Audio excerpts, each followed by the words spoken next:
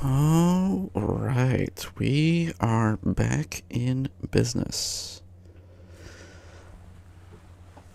Welcome back after the holidays. It's not quite New Year's right now for me, but it is soon.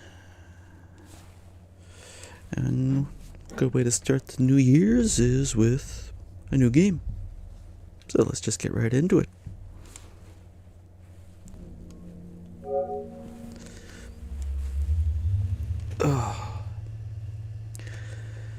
But I hope everyone had a good holiday. If you had any holidays, definitely been busy for me. Glad it's winding down.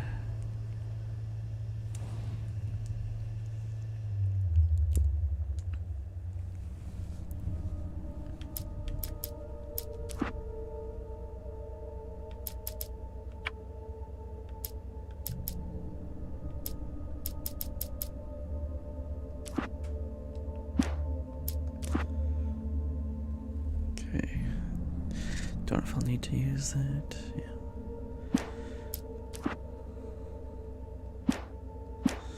Alright, let's see how that goes.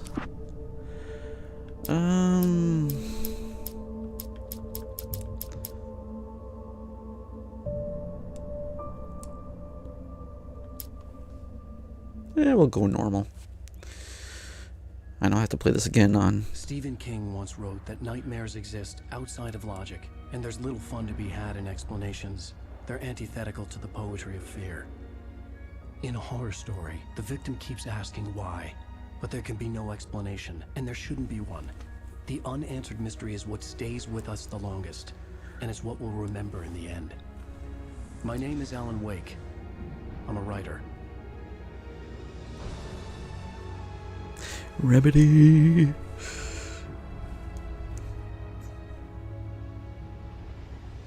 I've always had a vivid imagination, but this dream unsettled me.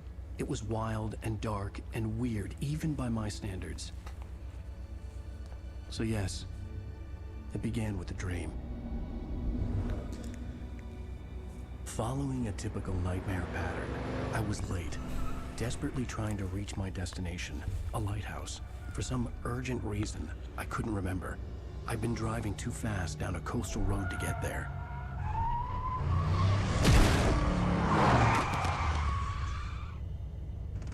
I'd seen the hitchhiker too late.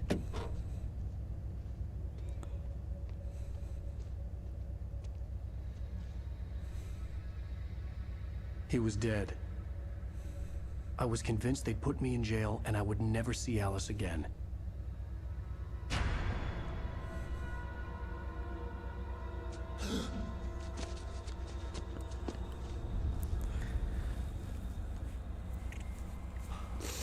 Oh boy. Suddenly, his body was gone. I Nightmare. was in shock from the crash. I could hardly stay on my feet.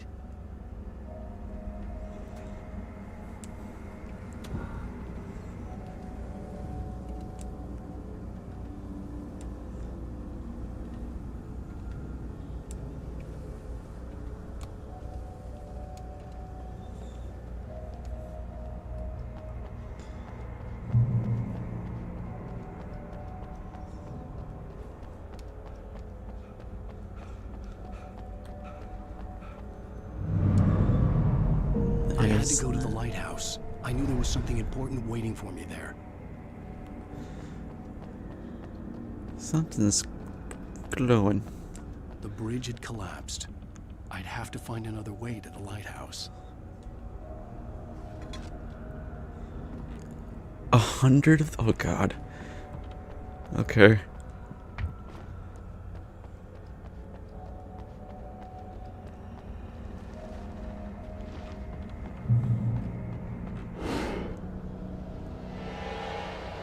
Oh dear.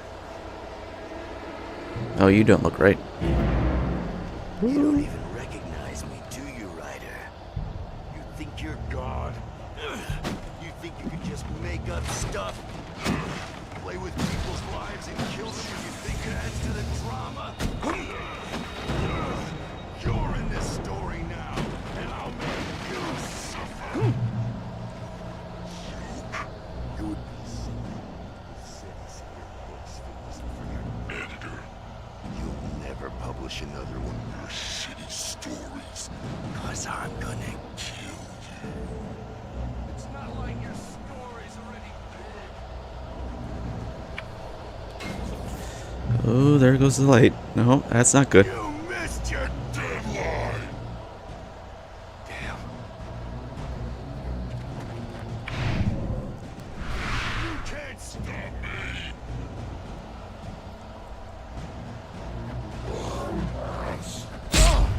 Oop, didn't time that right. Boy, you really gotta time it right. Yeah, no, I am not good.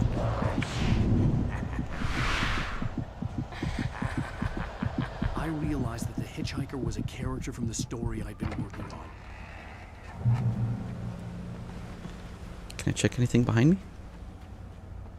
Making sure I don't leave anything behind. I don't know if there was anything. I can't go any farther anyway. Oh boy. This combat's gonna kick my butt, isn't it? How does it feel to die by the hands of your own creation?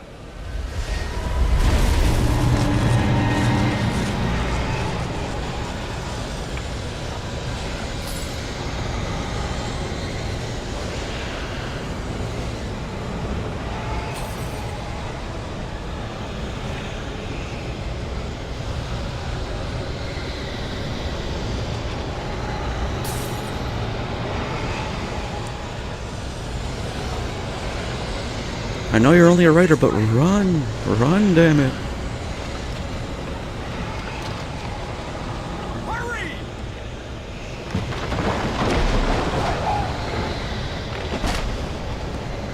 Wait, it's me! Hey, Stuart, remember? Quickly get this.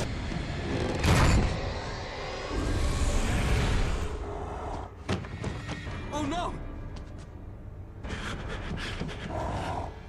Stop! No! Damn it, die! No! No! No!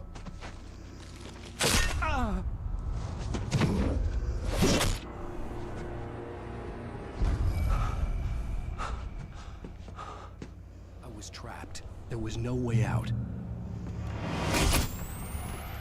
Oh, lovely.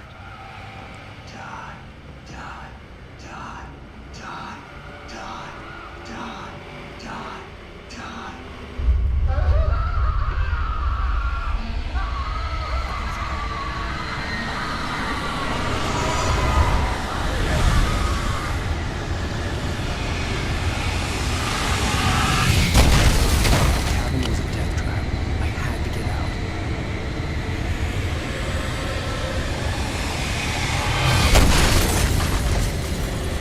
Okay.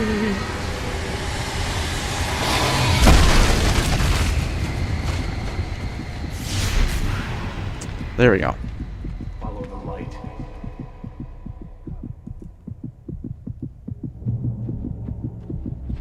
You are hurt. You should go into the light. You are only safe there. And that's how you heal. Well done. I have something important to tell you. It goes like this.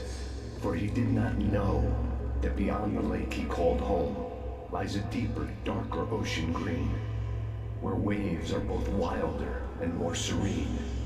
To its ports I've been. To its ports I've been. Do you understand? No. Follow my light.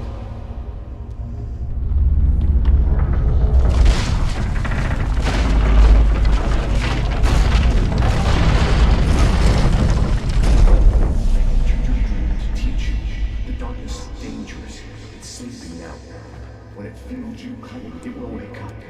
There's no time. I can only show you the most important thing. The hitchhiker has been taken over by the dark presence. You can't hurt him now. The darkness protects him from all harm. Only light can drive the darkness away and make him vulnerable again. Here, take the light. Turn your flashlight toward him and burn the darkness away.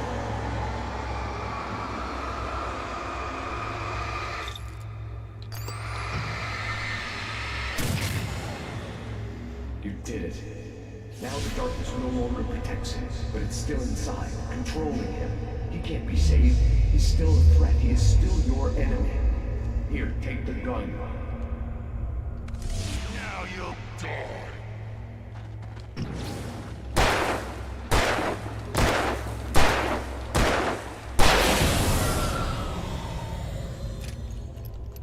Good. You've done well. Remember what I taught you. That is all. I will give you back your dream now. In the nightmare, a terrible darkness was taking over the world. The lighthouse was the last safe place on Earth.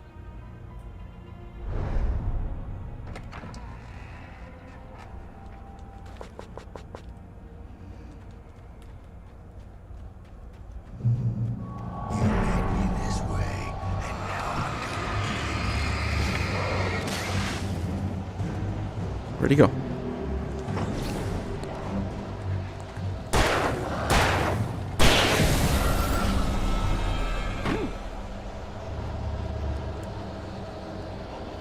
This is it, Bridge. Out.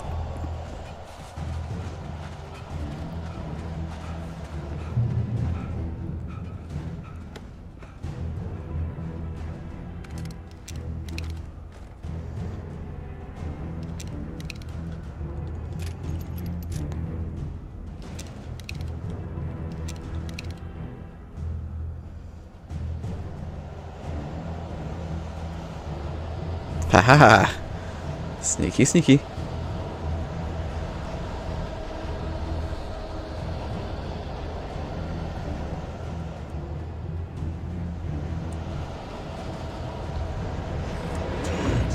Just like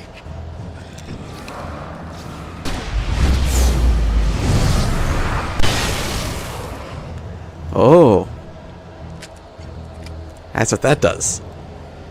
Okay. So that's something like you save. Save. Gotcha.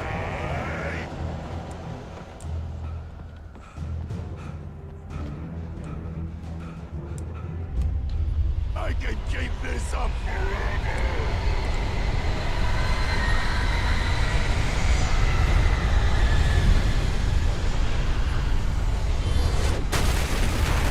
Okay.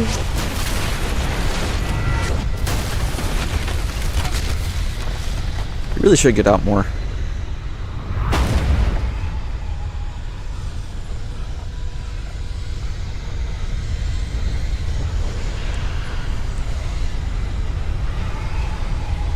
Oh, I see a thermos. I need to grab that first.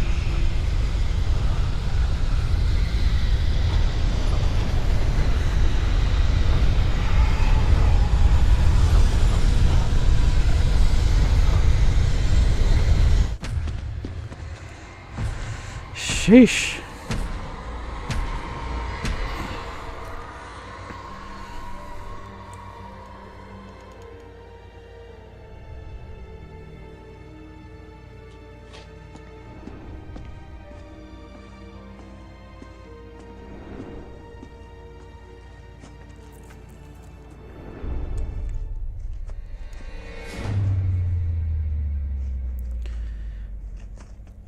Up the stairs. Or not. He's here. Alan, wake up. Shh, baby. Just another nightmare. Everything's fine. You dozed off. Right. Anything more than dozed off would be news for everyone. Cheer up, handsome. We're here. Whew.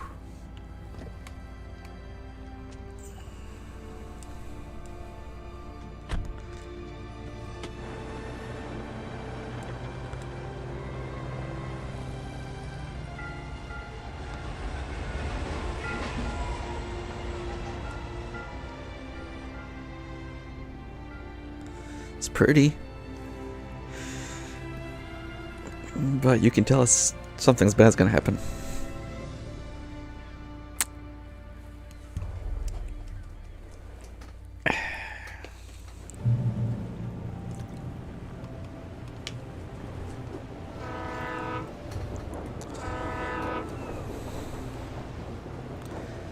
Nothing even on there.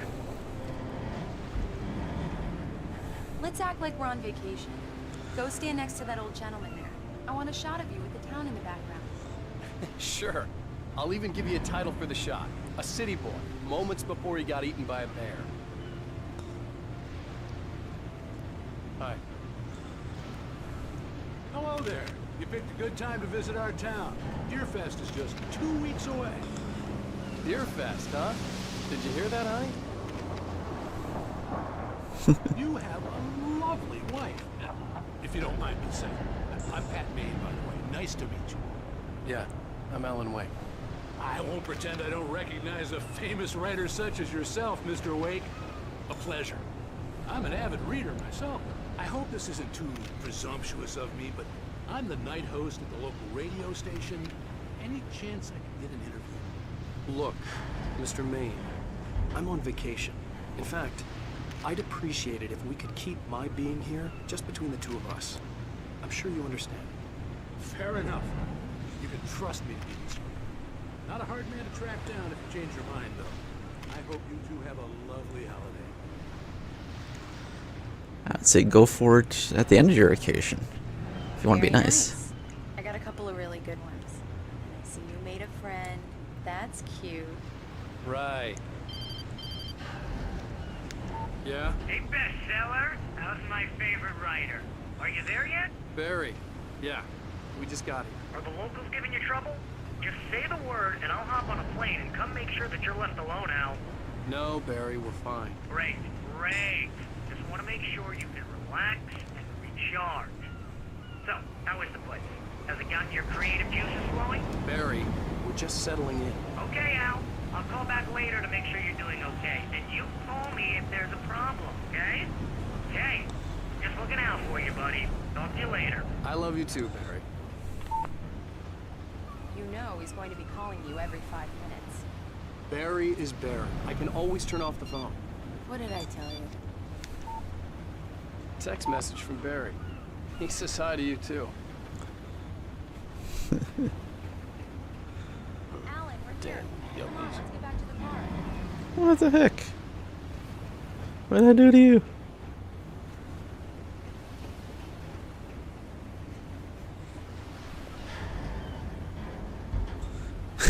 Look at that thing. Come on, Slowpoke. You get the full service here. I've made all the arrangements. I drive the car. I'll even carry the bags. All you have to do is drag your cute butt into the car and enjoy the ride. Yeah, sounds like you've got a lazy bastard for a husband. Yeah, but I got a thing for him. Come on, you lazy bastard. Let's go. You think I have a cute butt? We need to stop at the local diner to get the cabin key from the landlord, a Mr. Carl Stuckey. He's waiting for us. I'll go fill her up while you get the key. I'll pick you up here in, say, 15 minutes. Sure. Alan, thank you for coming here with me. I love you too. Go on. I'll promise to behave.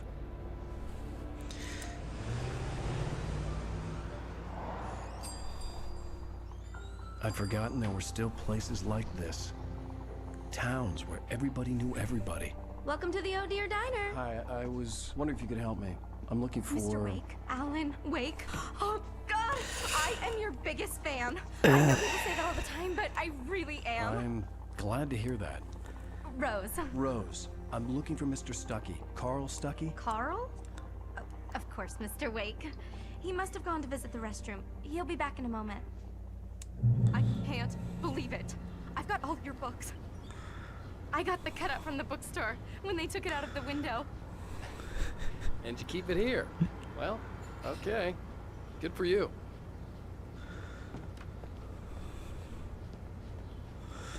That's Try the funny. coffee. Just don't blame me when you fall in love, 'cause it'll break your heart when you have to leave. Rusty here is no longer human. Nothing but black coffee under a thin layer of skin. Yeah, that makes two of us. Right. So much for a quiet Are you staying vacation. on, Mr. Wake? I can't believe it. I'm having a conversation with Alan Wake. Do me a favor, Sonny. I could really use a tune right now.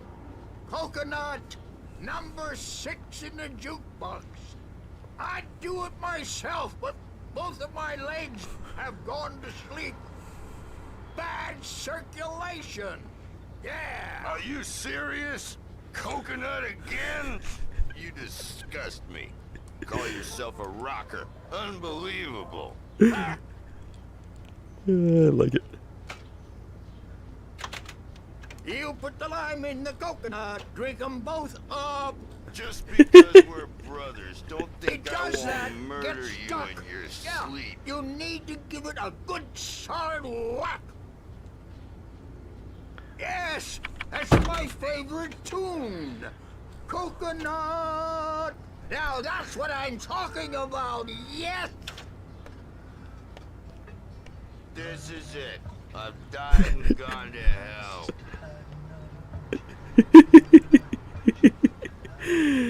I like it.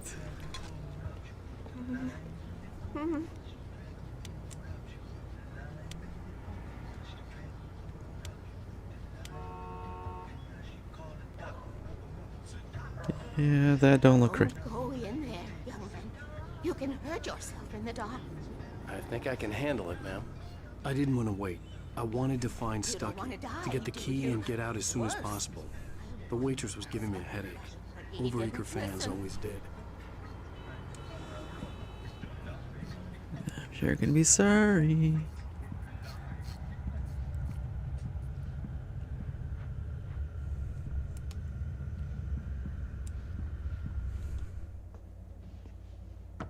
Hello? Mr. Stucky?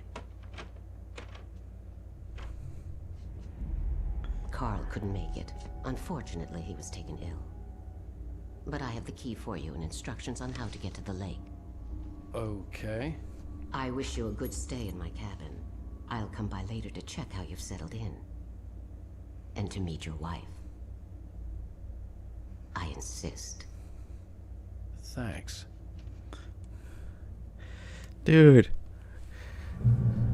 You don't just... Cauldron Lake is a special place. Very inspiring.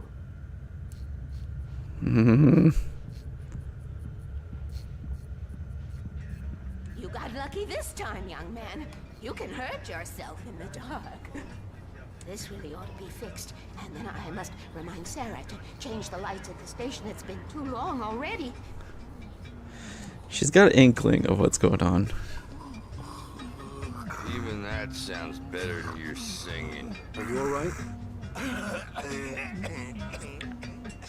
Splendid, splendid. Damn hernia. It swells up like a balloon if I lift anything heavier than a spoon. Yeah. Splendid, splendid. It's been a long time, Tom. Good to see you. Hey, you wouldn't happen to have a bottle on you, would you, Tom? I wish. The Andersons, they're, local musicians. We're waiting for Dr. Hartman to come pick them up. They wandered off from his clinic at the Cauldron Lake Lodge.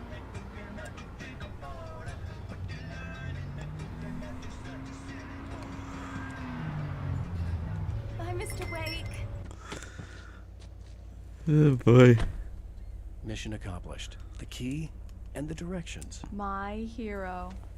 I got some flashlights, just in case. Hey, wait! Mrs. Wake! Your keys!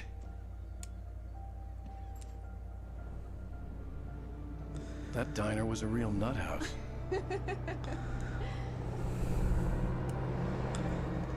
Can you believe this place?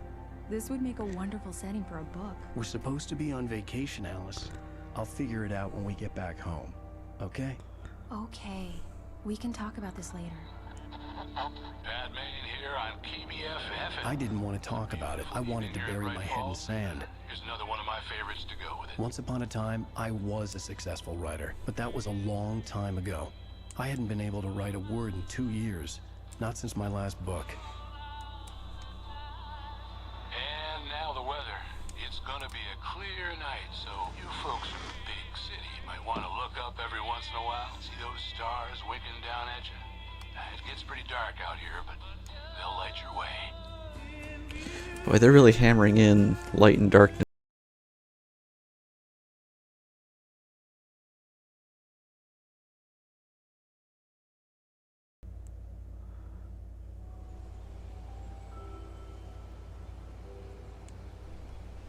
Wow.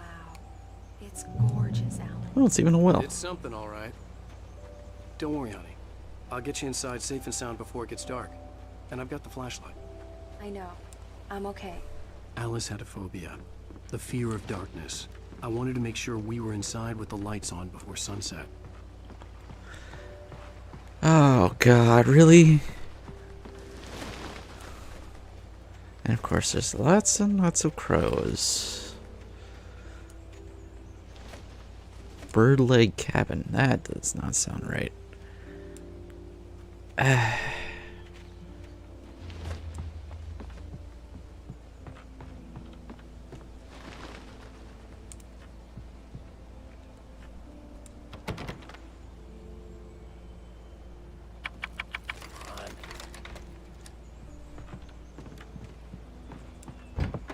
dark in there.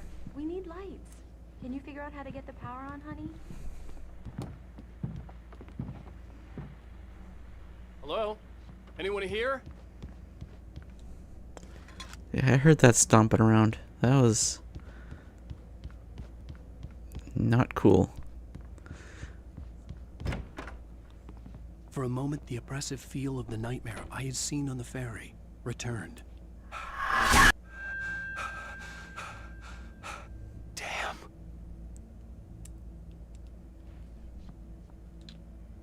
I needed to get the power running in the cabin. There had to be a fuse box or a generator somewhere on the island. Only one of them's lit up. That looks ominous. Great. Great, great, great. The cabin looked like a time capsule from the 60s, or even earlier. Huh? You're about right. 1970.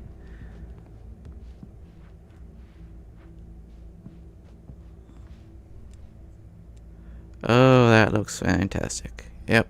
Nope. Great. Great, great, great, great, great.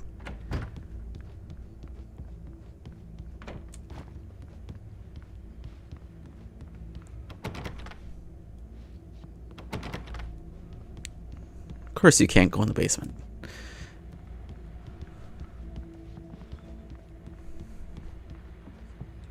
A shoebox filled with books by Thomas Zane sat on the shelf.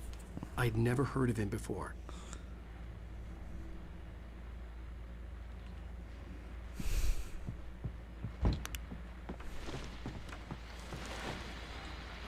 The Deerfest guests have already started to arrive. Just ran into one on the ferry. A famous artist, no less. We'll see if we can rope him into an interview later on. Now let's go to the phones. Caller, you're on KBF-FM. Hi, Pat. It's Rose. Why, hello, Rose. Oh no. How's your mind? I know who that famous artist was. It was Alan Wake, wasn't it? He's my favorite writer. I just saw him.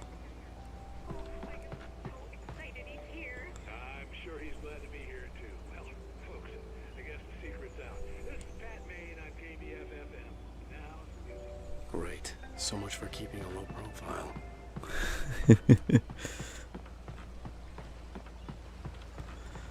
The water was clear but dark. It looked very deep.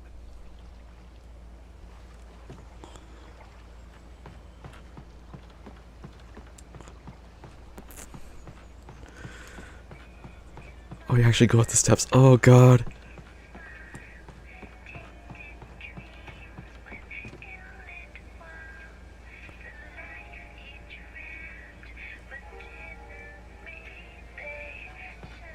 Okay, that doesn't sound right. The power cable goes to that shed over there.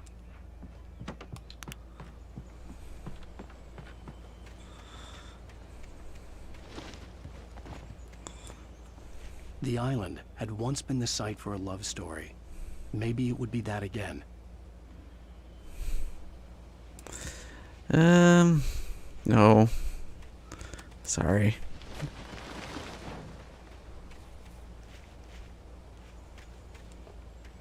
Where's the door?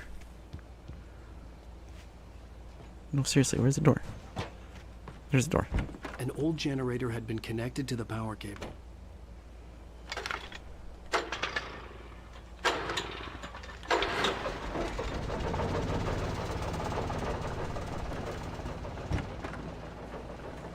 The lights are on! Good work, honey. I'll freshen up a bit and start settling in. Okay, I'll look around a bit. Sure thing! Have fun! Oh boy. It was a beautiful place. I told myself I could rest here, sleep here, and forget about my work. I thought we could be happy here.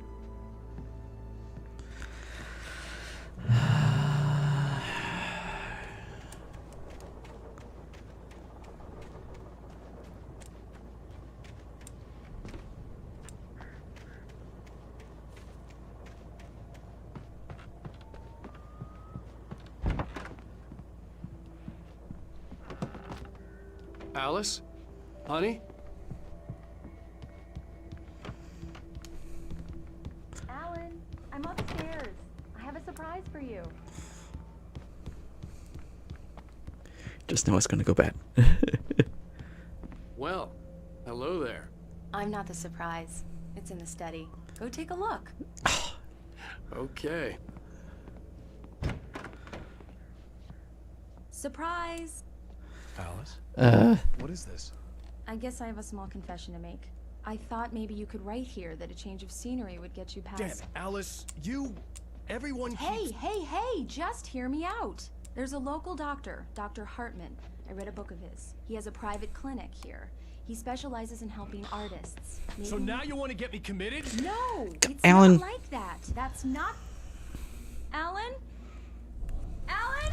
Oh. Just don't! I don't want to hear it. God damn it, Alice! Alan, just... I knew she wouldn't follow me in the dark. I needed some time alone to think things through. You dumb... Ah.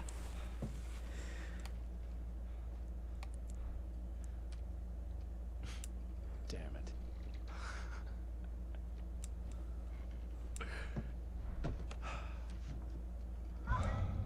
Alice? Alice?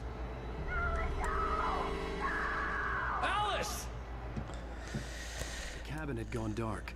All the lights were out.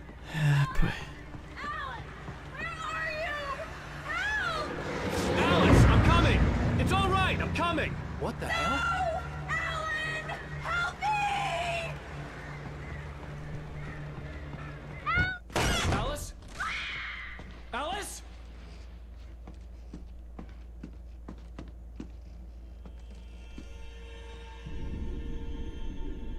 Oh no!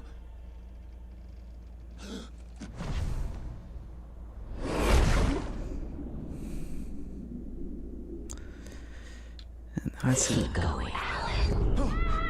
Wake up. Alice?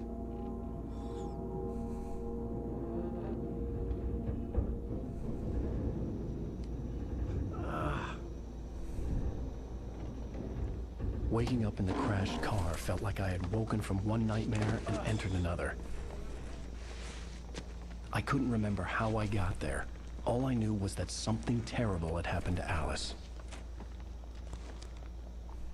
The phone was dead. I'd have to find help on foot.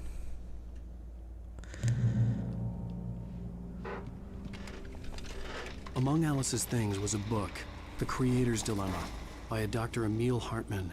Seeing the book brought back my fight with Alice. I didn't like it, and I didn't like the guy's smug face on the cover either. Dude, you really gotta get...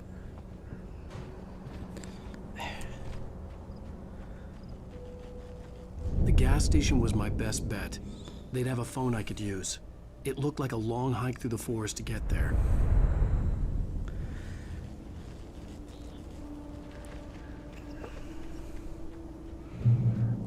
Damn. And there it goes.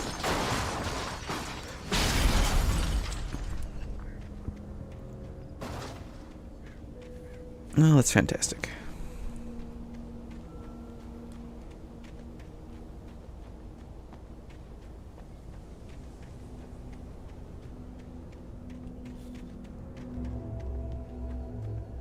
Hello?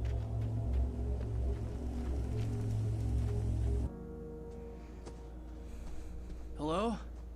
Is someone there?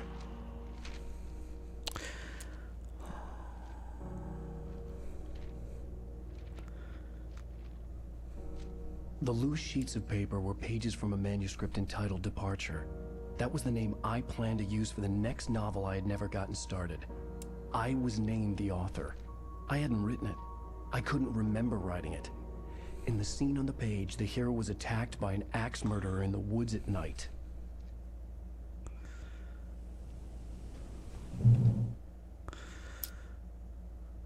Departure by Alan Wake.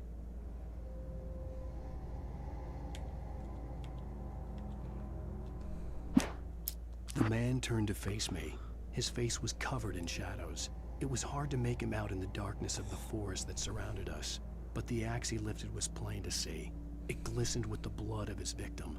He grinned madly. The shadows were alive, distorting his features. It was a scene from a nightmare, but I was awake. Oh, lovely. Find this page in nightmare difficulty. Fantastic. That's why they say to collect all the collectibles in nightmare mode, because you can't collect everything in normal mode.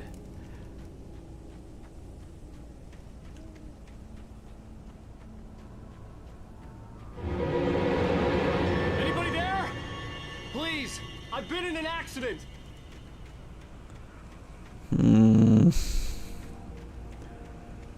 This game is gonna mess with me, isn't it? God damn it.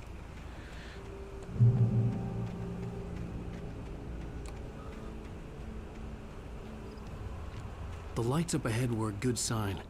Maybe I wouldn't have to hike all the way down to the gas station to find a phone. We'll see.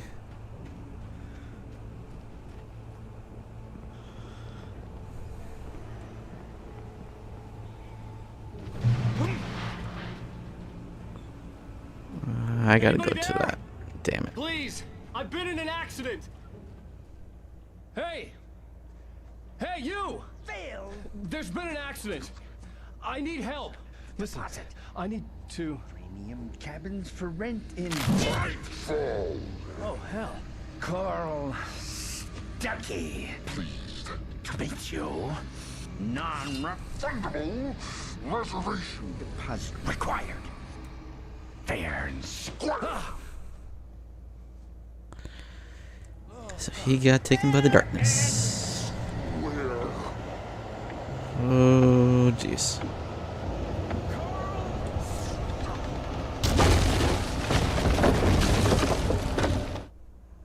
The Taken stood before me. It was impossible to focus on it, as if it stood in a blind spot caused by a brain tumor and eye disease. It was bleeding shadows like ink underwater, like a cloud of blood from a shark bite. I was terrified. I squeezed the flashlight like my life depended on it, willing it to stop coming any closer. Suddenly something gave, and the light seemed to shine brighter.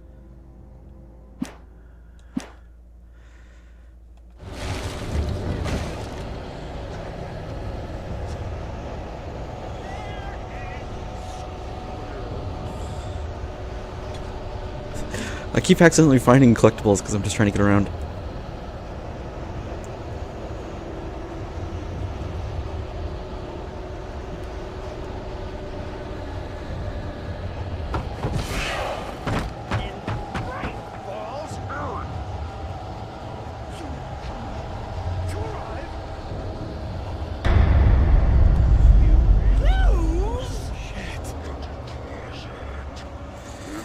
Okay. Nope. I had to figure a way out of this. Any second now, and Stucky would be knocking on the door with his axe like Nicholson in The Shining. Revolver. Good. Yes. Flashlight. Need that.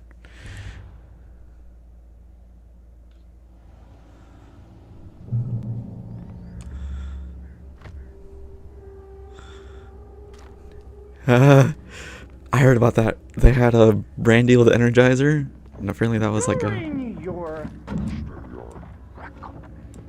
Trying. It's the latest thing.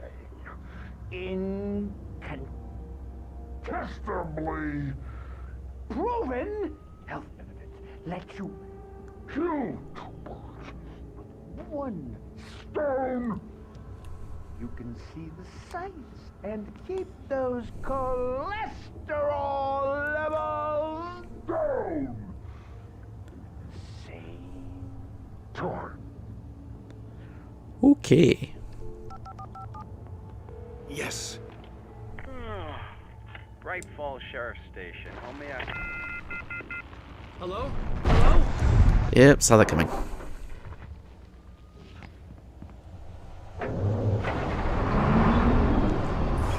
This is bad.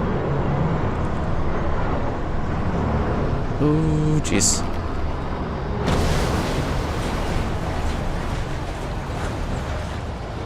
Yep, nope. Nope.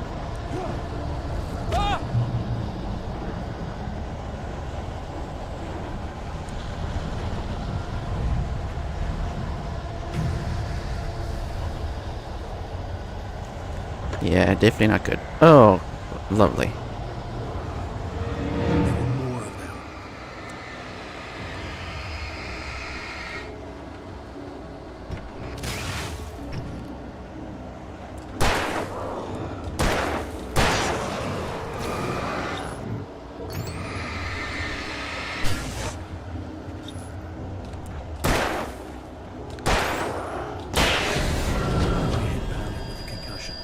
I'd never fired a gun outside a shooting range, and now I just killed someone. Or something. There were no bodies. They just disappeared. If I was dreaming, it felt real enough to make me sick. Oh, just lovely.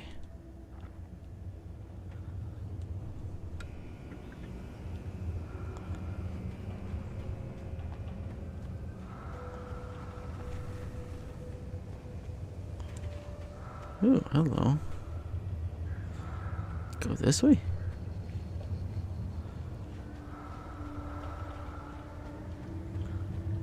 Interesting. Eerie hand-painted graffiti was revealed by my flashlight. Someone had hidden a chest of supplies near it. Hey, hey, hey.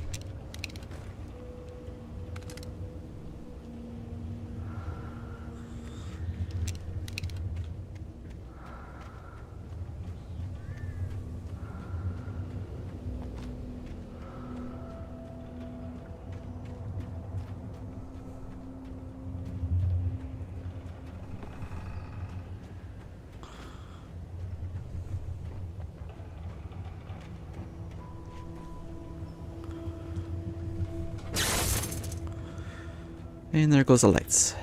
The dark forest was the last place I wanted to go, but I had no choice. I had to get to the gas station.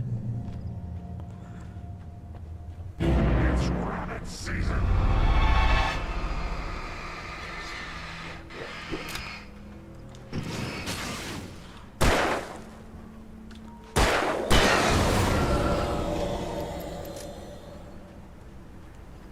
Oh, I see something up here.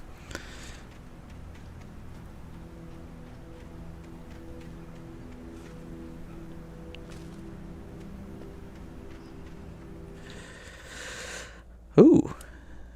Rose knew she had been gushing, but right now, she didn't care. As far as she was concerned, her brief meeting with Alan Wake was literally the high point of her life. She watched as he got in the car with his wife. She was pretty, confident, at ease with Wake. Not like Rose. They were perfect for each other. She'd have given anything to be called their friend.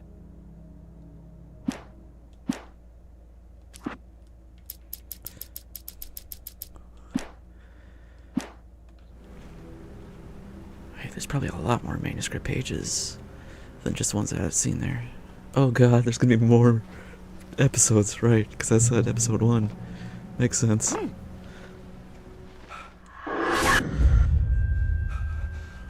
Okay. What the hell was that? Nothing good.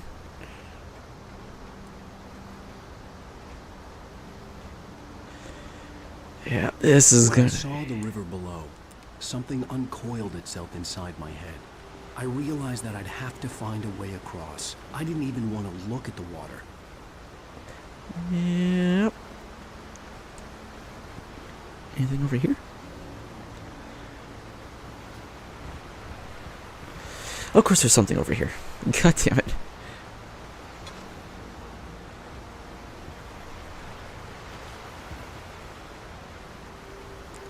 I really am just finding stuff somehow. I'm probably not finding everything, but I'm finding a lot.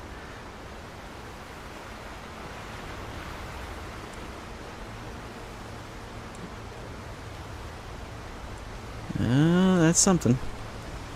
Ooh, careful.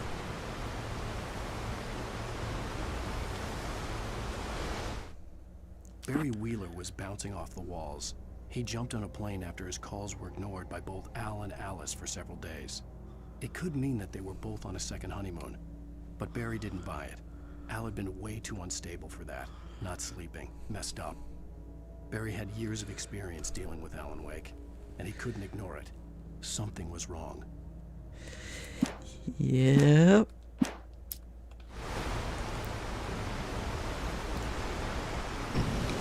So that drains it, but it recharges.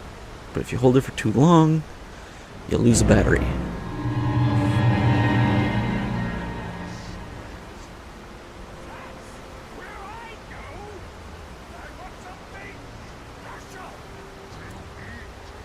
Stucky was still out there, in the dark, stalking me. Fantastic.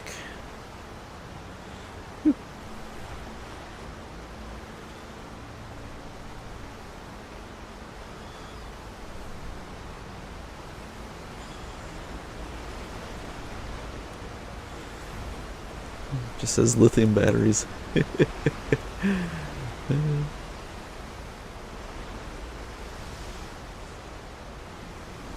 Hey, when you need money to get a game out, you just gotta get some sponsors.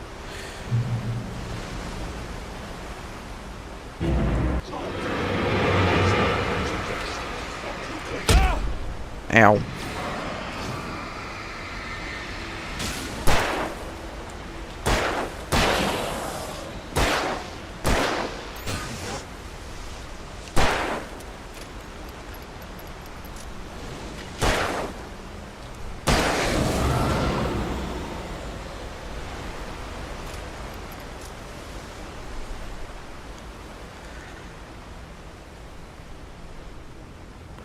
Oh god, really? Lumberyard, fantastic.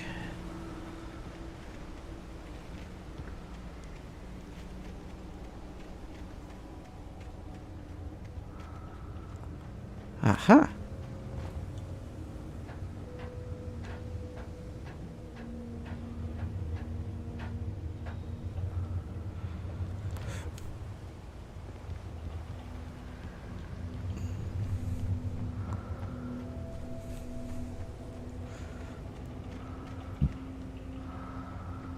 Taken. They're taken. Taken or filled with darkness. Lovely.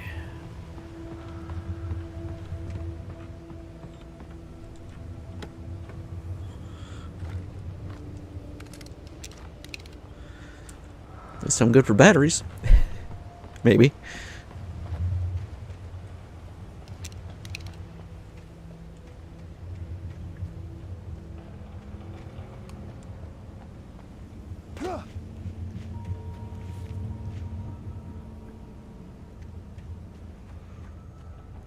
God, this is gonna make me jumpy the entire time, isn't it? God damn it.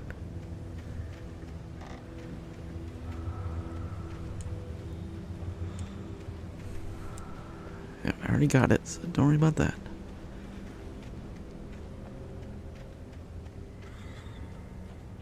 The staircase was broken. I had to make my way up some other way.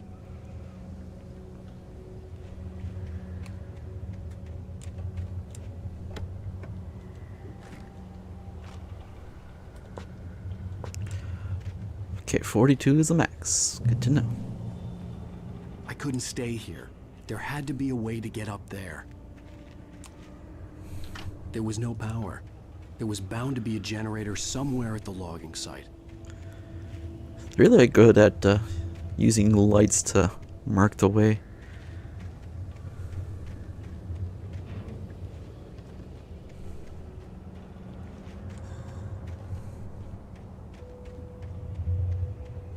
What the heck? A helmet? Yeah, a helmet. Oh.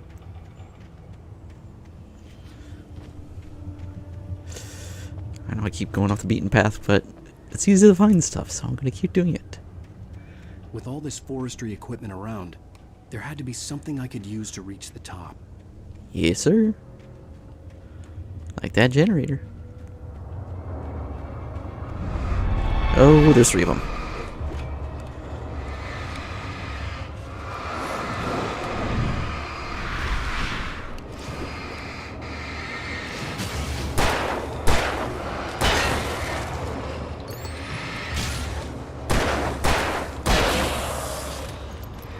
At least you don't have to aim for like a headshot or something.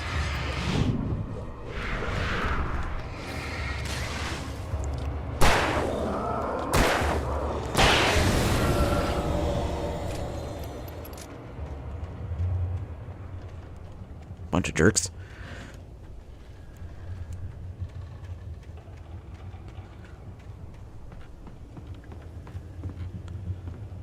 Oh, another scrape. What do we got? I heard them before I saw them, swooping down from the sky and screeching as they came. I spun around just as the cloud was upon me. For an instant, I stared into 100 dead eyes, black pearls glittering in the darkness. I raised the flashlight and the swarm exploded like fireworks. Feathers burned, turned into ash. I couldn't hear my scream above theirs. Good to know. So if I see those things, I shine a flashlight at them. Okay. Oh.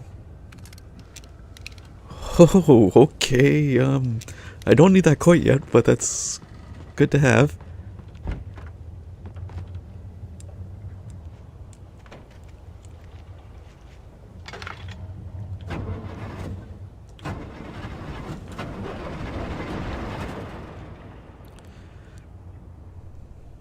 There we go.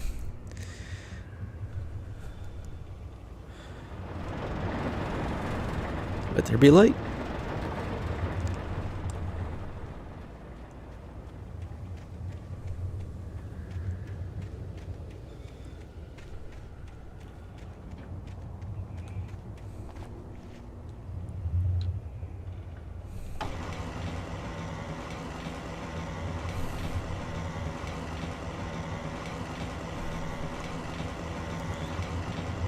Something's gonna happen before it reaches, right?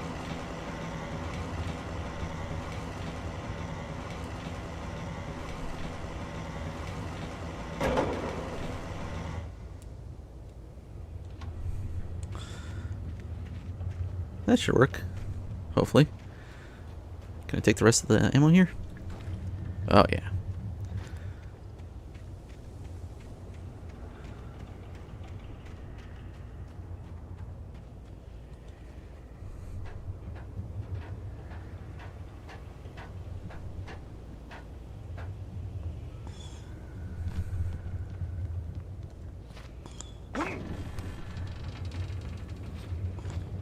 Made it. That looks weird. Is it just the angle of the lighting? Yeah, guess so.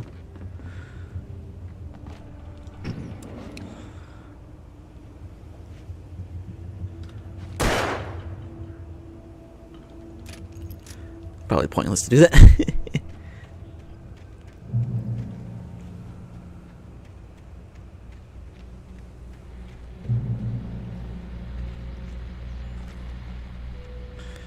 Shotgun ammo, that's good. Well, I was was just outside for a breath of fresh air, and what a night.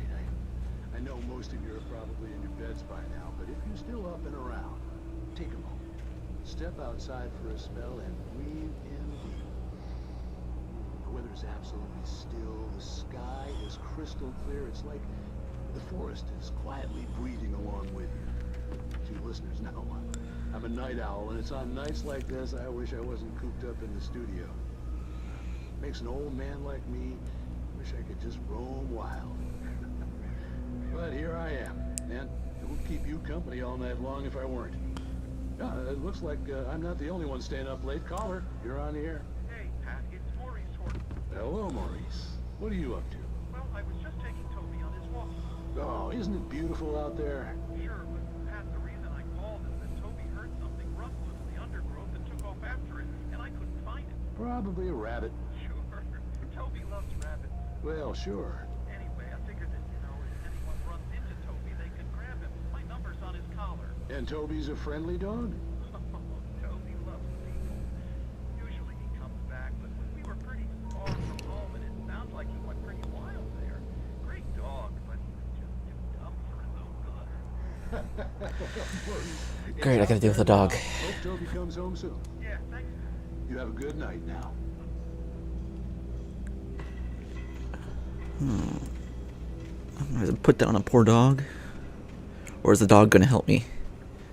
A la RE4. That'd be nice. Oop, hello.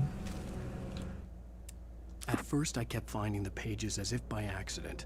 The book I couldn't remember was either a terrible and true prophecy or an act of creation that had rewritten the world.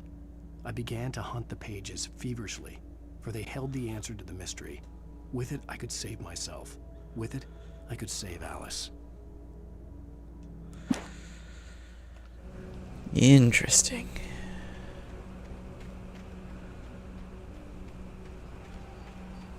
The gas station was closer now, its light welcoming in the darkness. Paul makes the best dogs in the street. Barry Forster is the best with no crumbs. Monster Dog is second best. The famous dog is... Oh boy. Okay. Well, that's fantastic. God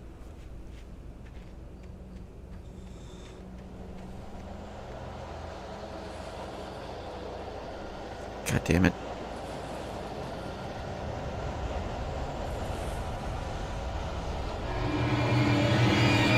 There you are.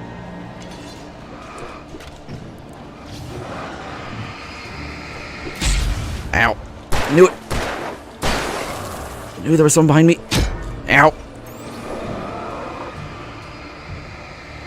Oh, you gotta blind him for a blit that he can do that.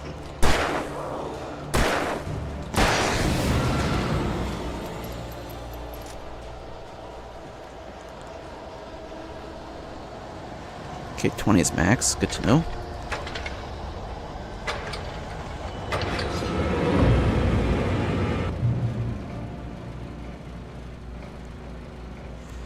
And now I made a safe spot. Okay. Yep. Safe house. Safe haven. Fuck me. This is...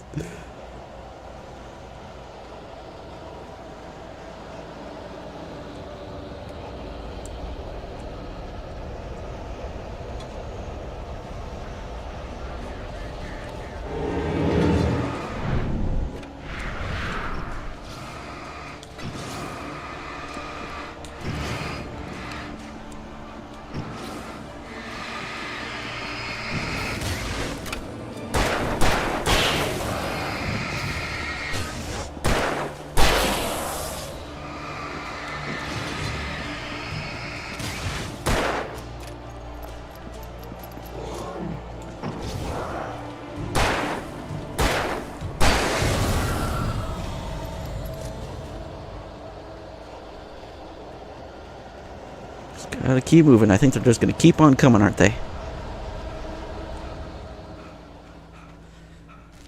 At least as long as I was in there. I stepped into the gas station's garage. It was dark and quiet. The place was a mess. It looked like someone trashed the place or that there'd been some kind of fight.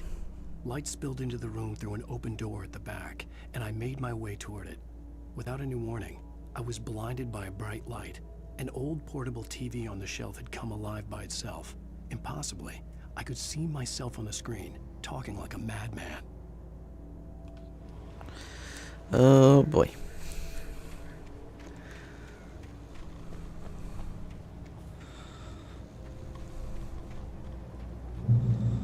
Checkpoint, yay! And supplies. Oh, very nice. Yep, 20 is max on that. Okay.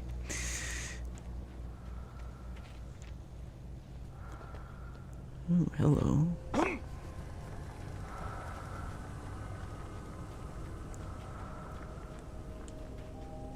Let's go up this way first.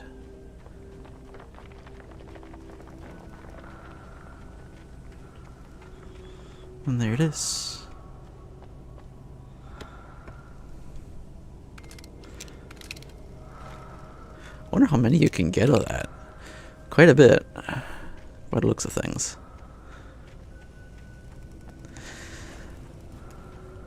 Oh, God.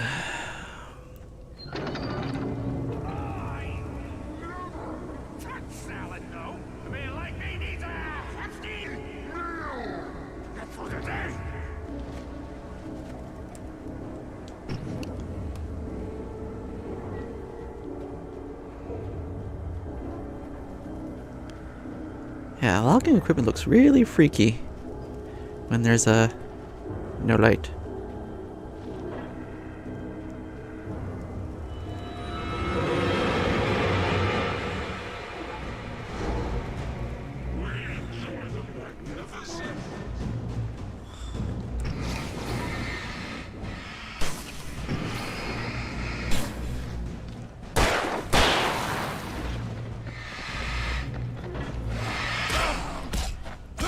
Jesus.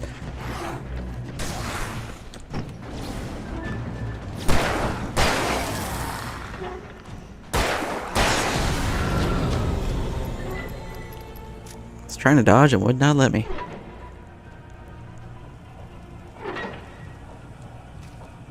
Ah, boy. The cabin on Cauldron Lake? She asked. The sheriff looked at me suspiciously. The early morning light flooded through the office windows. I would probably never have gotten out of the woods alive without her help. But I couldn't tell her the truth of what I'd faced the previous night. She'd think I was lying or crazy. She'd lock me up, and she wouldn't help me find Alice.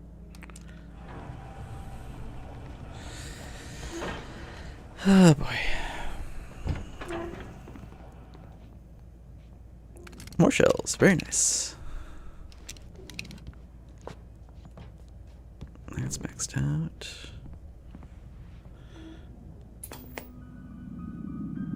Science. It bestows immortality on those who advance it to elevate all of mankind. Newton, Einstein, Sagan, princes among men. But the price for such a legacy is steep indeed. In Night Springs. Tonight's episode, a quantum suicide. If our lives are already written, it would take a courageous man to change the script. Having called a press conference, Dr. Barclay Colvin is about to demonstrate that very courage. Ladies and gentlemen of the press, I am Dr. Barclay Colvin, and I'm glad so many of you could join me here at the Moorcock Institute. Tonight, I'm going to give a practical demonstration of the many worlds interpretation. As you can see, this is a loaded 9mm pistol. It shall be part of a thought experiment. And now, a real experiment, known as a quantum suicide. Did he say suicide? Is that a real gun? He's kidding, right? Please, please, stay calm. There is no risk. Observe what occurs when I place the weapon against my own forehead.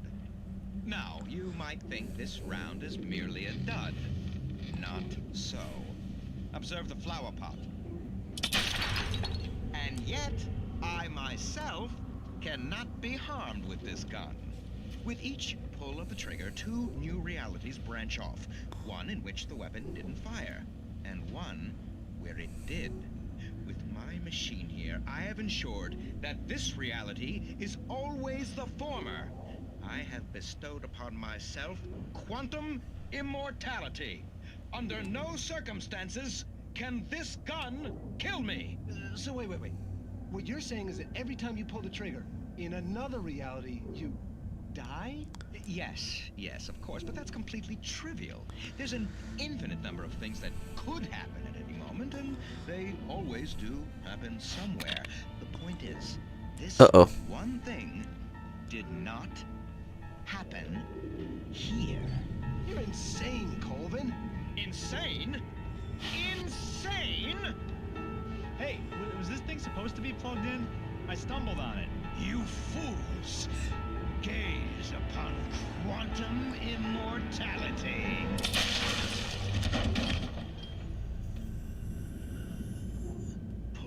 Poor Dr. Colvin, felled by his own hubris or the ignorance of the masses. Perhaps he should have left the crate unopened, the decaying atom unobserved. Curiosity often kills the cat. In Night Springs.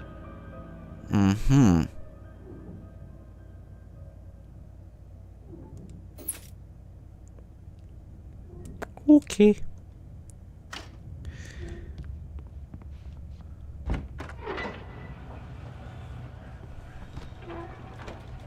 Nothing following me?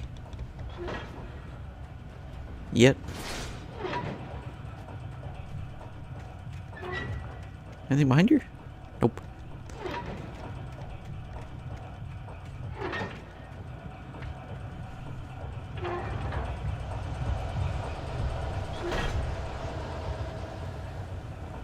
Don't do that!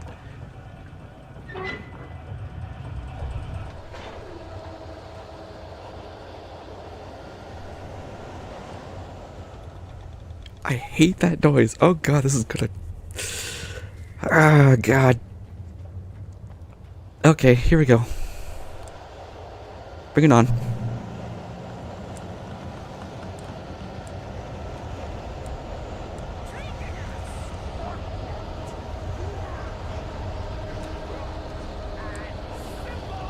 That is a lot of ammo. Oh god.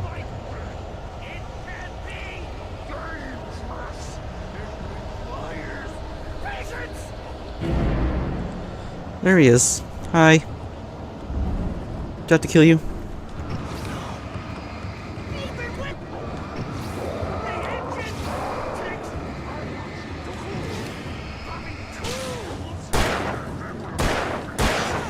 Guess I'm a good shot.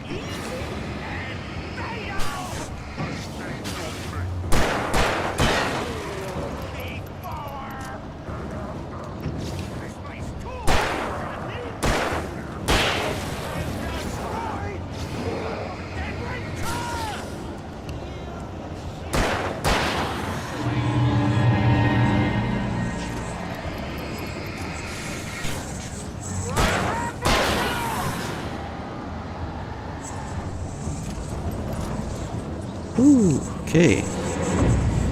Oh, you love to do that, don't you? Are you behind there?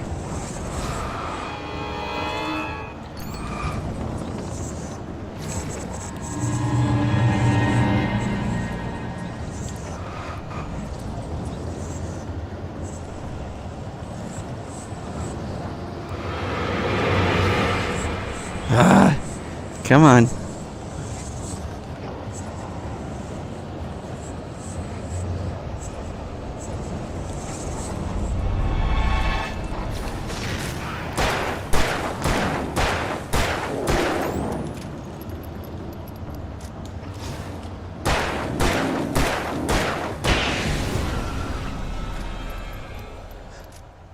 Sorry, dude. His body vanished, leaving behind only a lifetime of nightmares to come. Assuming I'd reached the lights at the gas station alive. Okay.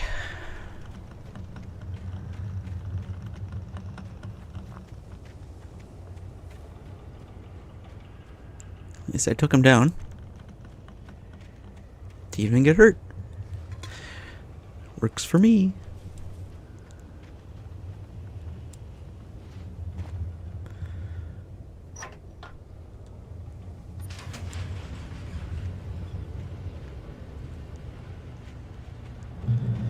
We made it!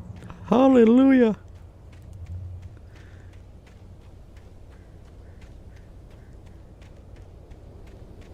I recognized the parade float I had seen in Bright Falls when I first arrived with Alice.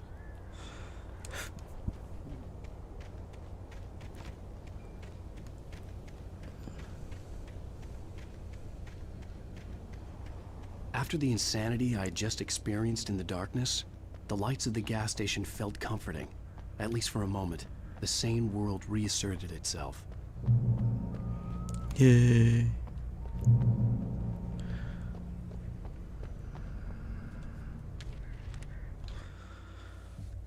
Stucky spat on the garage floor and tried to shake the cobwebs from his head.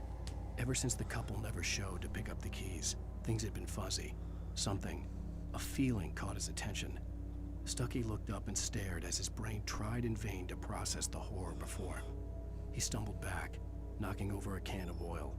A black pool spread across the floor while he struggled for a brief moment, then let go as the unrelenting darkness engulfed him.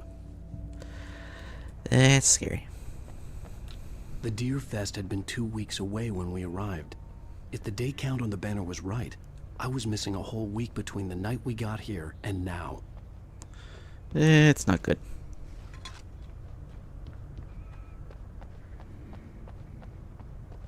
Definitely don't want to go that way. That's a lot of fog. Don't want to go that way either. That's a lot of fog too. What happens if I get close? Is that a truck down?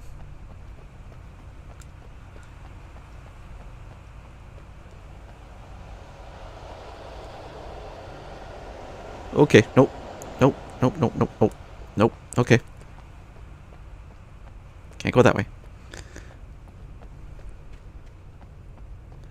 least I think.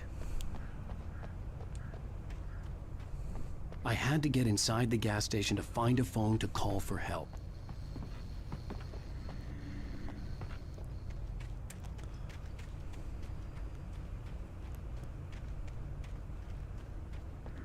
Restrooms.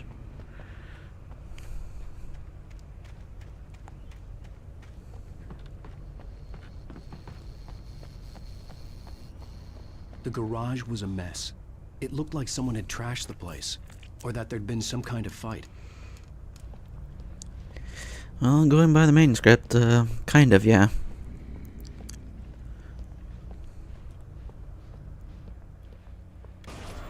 I'll write. I'll keep writing.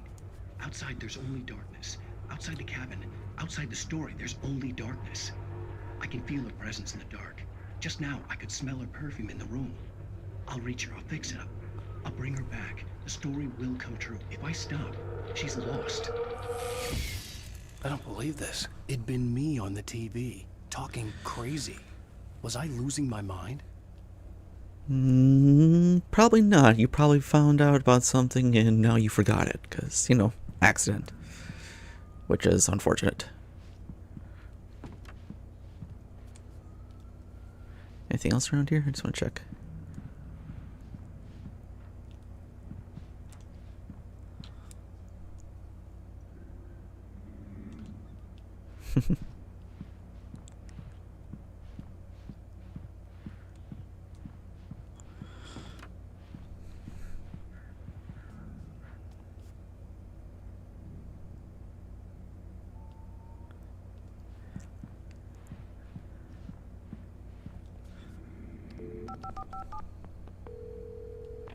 Bright Falls Sheriff Station.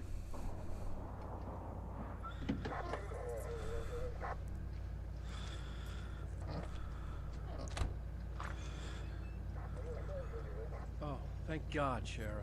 Sheriff Sarah Breaker, you are... I'm Alan Wake, but listen. I was in a car crash. My wife, Alice, she's missing. Calm down, Mr. Wake. We were staying in a cabin on the island, on Cauldron Lake. There's no island on Cauldron Lake, not since the big eruption in the 70s. Please, I can take you there, okay? You look like you've taken a pretty bad knock to the head. Are you okay? Listen. We'll figure this out. Please get in the car. We'll swing by the lake and then we'll go to the station, okay? Mr. Wake, have you seen Stucky, the guy who owns this place? I realized I couldn't tell her what had happened in the forest. She wouldn't have believed me. And then she wouldn't have helped me with Alice.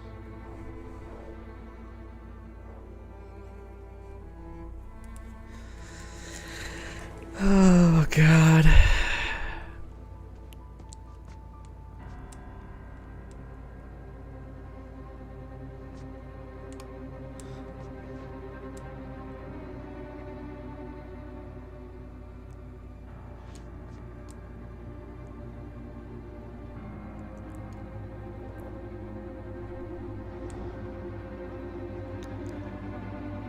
And nothing.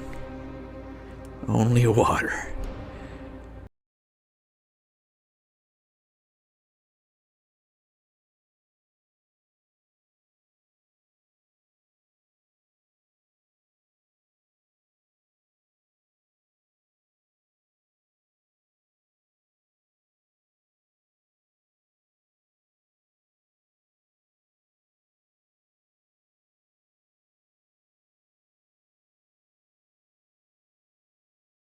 Alan Wake.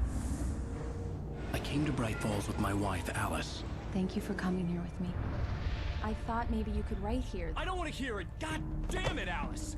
Now, she's missing. Alice? Alice?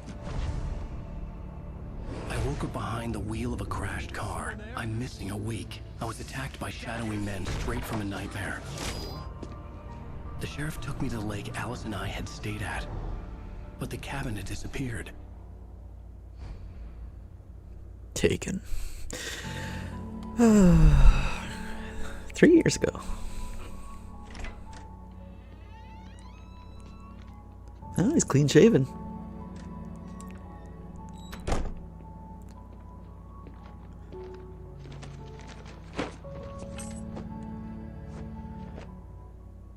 Wonder what year this takes place in.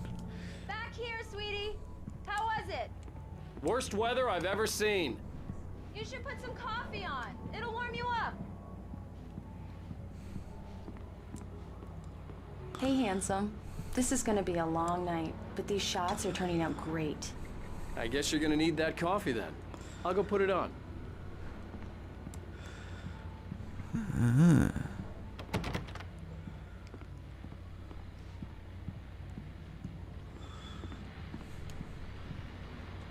Oh, hello. It's true what they say about the fall and the sudden stop at the end. I'd lain here in the snow while the lurid chain of scenes that had led me here kept playing in my head. A rerun of my own private snuff movie. A memory of my corpse. Alone at my own wake. Thinking in metaphors again. The femme fatale was gone. Only a sour taste remained of the kiss that killed me. This was a late goodbye. 13 years after I'd gotten my revenge, it had finally caught up with me. It had been a long time to bear the pain. My blood painted the snow red. A gruesome slushy dissolved all the scattered painkillers and leisurely dripped down to the sewer, mingling with the bile of the city, becoming one with it. I can see them now. My wife and my baby. Honey, I'm home. The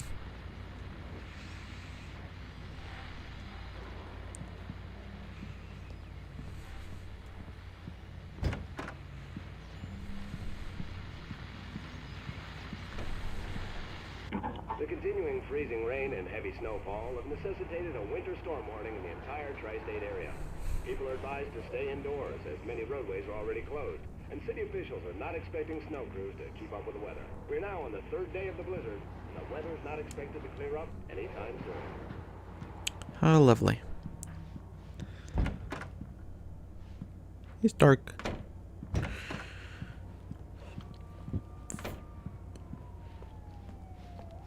She really does have all the lights on. But I get it. Fear of darkness will do that to you.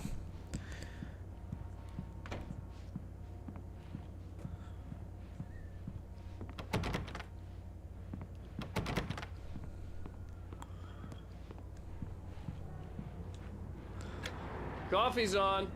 Ah, that's how you do this. Right stick. Finish this by tomorrow.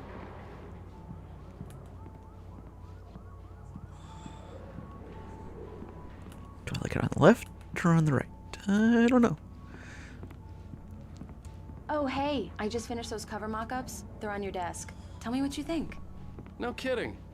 I didn't think you'd get them done this quickly. On occasion, I can perform all sorts of miracles, my dear. Oh, really? Where does that door go to? Must be like a closet. Interesting. Very small closet, but a closet nonetheless, I guess. These look really good. Oh, sure, until Barry gets his hands on them. Which, by the way, will happen over my dead body. The last time was the last time. Oh, and speaking of Barry, he called.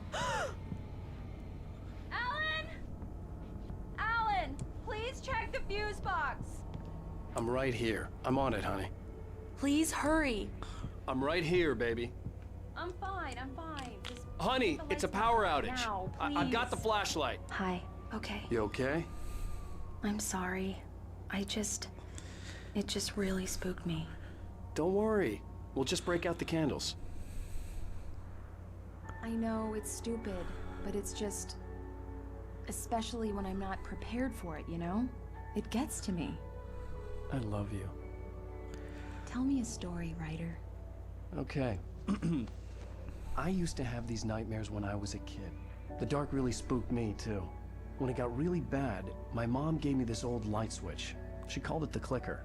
The clicker, huh? Yeah. If I ever got scared of the dark, I could just flip the switch and a magic light would scare the monsters away. Oh, sure. Here it is. Alan. Maybe it'll help you, too. Yeah, nice story, writer boy. You made that up right now, didn't you? No. Seriously. I love you, even if you are a liar. Thanks for this.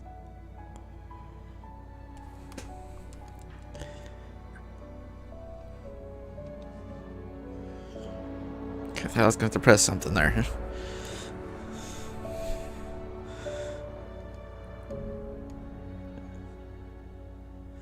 The clicker. How do you feel, Mr. Wake?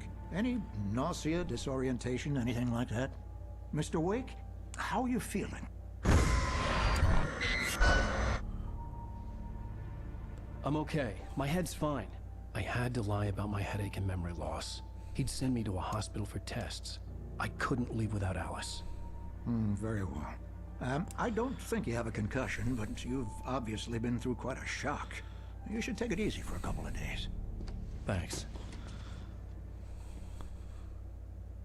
Well then, Mr. Wake, we're done here. If the pain gets any worse or you experience any other symptoms, you should come see me. I'll let you get on with it then. Sarah, Sheriff Breaker, is waiting for you. She's very good at her job. I'm sure she can locate your wife in no time. Doc Nelson was the image of a small-town doctor. Sheriff Breaker had called him to the station to take a look at the cut in my head. I'm sorry you had to cut your morning fishing short for this, Doc. Oh, she's a beauty, ain't she? Not the biggest I ever caught, if you can believe that coming from an old fisherman like me, but she's right up there. Now, she's a largemouth bass, which is what you're after if you prefer a lure. Now, if you want either trout or salmon, on the other hand, then it's fly fishing for you. You a fishing man, Mr. Wake? Oh, doesn't really matter, I suppose. But it can be very relaxing out there. You can't get me off the water this time of year. Closest thing to heaven. I'll take your word for it, Doc.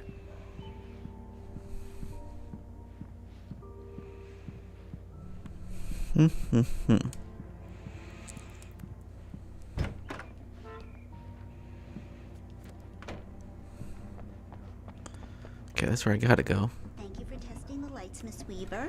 Everything seems to be fine. I don't have the luxury of being complacent, Deputy Grant. The bulbs will need changing soon. You can't change them in the dark. I'll be sure to take care of it, Miss Weaver. Have a nice day now. Very good. I'll come back later on to remind you, just in case. Lady, you're probably a lifesaver. The sheriff is waiting for you in her office down the corridor. That was Cynthia Weaver. I guess you can call her the town eccentric. She used to be the editor of the local newspaper, but she's focused on, other things these days. She'd fit right in where I come from. As you can see, she's a little obsessed with maintaining the light bulbs of the whole town, refuses to step on shadows, things like that. Back in her day, she wrote about all sorts of weird things in the paper. Bright Falls has a colorful history. Of course, what small town hasn't? She knows. She knows. Oh, I'm missing two. God damn it. Alice looked through the viewfinder, lining up the shot. Cauldron Lake was breathtaking. Something caught her eye. A figure standing in the shadows behind the cabin, like a thin woman in a black dress. She lowered the camera and looked again. No one there. Just a collection of bushes that looked vaguely human-shaped. She shook her head and laughed. Yeah. Yeah, it's Mulligan here. I'm at Stucky's gas station with Thornton. There's no sign of him. Over. Wait. Yeah, this is Thornton. Look, we've located the parade float. It's here. That's some good news, right? Stucky was supposed to be driving it at the rehearsals today. Over. Oh, give me that. Mulligan here. Looks like someone really thrashed the garage. Over. Okay, roger that, guys. Keep looking for Stucky. Jane's out. You're not gonna find him, unfortunately. The sheriff wants to see you in her office, Mr. Wake.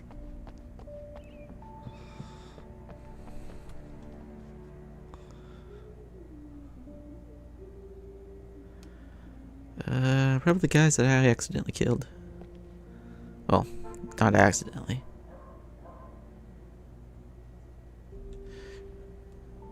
So it is in the we're in the thousands right now. Okay. There's a kitty. No, kitty's missing. That's the worst one. No. Come in, Mr. Wake. Your phone's on the desk. The battery was dead. It's charged now. Have you started looking for my wife yet? My men are already on it. Now, can you tell me what happened? I'm not sure. I can't remember. We were arguing. I walked out of the cabin. The cabin on Cauldron Lake? How did you end up at Stucky's gas station? I wanted to tell her what had happened last night, but I couldn't. She'd lock me up. Excuse me. I need to take this. Hello? Alan, please help me. Alice? Stop talking to the law. You'll do exactly what I say if you ever want to see your wife. Who is this? Go to the back lot. There's a hole in the fence on the left. Look inside the junker. I left a little something there to convince you we're all on the same page here. After you ditch the cops, you're gonna meet me in Elderwood National Park. There's a spot called Lover's Peak. Midnight. Don't do nothing stupid, pal. We're watching you. Oh boy. Mr. Wake, can I help you with anything? I need to get some air. The sheriff said I could go out back. Of course, Mr. Wake. You can get there through the cell corridor. Just don't mind Walter in there. He's one of our regulars. I thought he quit drinking for good. Oh, no such luck. He went on a bender and beat Danny pretty badly. He started shouting like that the moment he woke up. Understand? They won't listen to me. I need it to be bright in here. Thank you, man, thank you. Hey, you're all right. You're a good guy. Don't let anybody tell you different. You know, I shouldn't even be in here. The cops, they got it all wrong. See, sure, I beat him up, but I wasn't drunk. I mean, I wasn't drunk at the time. I only got drunk afterward. Okay, listen. You gotta listen carefully now. Here's the kicker. That wasn't Danny. No, sir. It only looked like He saw it too. You wanna know who it really was? I'll tell you who it really was. It was a goddamn space alien! I know it sounds like something a drunk would say, but believe me, I wasn't drunk then. No, I get it, dude. I get it. Oop, hello. I told him. In spite of its human mask, to describe the dark presence as intelligent would have implied human qualities on something decidedly inhuman. Nonetheless, it found the one spot in the diner that was dark enough. Some light spilled into the corridor, ravaging it. But it took the pain. Horrible as it was, the writer would soon fix that. He would be coming to the one place where it still had power. Where on your feet, The early morning light hurt my eyes and made my head ache. The man on the phone had said, go through the fence on the left.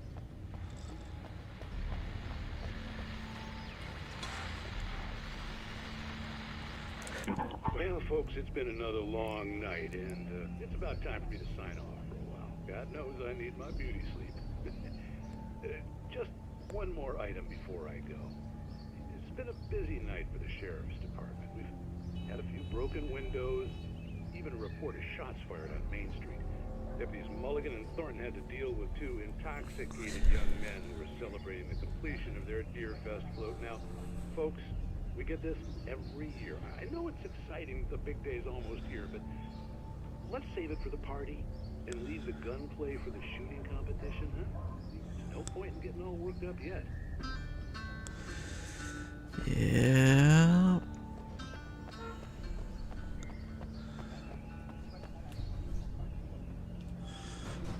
Be with you in a second. Just checking over here. The caller had told me to find a hole in the fence behind the police station.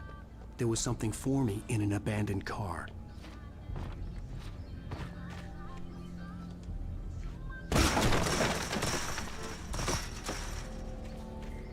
Alice's driver's license had been placed on the front seat. The caller meant business.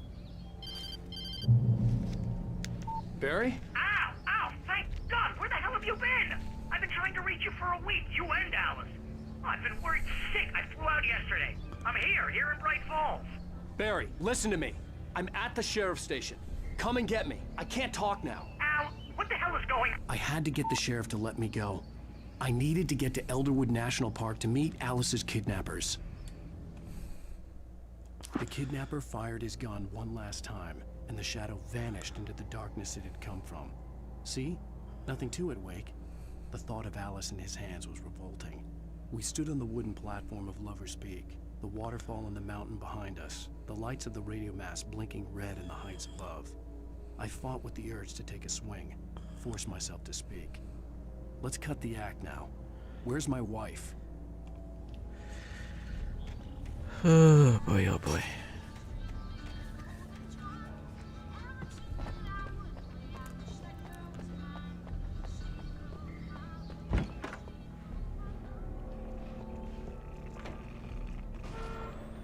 A writer is a light that reveals the world of his story from darkness, shapes it from nothingness.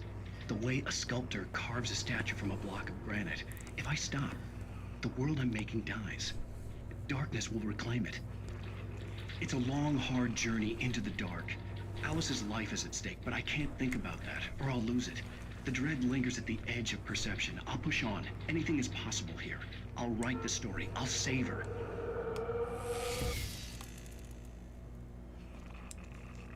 And it's gone.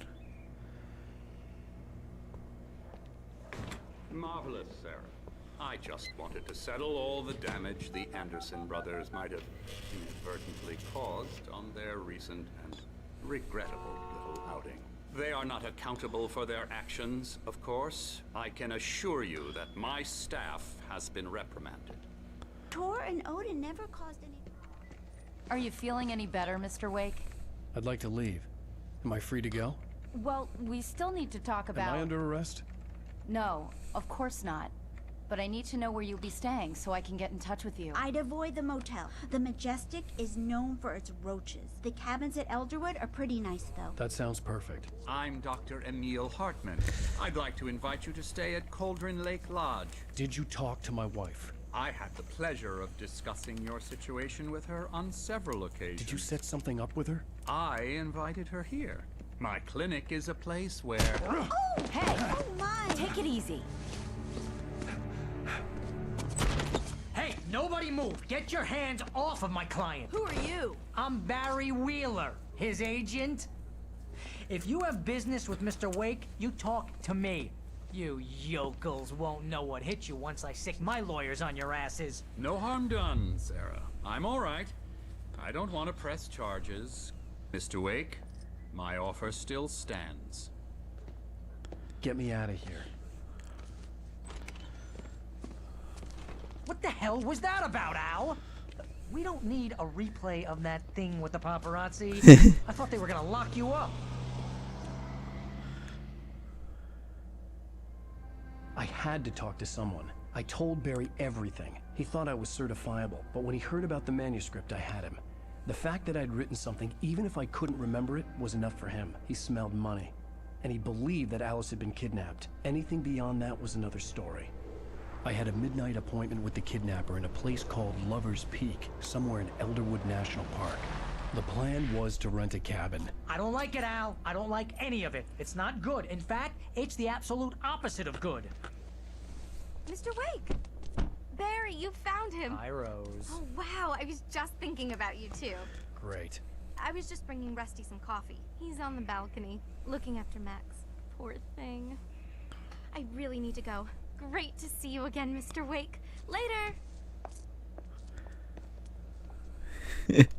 God, Barry. Who's Max?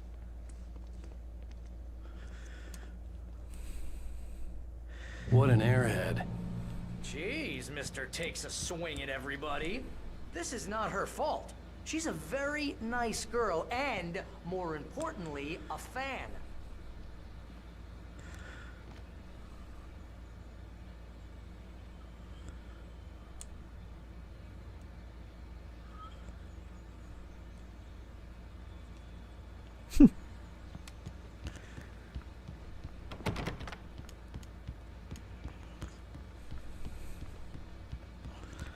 Seriously, Al, what you were saying in the car?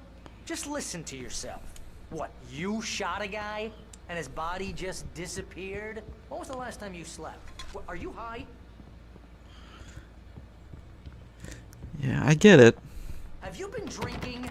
No! Look, Barry, I'm missing a week, and someone's got Alice. Do you and everything's understand just... what it sounds like when you say stuff like that? Don't get me wrong, it's a good story, could be a bestseller. But when you start confusing fiction with reality, you're buying yourself a ticket to the funny farm. Wait here.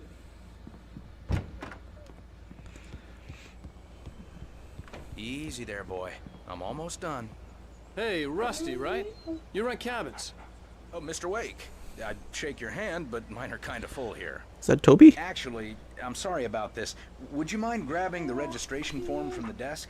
It's just across from Bucktooth Charlie. Okay, sure. What happened? Crazy poachers. Max here got his foot caught in a trap. They're illegal to use here. Hell, you're not supposed to hunt within the park at all. But that doesn't stop some lowlifes. Hell, at least Max is gonna be okay. He got lucky. Max is still groggy from the shot I gave him, and I'd rather not leave him alone just yet. The form's on the desk across from the mammoth skeleton.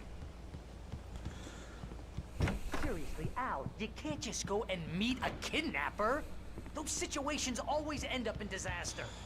You gotta talk to the cops. She's my wife, and it's my call. Can we talk about this later? No, this whole thing... Listen, you hit your head. I mean, geez, Al, come on. You gotta understand how crazy all this sounds. If you're trying to pull a joke on me, freak me out, it's working. Ha ha, let's have a laugh on Barry. Well, you had me going there real funny, Al. You can quit it now. Oh no, it's bad. I think this is the form you wanted. And here are the keys. Okay, you're all set, Mr. Wake. Glad to have you staying here. Thanks. Can you tell me how to get to Lover's Peak? Oh, sure. It's at the end of the nature trail. Just follow the paths, you'll get to it eventually. It's an easy walk. Nice spot, too. So I'm betting I'm gonna have to worry about traps in the next area. You're asking me to believe that you shot a dude who went poof into thin air, a guy who was bulletproof until you pointed a flashlight at him. You hear that from people who end up spending time in padded rooms, strapped to their beds, wearing white shirts with too long. Jesus, he talks. But he is an agent, so I get. That's just crazy talk, Al. Al. Al? We should go to the sheriff or call the FBI. Damn it, Barry, they'll kill her! This is not a goddamn debate, Barry. I'm going to Lover's Peak. He said to come alone. Okay then. I understand. But you're my best friend, and I'm worried that you're not right in the head. Tell me what to do to help, and I'll do it. You stay here, and if I'm not back by morning, call the cavalry.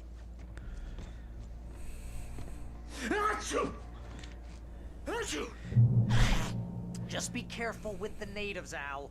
These yokels are dangerous. Everybody hates a tourist, or it'll be Deliverance all over again. Bless you. Oh, this place is trying to kill me.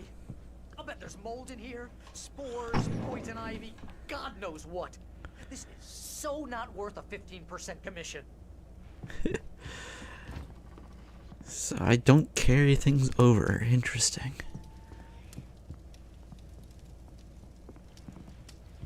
Of course there is.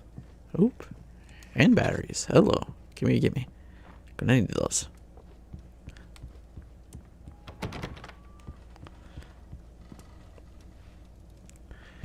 Is that the back door?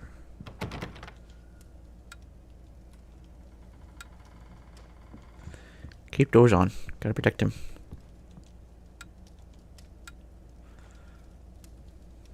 I switched for one thing. Okay, here we go.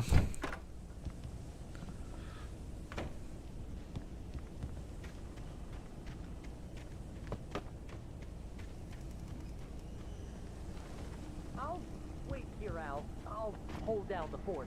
I'll be with you in spirit every step of the way, Al. Walk through the door now. Good idea. I knew there was gonna be something back here. It's even got a hot tub? Are you serious?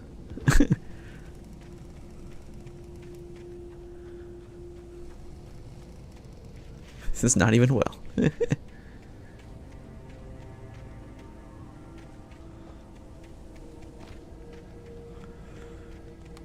Keep the lights on though.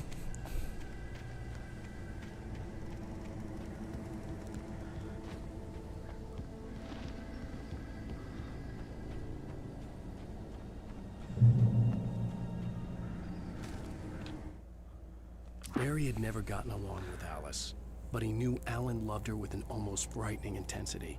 And now something had happened to Alice. And here was Al armed with a gun and saying things people got put in padded cells for. It was as if his friend had experienced a massive psychotic episode and was now totally disconnected from reality. It scared the shit out of Barry.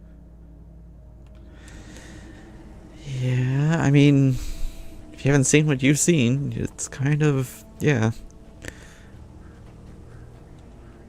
Barry had the keys to the car he rented. It wasn't a long walk to the visitor center, and it wouldn't be any use to me in the forest. I knew I should have gone to the cops. This wasn't the smartest thing I'd ever done, but I was still angry with Barry for trying to talk me out of it. These people had called me right in the sheriff's station. The cops wouldn't scare them, and they had Alice.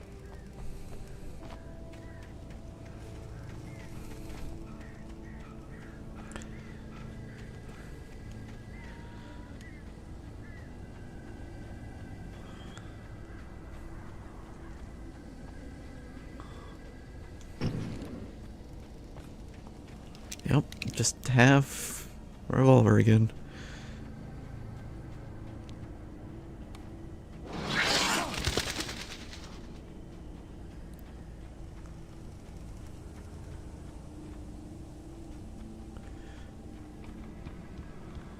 Everything about this feels like a bad idea, dude. Hello.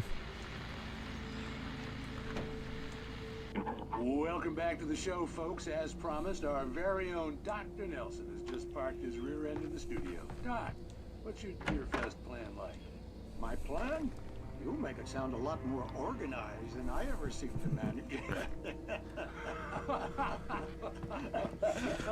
Oh, hell no. No plan, really. Just taking the atmosphere. I'm getting a little too rickety to do much more than that, you know. Oh, tell me about it. No sack race for us older gentlemen, huh? Yes, exactly, Pat. But I'm going to check out the parade, of course. And I'll be one of the pie contest judges, too. Well, that takes a different kind of constitution. Oh, yeah. It's my kind of exercise. Now, Doc, seriously, you're in pretty good shape. You're the outdoors type. I know for a fact you're an avid fisherman. That's right. Matter of fact, just caught a heck of a largemouth bass early this morning. But you're not taking part in the fishing contest? No, not this year. See, Pat, I'm just not that competitive anymore. Now I just like to take my time and enjoy the peace of it. It's no fun if I need to worry about what I'm catching, you know? Considering your track record, the participants are probably pretty happy you feel that way. Well, Pat, that's kind of you to say.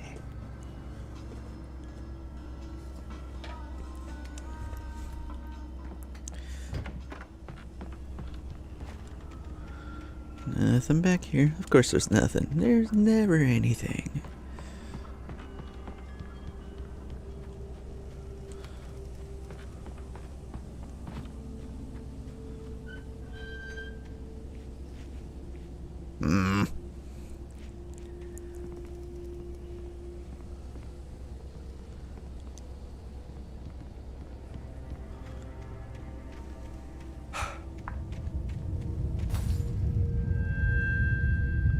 What the hell?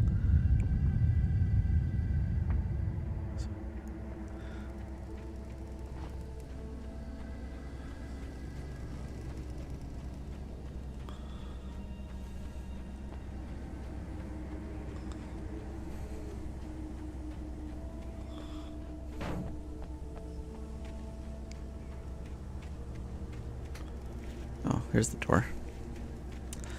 It's like, where's the door on that thing?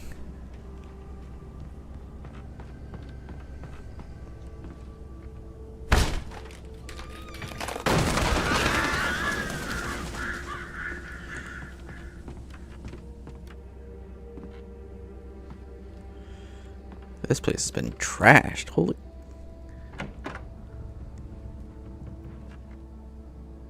Don't do that.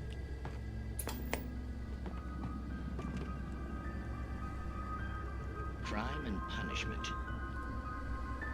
The cancer and cure of civilization. But some crimes are impossible to punish, especially in Night Springs. Tonight's episode, The Man in the Mirror.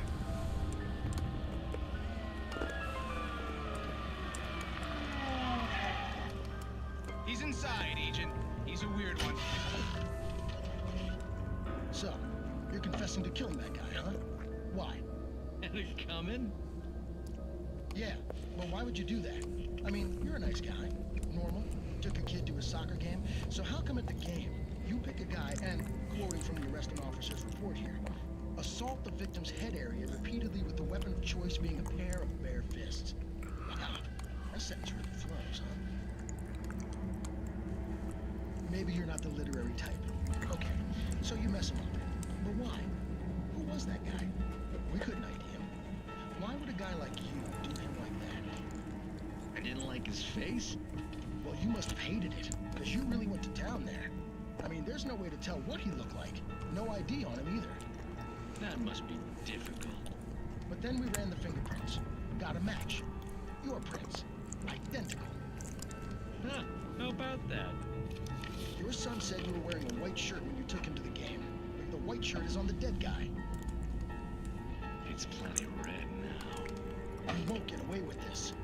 Do you really think that's in any way relevant to me? I had plenty of time to talk to my boy before the cops arrived, you know? He won't stop screaming, am I right? You think he's ever gonna be okay? I left my mark. Believe me. You bastard. What? You gonna shoot me? What's the point? I'm going to prison. You got me. I don't understand any of this. And you never will.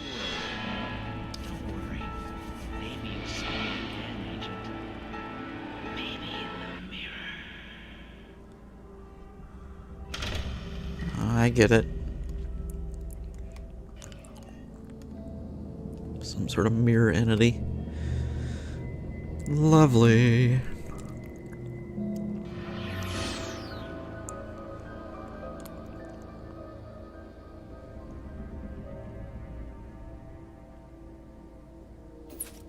Fantastic. Going in the Twilight Zone.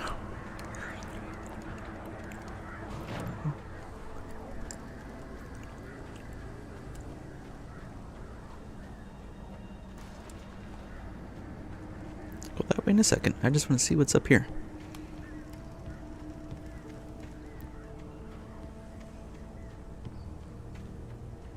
And of course there's something. See? Like I thought. Ooh, hello. Rose knew that Rusty was in love with her, and she liked him too. She liked him a lot. He taught her to dance, and life had certainly taught her the value of a man who was gentle. He treated her well, made her smile, made her feel good. But Rusty wasn't the prince of her dreams, and that tended to underline the unbearable truth. She was no closer to that Hollywood magic than he was. Oh, she wants to do that? No, lady. Hollywood's a Seth pit.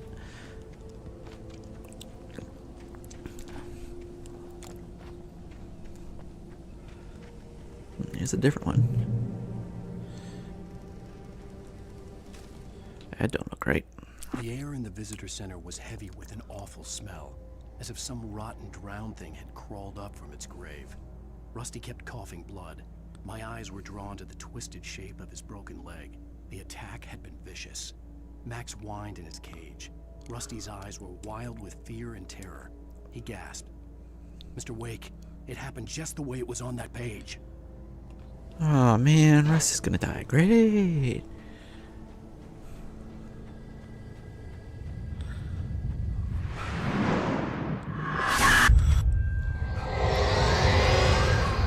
The vision left me weak. This was no head injury.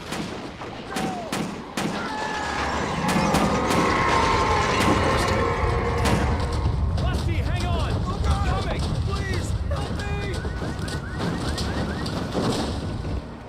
Anybody? Help me! Help me! Figures there's something there.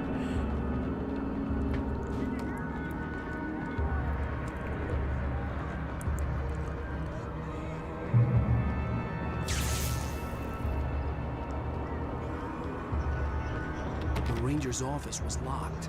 I'd need a key to get in. Help me! Somebody! Hello?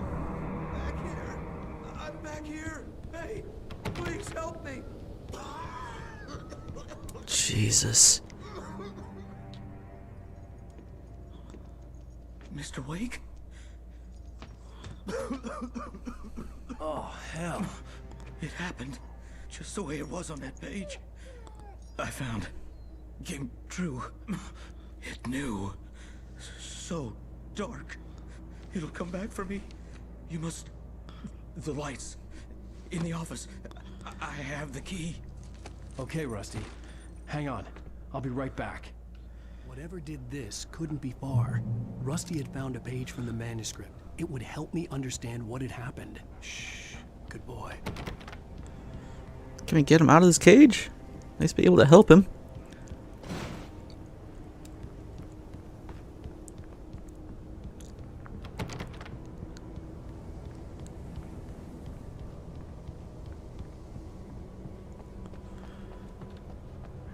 The only way to make sure that Rusty was safe was to get the power running and the lights back on. The visitor center was sturdy, but the impact turned the front of the building into splinters. Rusty was thrown across the lobby like a rag doll and hit the far wall hard. It didn't hurt until he tried to move and saw his leg bend the wrong way, felt the broken ribs stabbing him on the inside. Rusty howled in pain and fear, suddenly afraid to die alone. Oh boy.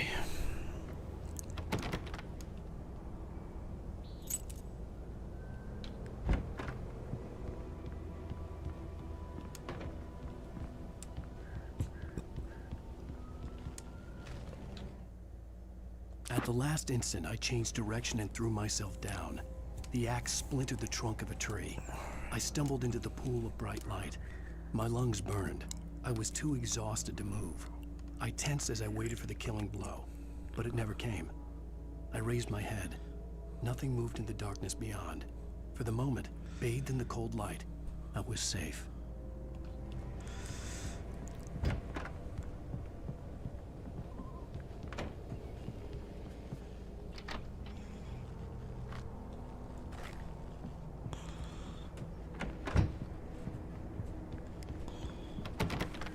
Okay, isn't that one? Yeah, figures.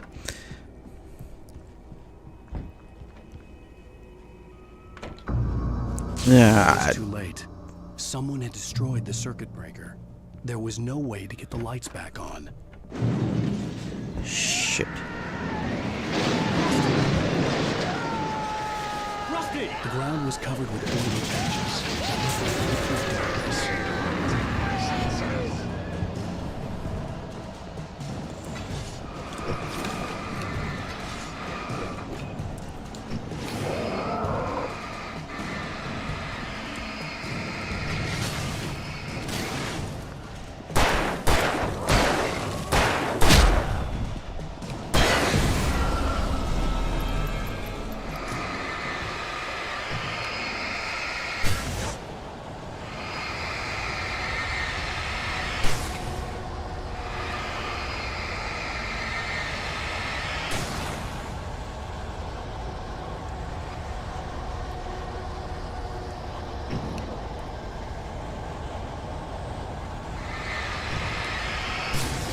I don't know what that stuff does, but I'm taking care of it.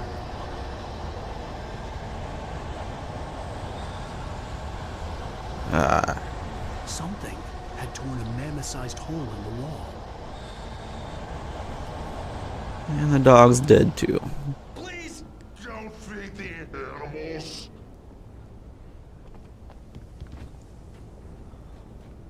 Fishing is only permitted for those visitors who purchase a park fishing license.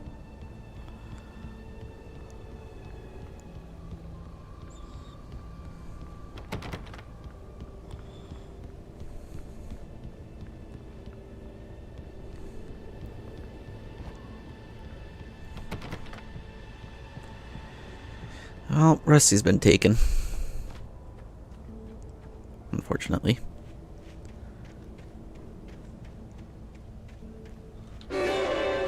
Yep, there he is. Rusty? Rusty, no! Never! Two bears and wolves never approached any other wildlife closer than 25 yards. Pets must be leashed. Never leave your pet unattended. It is against the law. Watches our historical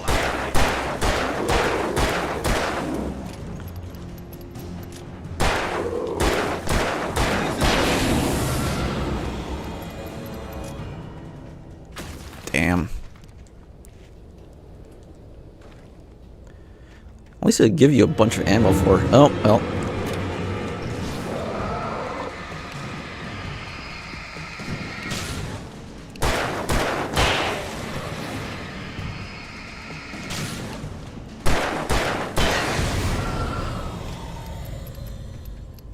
So that is the total ammo that I have. It's 42. Okay. Unfortunate. Bye, Rusty. You were a nice guy.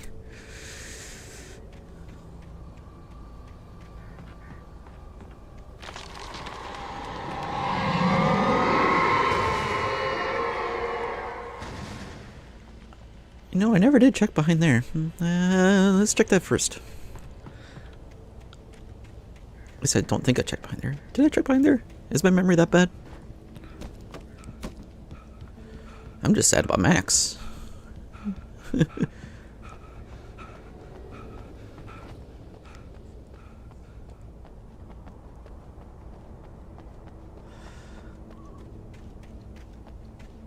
Wonder how the Barry's doing. Oh, look at that. Yep, there was something behind here. Figures.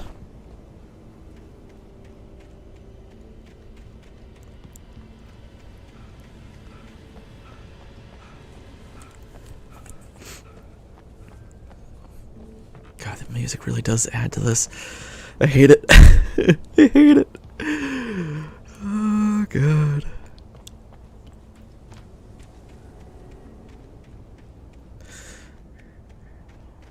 I like this kind of game, though. The fear factor is more subtle.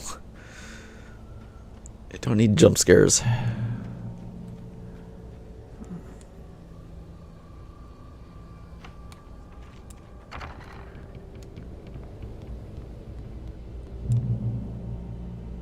I made it. Can't go that way. Definitely can't go that way.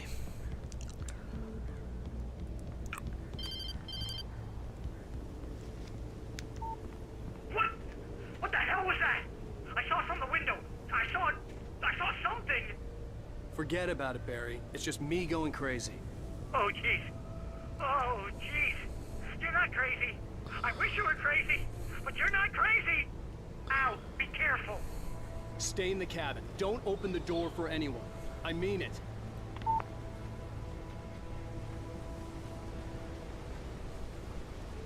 And keep the lights on.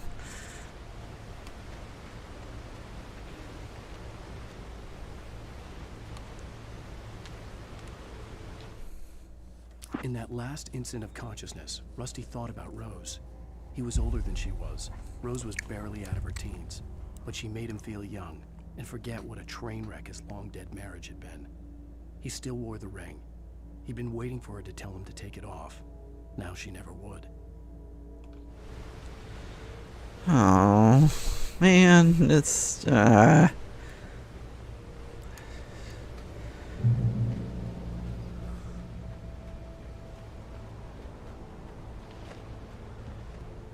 But yeah, Barry, just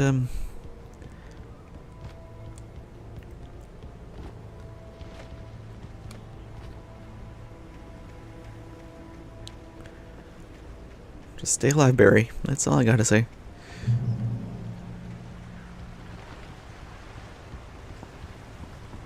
Lover's Peak was at the far end of the nature trail.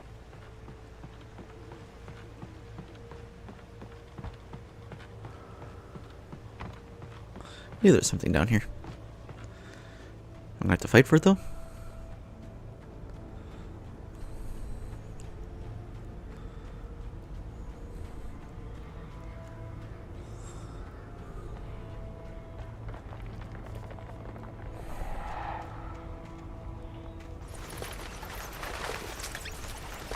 Ooh, a shotgun. Heck yeah. And flares. Nope. Oh yeah, flares. There we go.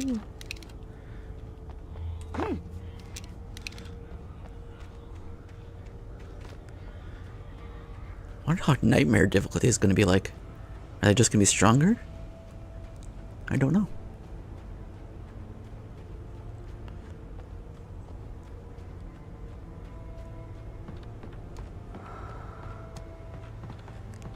Don't breathe like that. God damn it.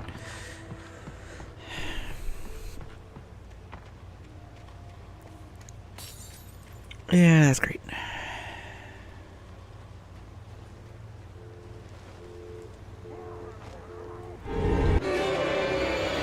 Oh, I'm surrounded.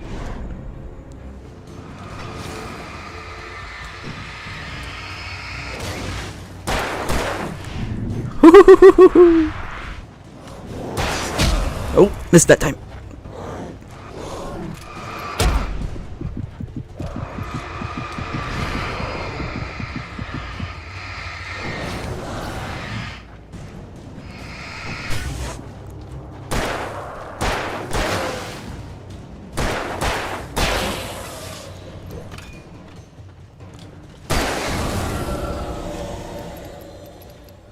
Okay. Yeah.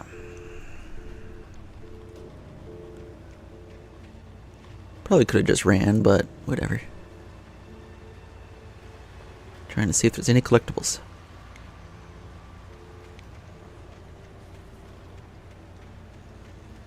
That's where I'm supposed to go.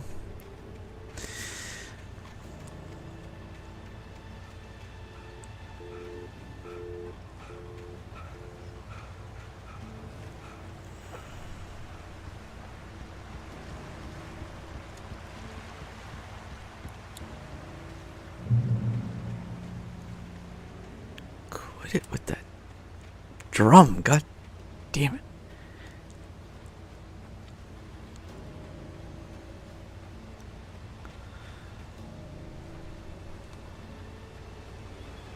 Yeah, figures there's something here. Nobody in Bright Falls seemed to know where Al was, but Rose, the waitress at the diner, had seen him. From what Barry could tell, Al pretty much fell off the face of the earth when he left the diner. Rose was just the kind of fan that Al hated, but she really tried to help. She was smart, too. Knew a lot about what was going on in the town. Knew a lot about Al. Even knew who Barry was. Barry liked her. That was no big surprise. When it came to women, Barry and Al rarely saw eye to eye.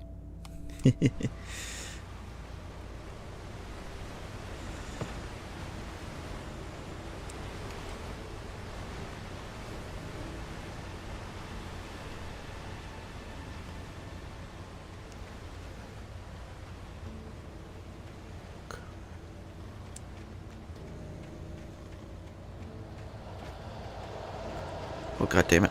No. Nope, nope, nope, nope, nope.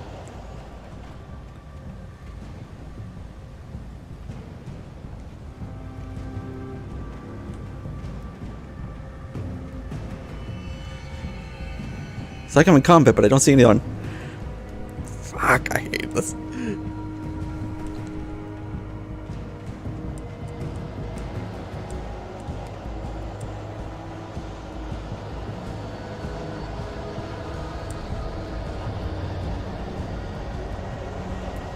Oh, I'm getting off the path, that's why. Nope, nope, nope. Okay, I'm sorry, I'm sorry.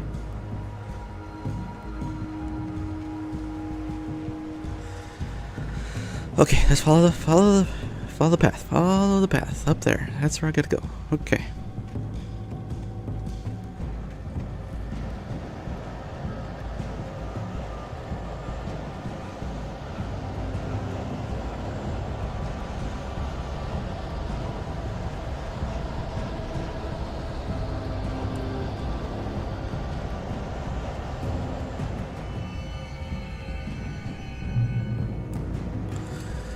Hey, Shotgun.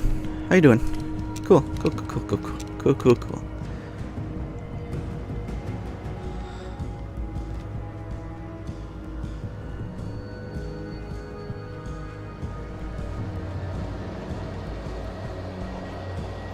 Yep. Don't like that. Don't like that one bit.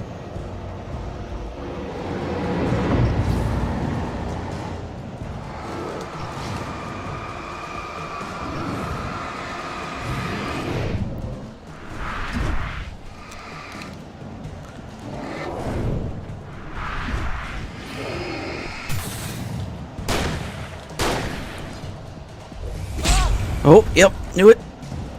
Nope. Yep. Nope.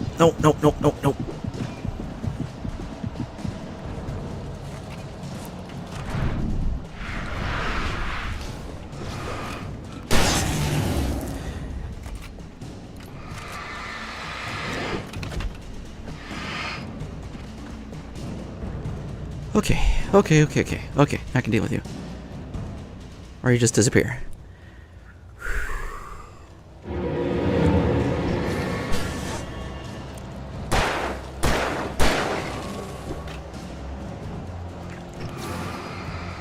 So I definitely needed the shotgun for the big guy. That was I definitely need.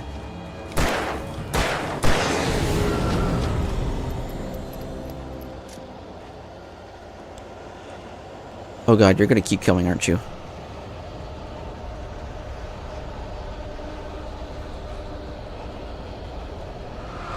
Yep.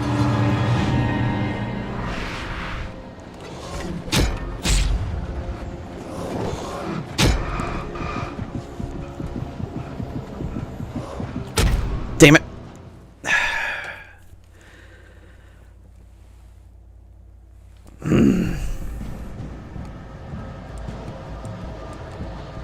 Yep, no, I don't want to deal with you. I know you're just going to keep on chasing me. And there's more going to keep going.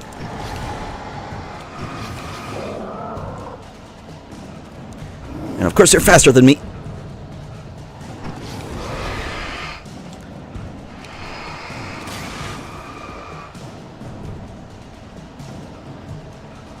God, you can't run for crap.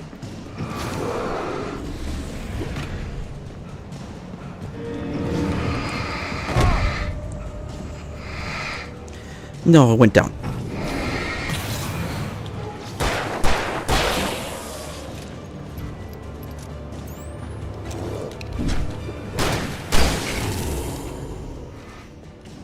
Okay.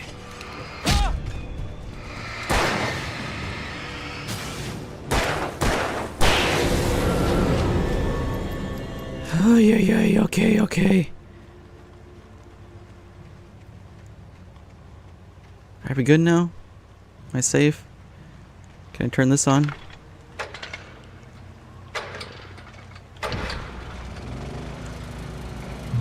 Oh, thank God. Okay.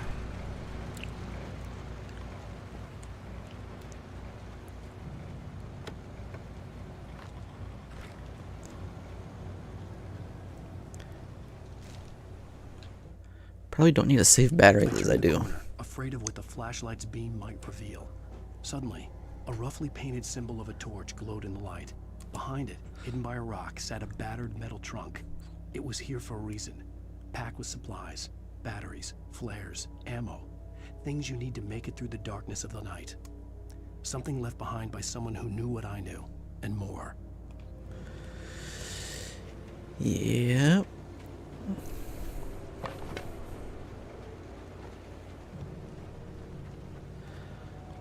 Lovely. Oh, hello.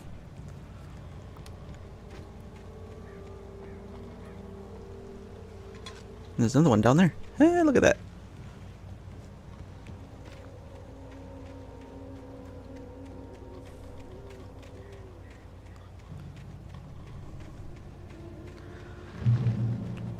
Ah, crap. This is gonna really suck, isn't it?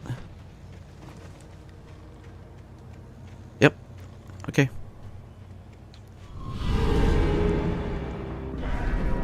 Oh, there's a lot of you.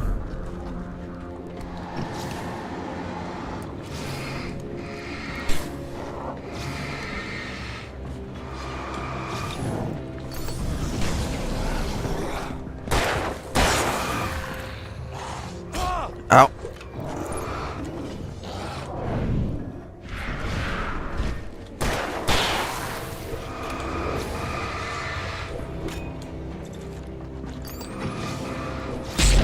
Damn it.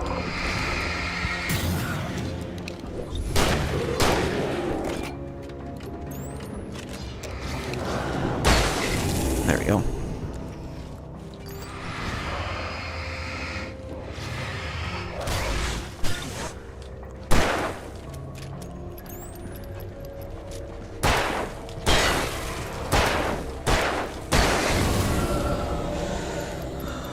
Okay.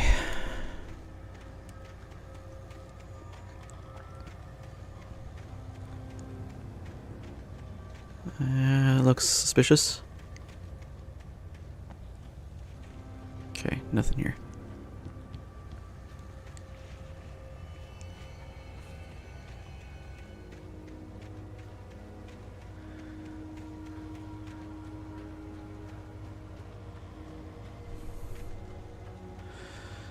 Don't be suspicious. Don't be suspicious.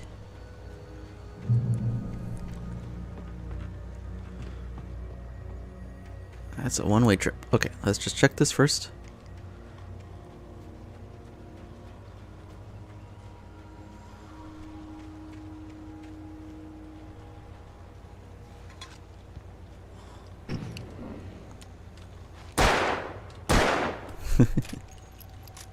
Bullseye. Don't be suspicious. Don't be suspicious. Oh boy.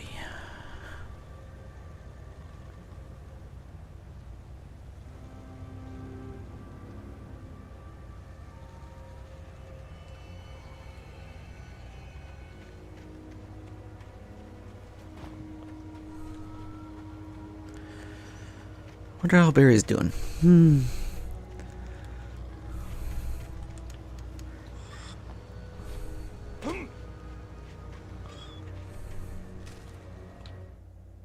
Agent Nightingale didn't want to be in Bright Falls. These little communities revolted him, and he didn't like the trees or the coffee. He now knew that impossible horrors lurked behind the storefronts and smiles. He desperately wanted to turn the car around and just drive until he passed out or ran out of road and booze. But he had a job to do. He had a rider to catch, at any cost. Oh boy. Oh god. That's gonna be fun.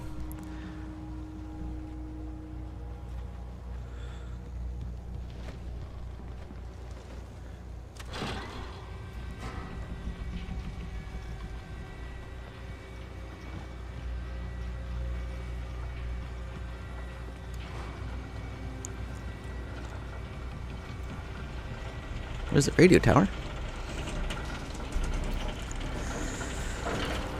Oh god, oh god, oh god.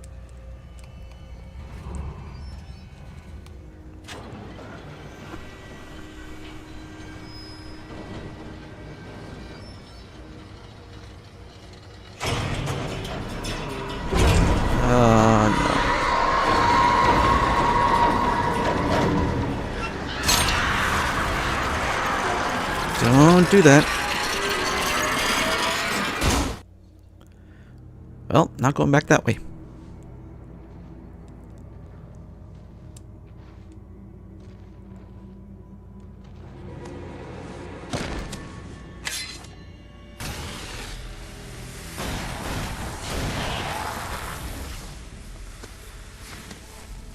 Come on, we gotta get moving. More of them coming. It's the guy who called me a yuppie. Flashlights, kid stuff. The flares will keep the bastards away.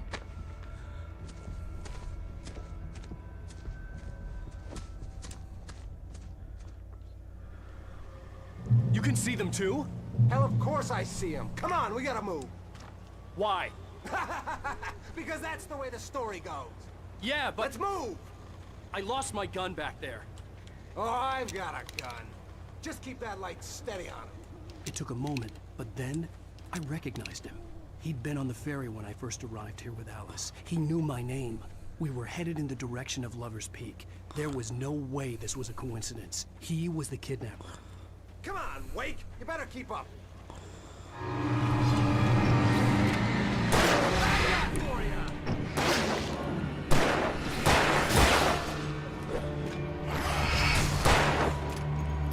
I need you to do your job, dude. Ow. Thank you. Ow.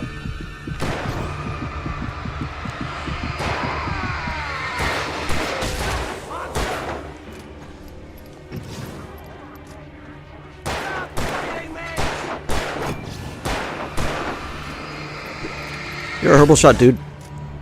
You're wasting a lot of ammo. God damn it.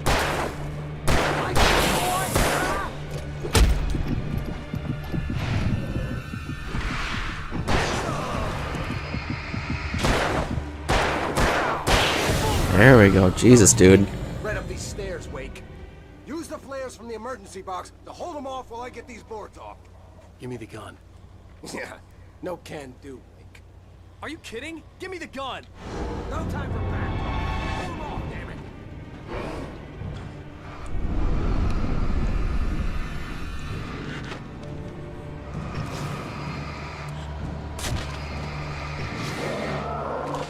A little longer and scare 'em off.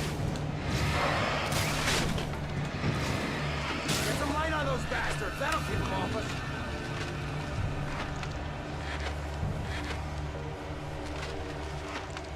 Just a little longer. I almost got it. Oh, hello. It's open. Move it or lose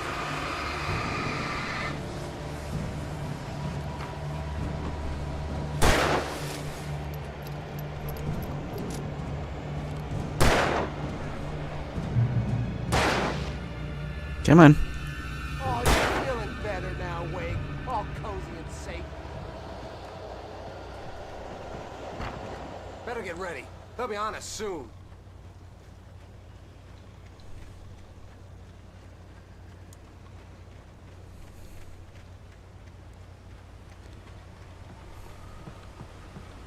This is it, Wake. The last stand. There's more players here. Get ready. We fight them as long as they keep coming. Give me the goddamn gun! They're coming! That's not how this goes.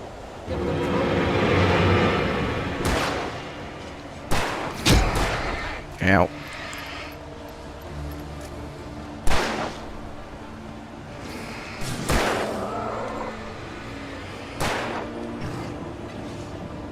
Dude, you really need to shoot.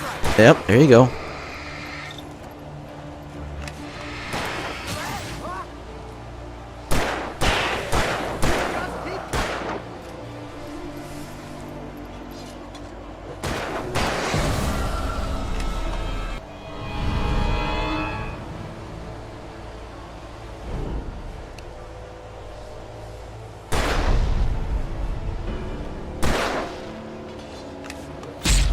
God damn it, every time.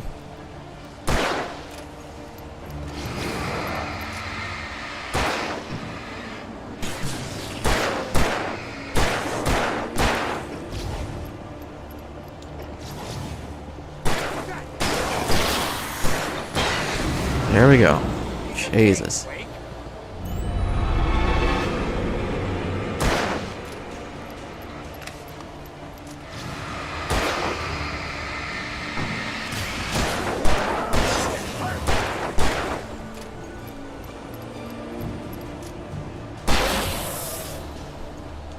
Oh, hello.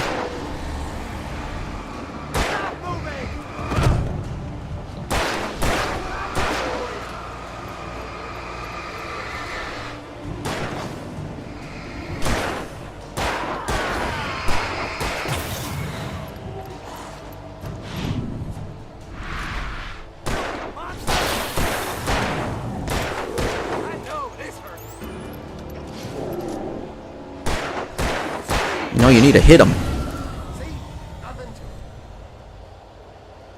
Jesus Christ. Let's cut the act now. Where's my wife? I knew you were gonna say that. I read it all before. You're a hell of a writer. Congratulations. You're gonna bring about something glorious and terrible once we get you some proper editorial control. What the hell are you talking about? Where's Alice? I want the entire manuscript, or she's gonna suffer bad. You touch her mouth.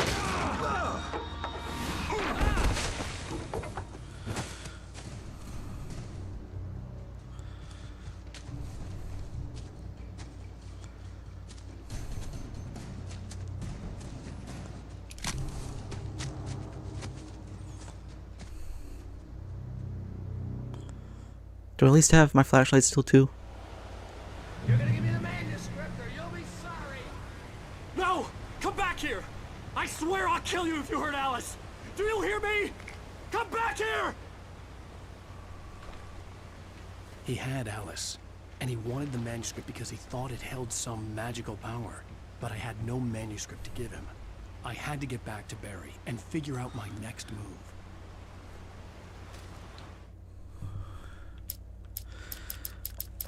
Oh my, keeps on going. On more than one occasion, Alice had tried to explain to me how it felt to be afraid of the dark.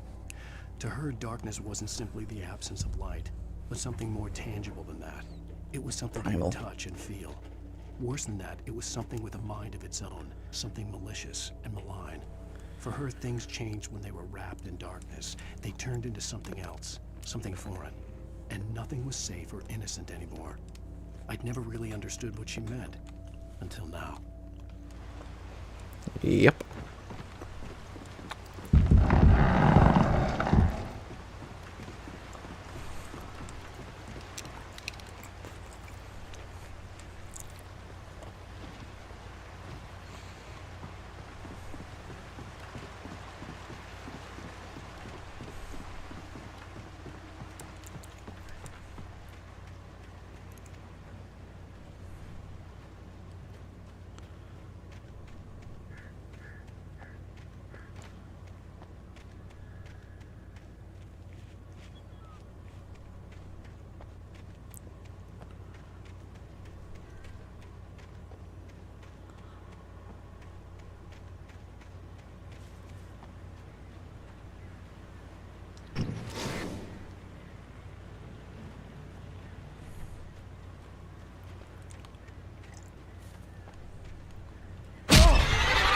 Oh. What the hell? Hurt like hell. I was stuck.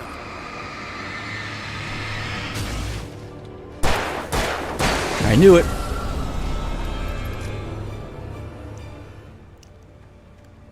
Knew it. I knew I'd have to deal with those things. Son of a gun.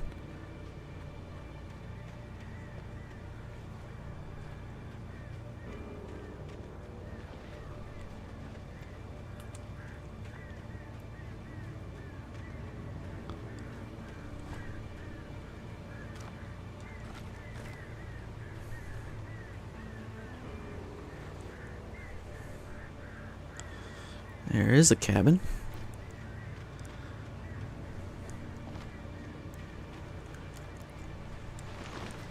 I don't know if that's my cabin, but there is a cabin.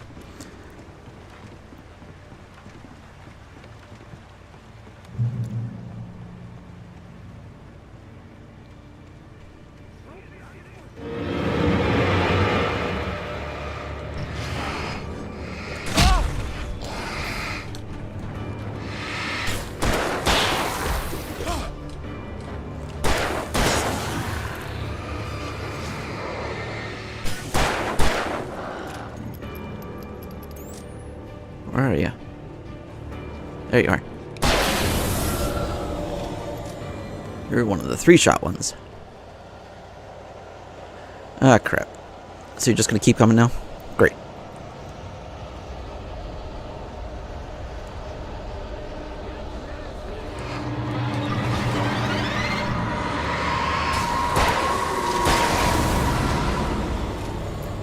What the hell?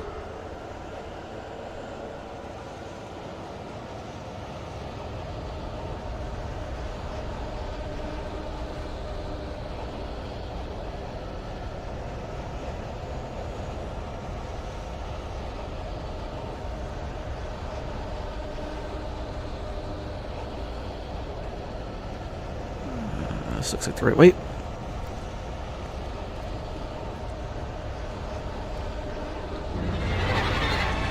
Yeah. Don't mind me.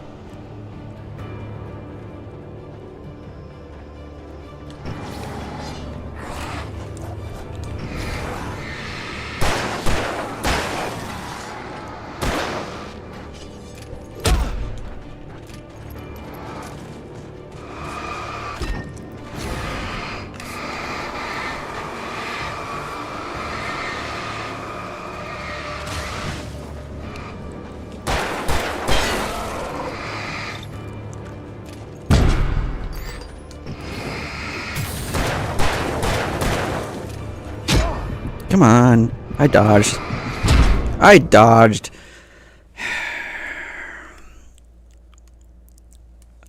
Dodge mechanic's a little weird.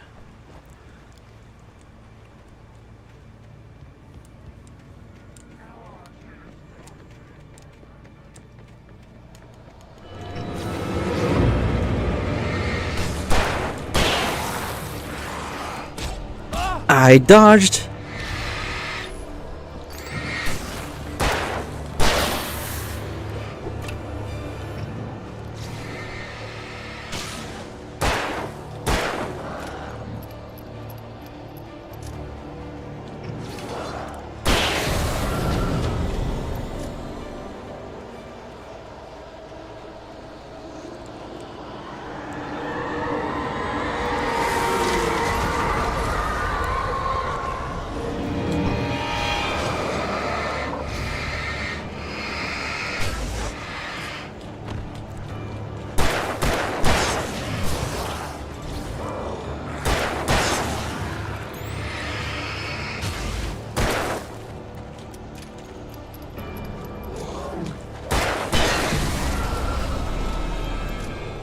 Okay, okay. Again, dodging mechanic is a little weird.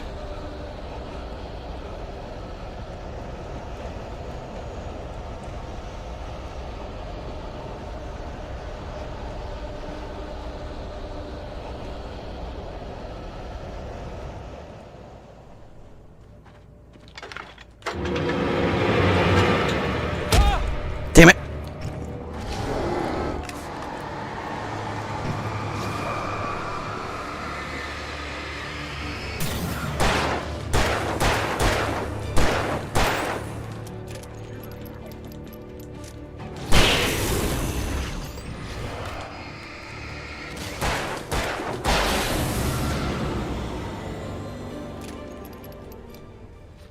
Nope. Other weapon. There we go. There we go. Okay. Jesus Christ.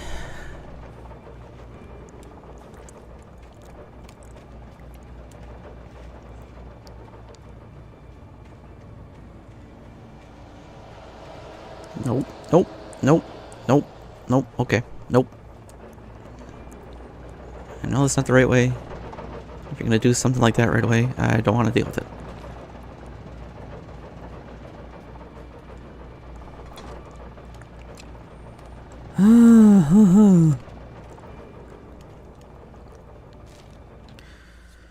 The night had been one desperate situation after another. I was exhausted, and my Got a body felt as chainsaw. though it had been chewed up and spat out.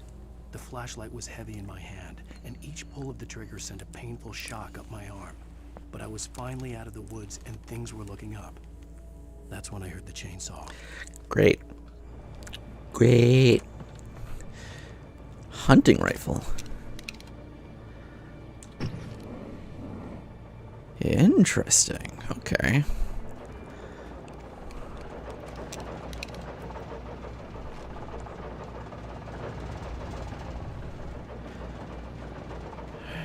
Okay. All right. Okay.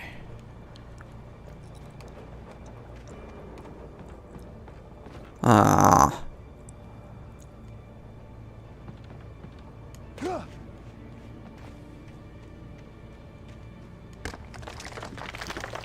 you can use that.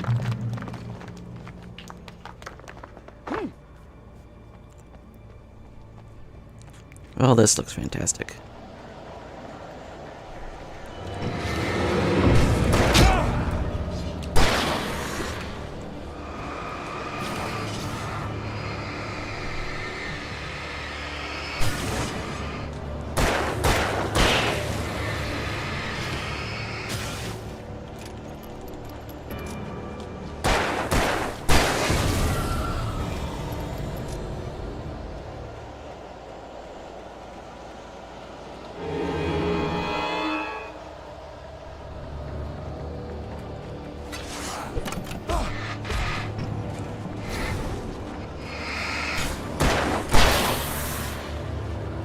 Oh, that's what that's for.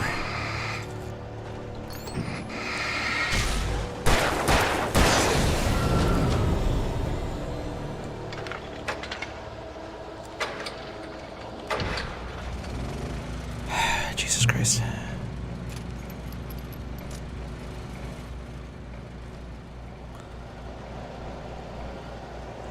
Stuck. There we go. Okay.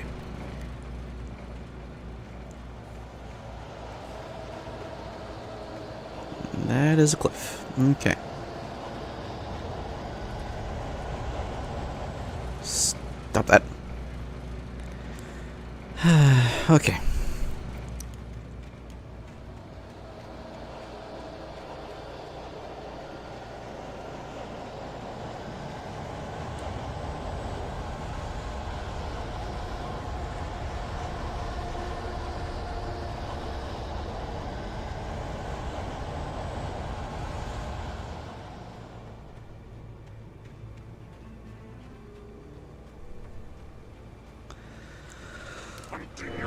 Oh, nope.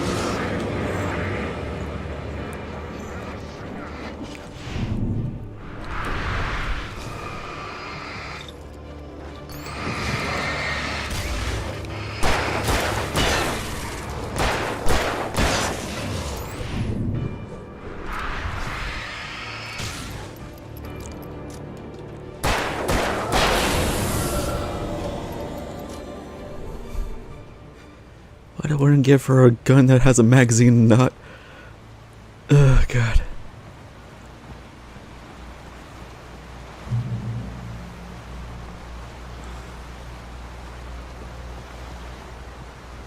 Oh, why do I keep thinking it's X that does it?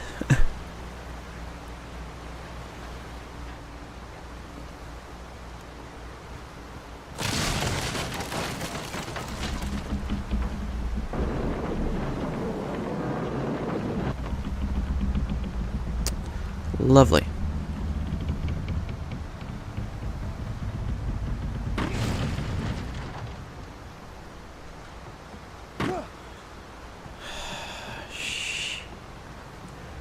I hate being in closed spaces.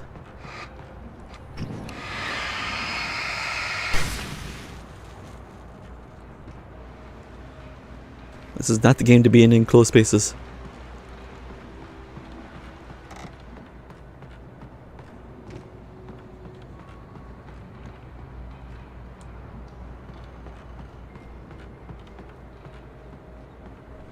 Anything up here?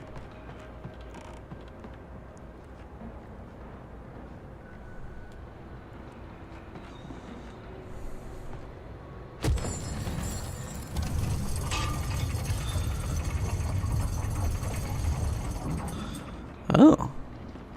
Is that where I was... No, it's not where I'm supposed to go, I don't think. Just gets me to this.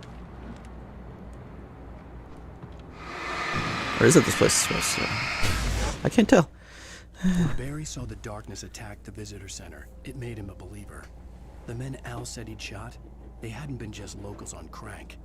Somehow the world had changed, like the channel had been switched without warning. You think you're watching a sitcom, and you're really watching a horror show. When the birds started attacking the cabin, Barry wasn't surprised, just terrified. Oh boy. Okay. I need to use the restroom. Good lord. Oh my goodness.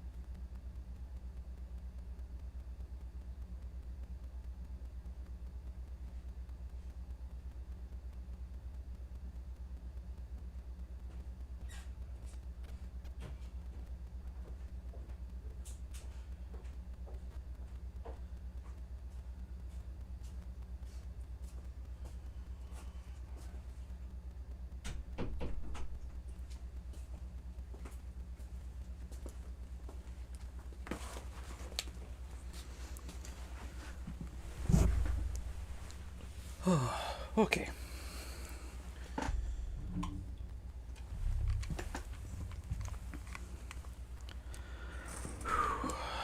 Boy, oh boy.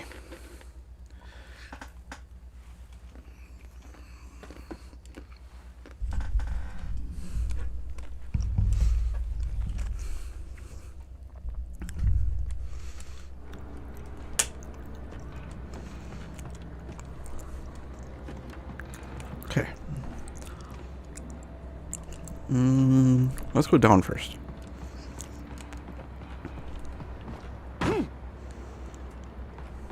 Just to see what's in here.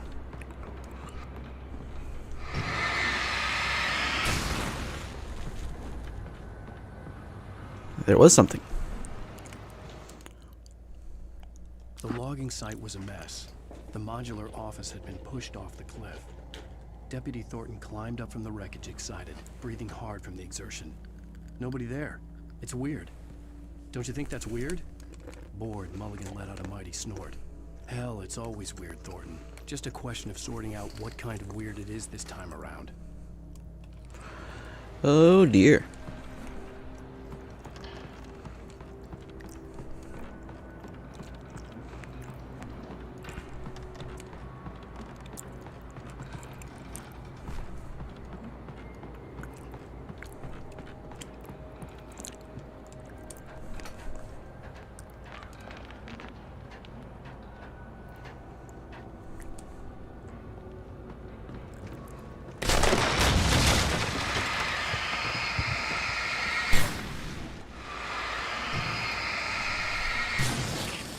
Don't know what this stuff is, but not letting it touch me.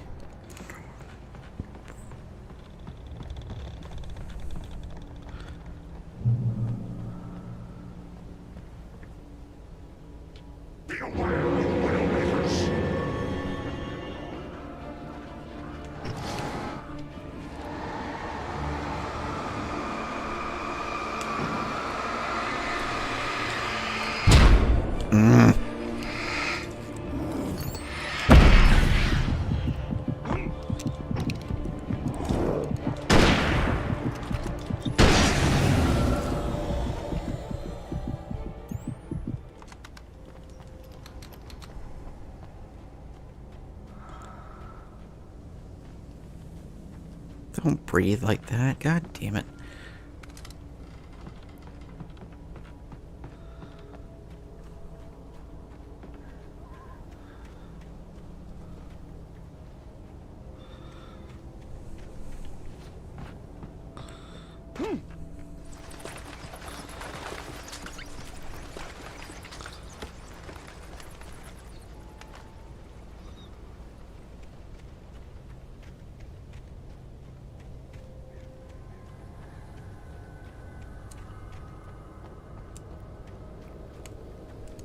That way.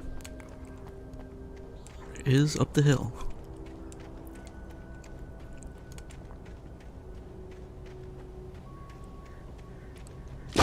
Yep.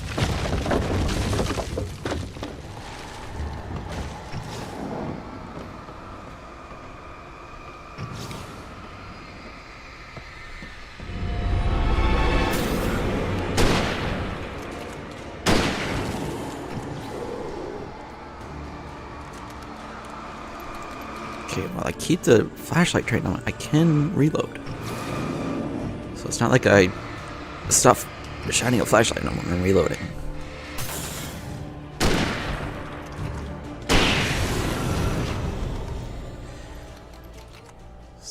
I'm trying to get the nuance of this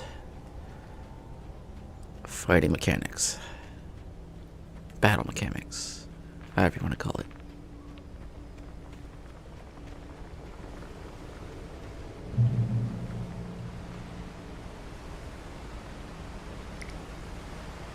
Use those. Can always use these. Oh, I'm actually full.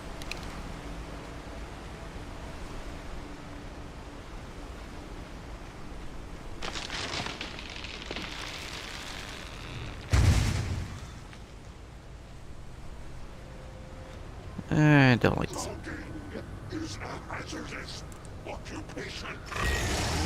Yep, there it is. There's the chainsaw. Just like you said.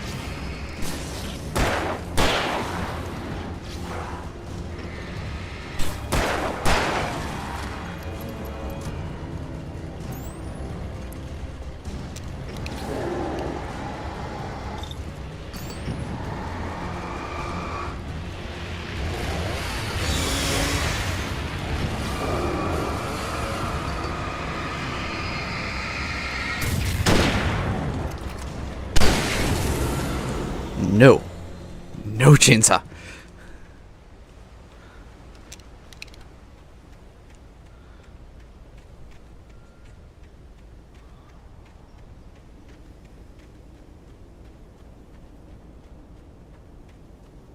Anything on the other side? Just to see? No? Okay.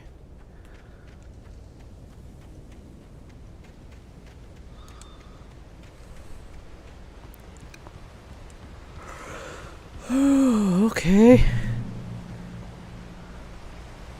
Made it somewhere. Oh. Barry? Ow! The porch is covered with birds. They've got all Hitchcock on me.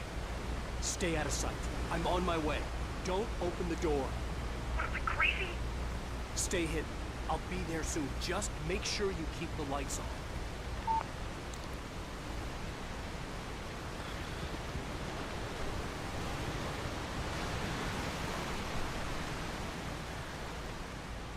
I still had to reach Barry at the cabin, but at least I was out of the woods.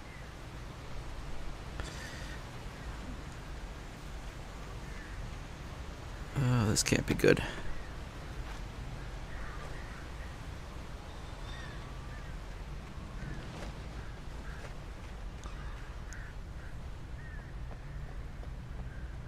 I'd have to get the car from the locked garage.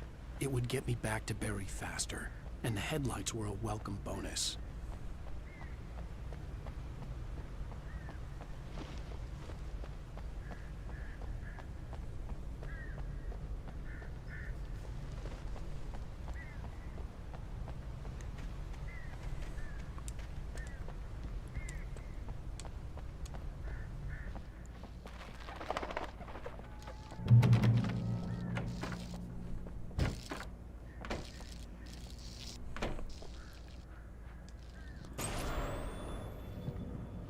A story is not a machine that does what you tell it.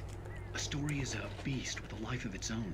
You can create it, shape it, but as the story grows, it starts wanting things of its own. Change one thing and you set off a chain reaction of events that spreads through the whole thing. The characters have to be true to themselves. The events need to follow a logic that fits the story. A single flaw and the magic is gone. The story dies. Alice dies.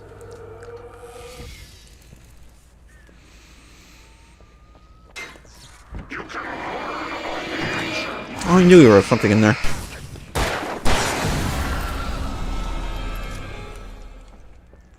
Fact I couldn't get in that door? That was suspicious. The FBI agent's command froze me in place. I considered surrender. It was all falling apart anyway. I could give in, let someone else deal with it. But it felt all wrong. Call it instinct. His posture. The way he held the gun. He was no friend. Shots ringing in my ears, I leaped for the hole in the fence and stumbled into the darkness beyond.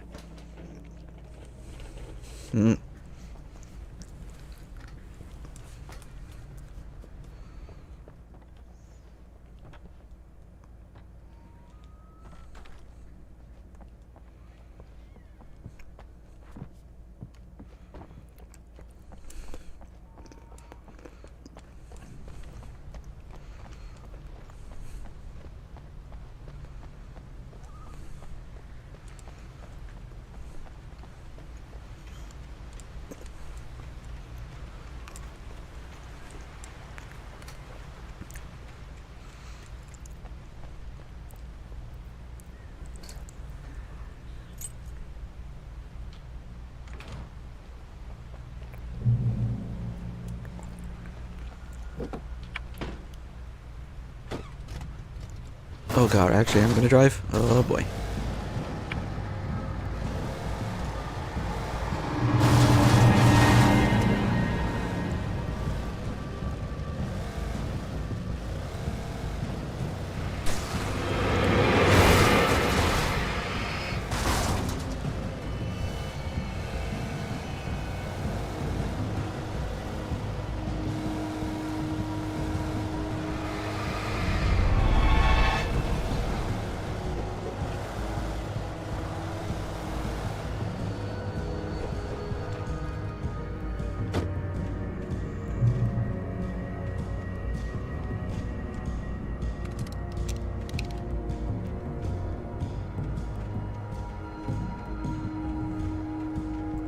this was just a pit stop I could use. Oh, I can switch vehicles if it gets bad. Gotcha.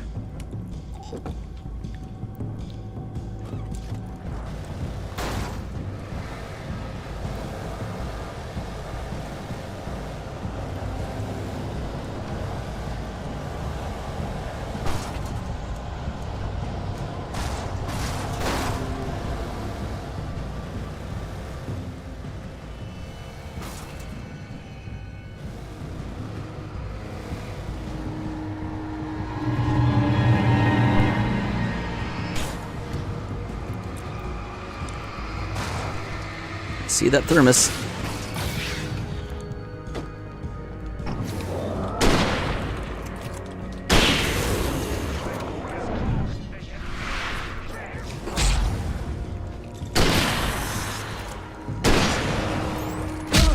Ah.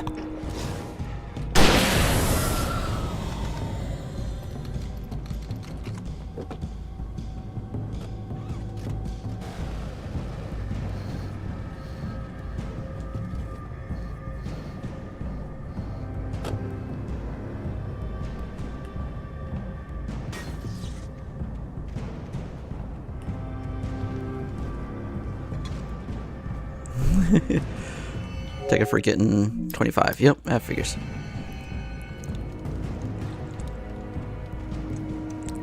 That's blocked off. It's probably the right way to go, but I want to see what's over here.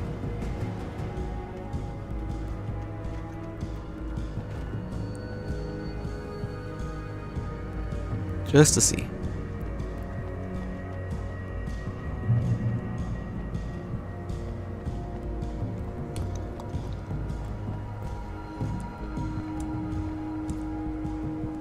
Was this the right way to go? Oh, I guess it is.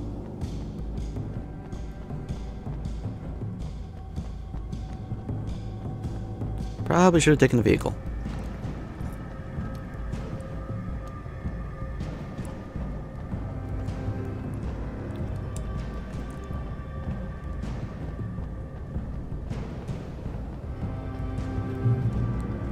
Anything over here?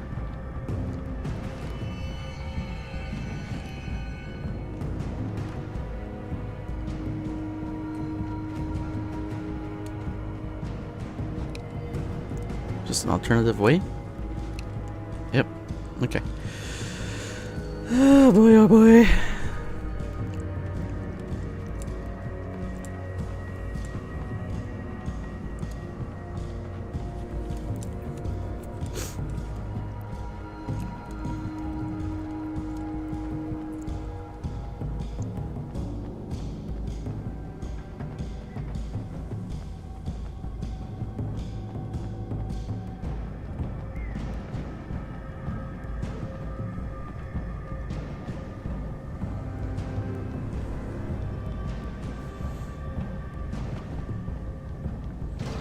Just making sure there's nothing in here.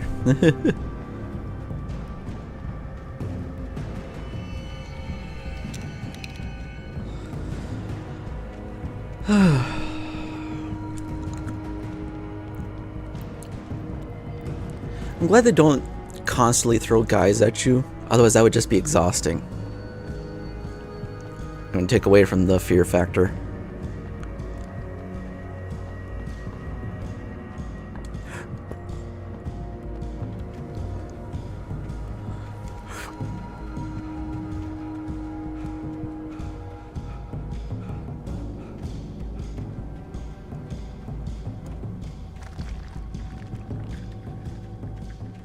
I know I'm covering the ammo, but you don't need to see that.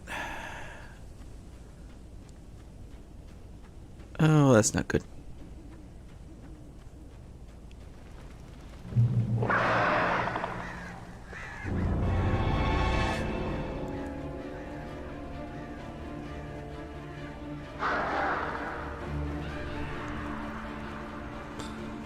Anything up here again?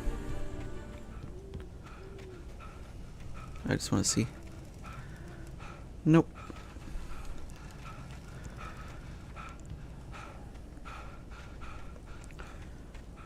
What happened here?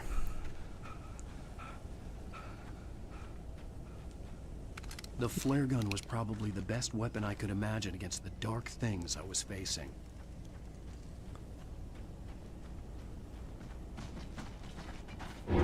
Oh, hello.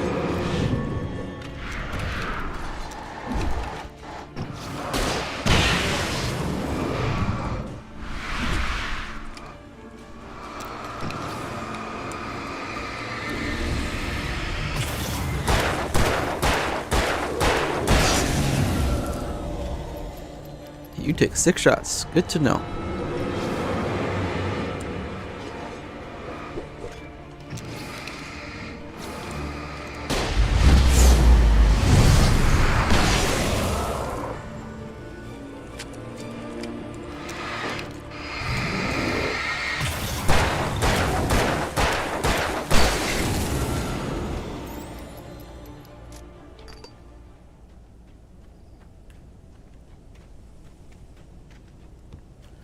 Is this the broken one?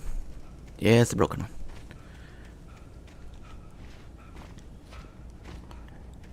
Do I gotta go around? No, I don't. Okay.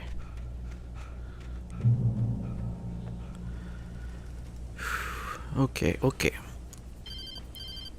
No, that's Barry. It was the kidnapper. You son of a bitch! Where's my wife? Enough horseplay, Wake. You deliver the manuscript, and you can have your woman back. Simple as that. I don't... Listen. Listen. I'm gonna need time to finish it. I still need to write the ending. I need a week. Not done? I need a week. 2 days. The old Bright Falls coal mine is nearby. You can find it easy, city boy. The main building, there at noon. You bring the manuscript, you'll get your wife. Not, well, get me? Yes, I get you.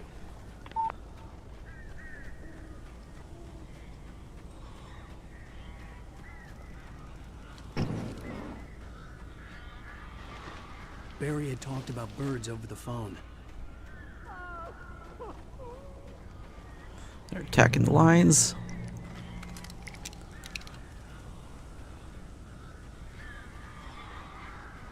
Oh, there goes the lights. Yep.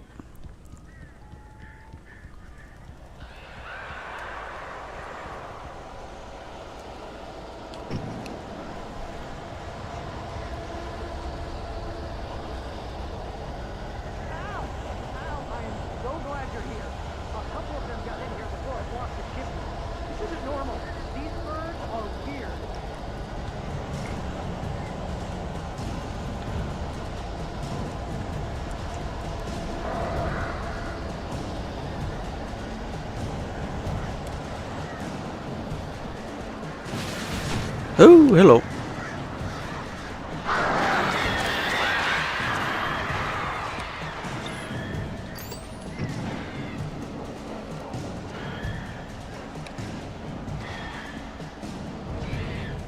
You don't like that, do you? I don't even know if I'm taking you all down, but hurting you at least.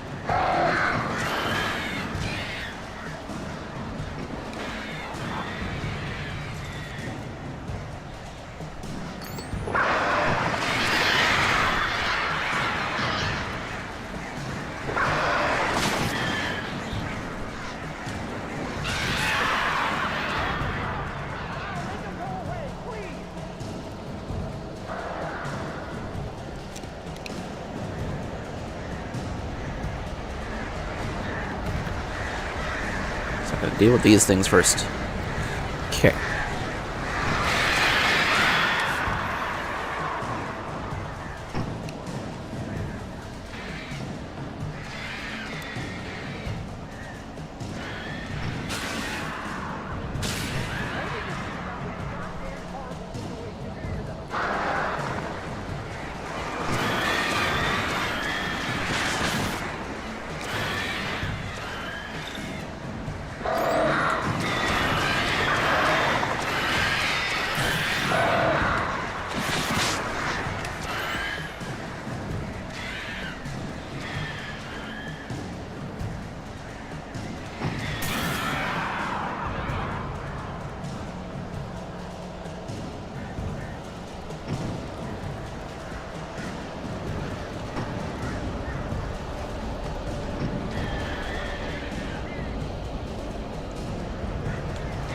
How long do I need to do this for?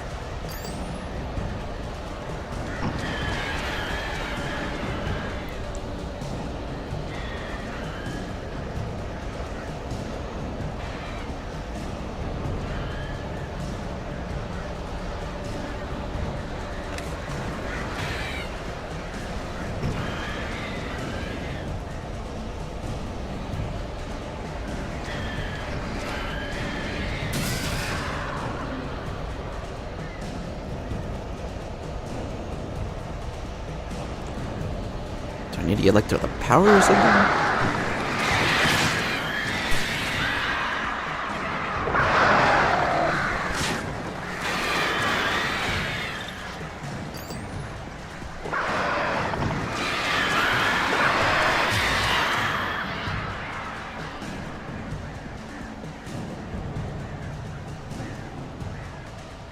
I don't know what I'm supposed to do.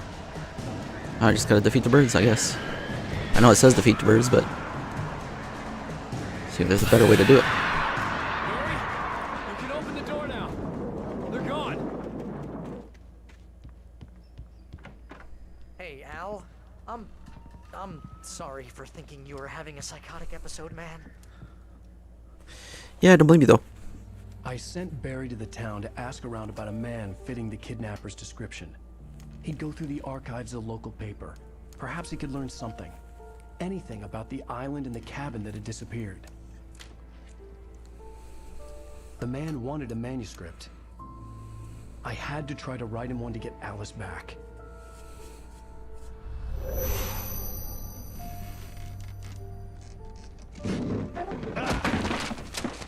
For me, the supernatural had always been nothing but a metaphor for the human psyche, a tool to use in writing fiction.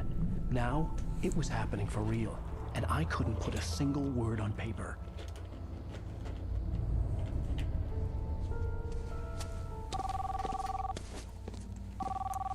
Barry Wheeler speaking. This is Rose. Rose? I found Mr. Wake's pages. Oh, you sweet, Oh, no. brilliant girl. Could you and Mr. Wake come get them? I live in the trailer park outside the town. We'll be there in less than an hour. I know. See you soon. Have a great day. Hope you come back soon. Welcome to the old dear diner. Good girl.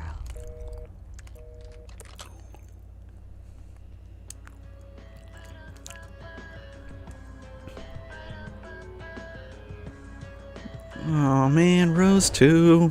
Ah. Oh boy, oh boy. And that's the end of episode 2, I guess.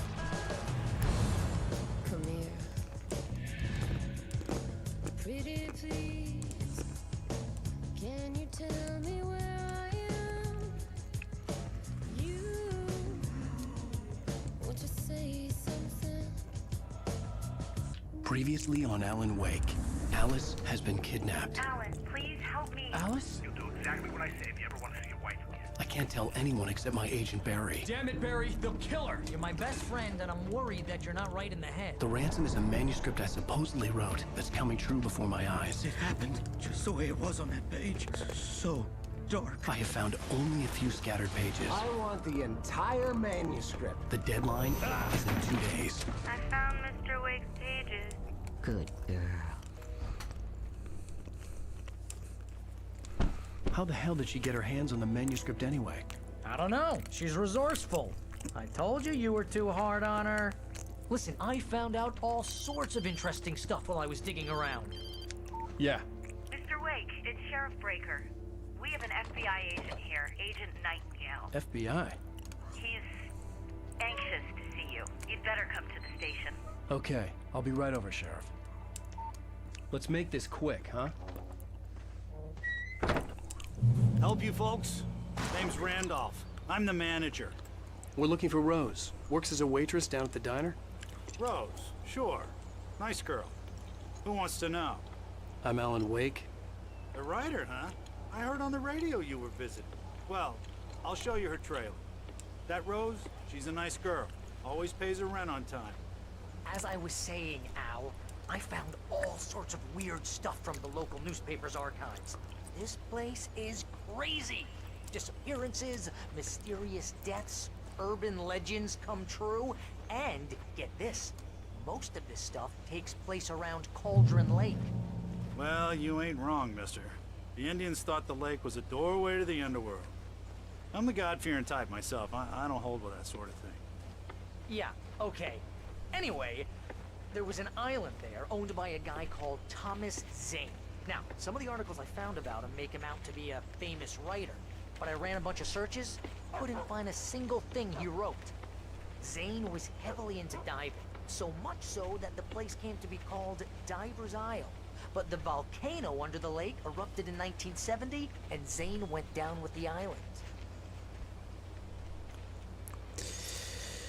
Yeah, I think you're right about it being a door to the underworld.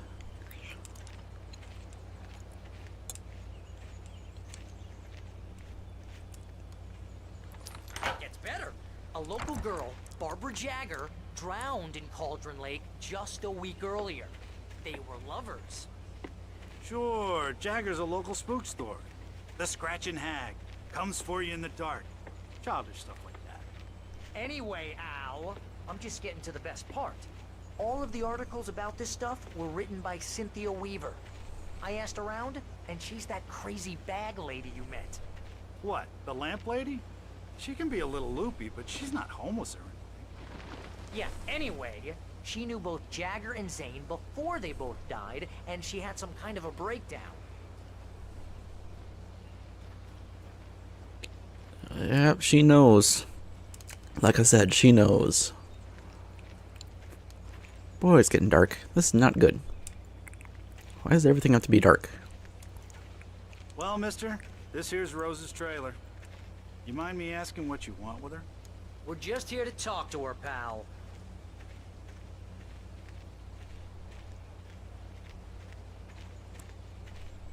There's a jug.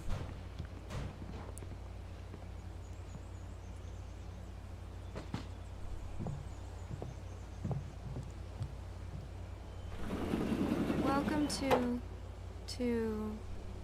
Oh dear. Mr. Wake. I'm so glad you're here. Rose, you have my manuscript? Oh. Oh yes. Yes. Please, come in. Hey, this is really good. Rose, Yes, my manuscript. I really need it. I understand. I know what you need. A muse to inspire you. Oh, for Barry? She doesn't have anything. Yeah, hey, Al? Al, what's... Oh... Barry! What? Oh no. What?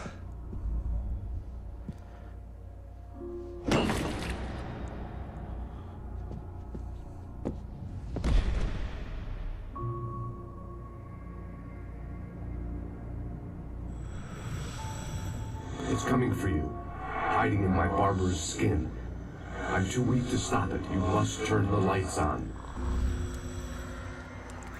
It's Thomas Zane. You and your lovely wife. You must finish what you started. I insist. You must turn the lights on. Turn the light on. Back to work, boy.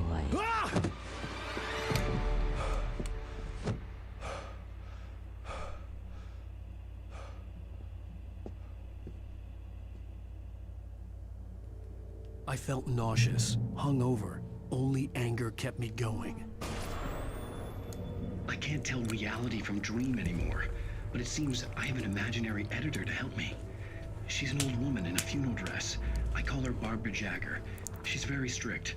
I'm writing faster and faster. My manuscript is being heavily revised. The edits are getting very aggressive, and each day there's less of me and more of her. I hate it, but I know she's right. She promises me I can save Alice this way. She knows more of this than I do. About the complex incantation I'm attempting. About this place.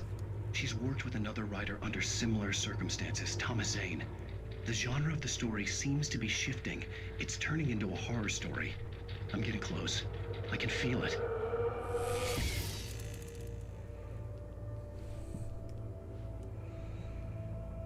She really loves Alan Wake. Oh boy. Rose took a day from me. I had less than 12 hours left to meet the kidnapper. All I could do was get Barry into the car, work something out once I got on the road. Welcome to the Oh Dear Diner. What can I get you today? Coffee? I couldn't work up much hate for Rose. Something had used her to get to me and left its mark. First refill is free. Milk and sugar on the counter there. Would you like to hear today's specials? Thank you. A nice day. Come back soon. Poor girl. Barry was out of it. He was way too heavy to carry. You're right. I deserve more money. I'm so handsome. Not good. My gun and flashlight were gone. I'd have to find a way to get Barry into the car as quickly as possible. There was no time to waste. Mr. Randolph liked Rose. That little smile she had. How she was still sweet when life had tried so hard to make her bitter. It wasn't any of his business what she did in her trailer. But those strangers, the writer and his smart-ass sidekick, looked like trouble. And they'd been in there for hours, way past her normal bedtime. He reached for the phone and called the sheriff's station. It's gonna be problems.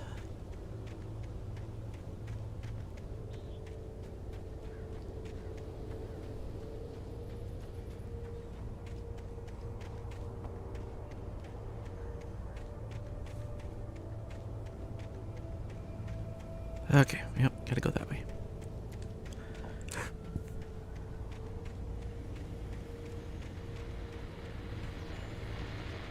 I just stepped outside to catch a breath of fresh air. Let me tell you, the weather's getting heavy. Nights like this make me especially glad I'm here talking to you and not home in bed. Once the weather takes a turn like this, I can't sleep at all. It's all tangled bed sheets and dark thoughts, punctuated by the occasional plunge into nightmare. Is it just me? Well, perhaps it is. But I hope I can make the night a little bit easier to get through. Caller, you're on KBF FM. Hey, hi, it's Walt Snyder. What's on your mind, Walt? Well, I ain't the way you are, but, well, I can't sleep either, you know? I just been staring out the window here, trying to make sense of it all, but, I ain't been drinking either, you know? Well, you sound like a man with a problem, Walt. I had argument with Danny, and, then I got in trouble with the law, and, I'm just, well... I heard something like that, Walt. Yeah, well, he's, Danny's my best friend, and, they let me out on bail today, and now I'm just alone here at the window, waiting. Man, and there's something in the air tonight, man. I was just outside looking up at the sky above our broadcast tower thinking the same thing. What are you waiting for, Walt? I don't know. Something's gonna happen. I think I better go. Well, Walt, maybe... No, thanks, Pat. Well, good luck to you, Walt. Hang in there. Let's take a little break, folks. This weather's really something else, huh? How can I be sure? Yep. Things are coming to a head.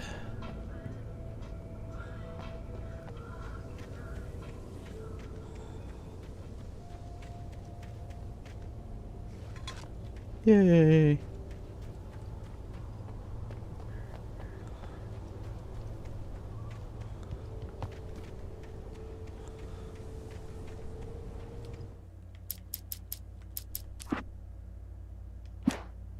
Oh, I wanted to see number 2.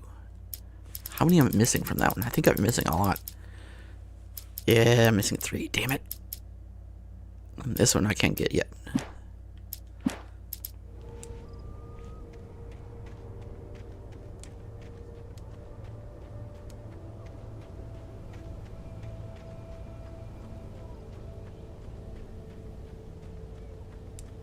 Oh, you're gonna get it now. God knows what you've done to that poor girl. This is Agent Nightingale, FBI! Get him up, Hemingway! You're under arrest! You move a muscle, I'll unload right in your goddamn face! Stay right where you are, Spillane! What the heck?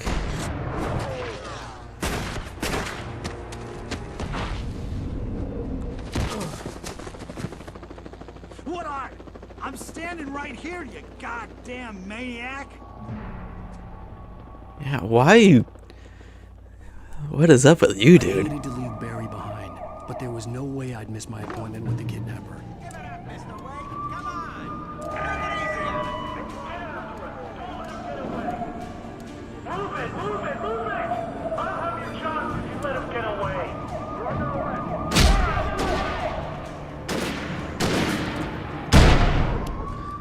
Okay, I screwed up there. I don't know where I was supposed to go. The kidnapper. I was supposed to go this way. Okay. I keep forgetting the little compass up in the top left.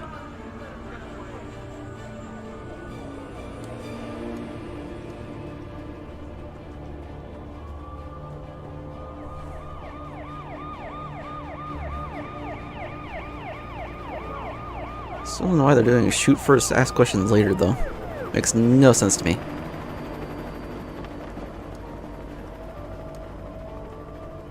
Stop running! Freeze! Okay, men, keep your eyes peeled. He's gonna try to make it through here. This way! Go! Oh, damn.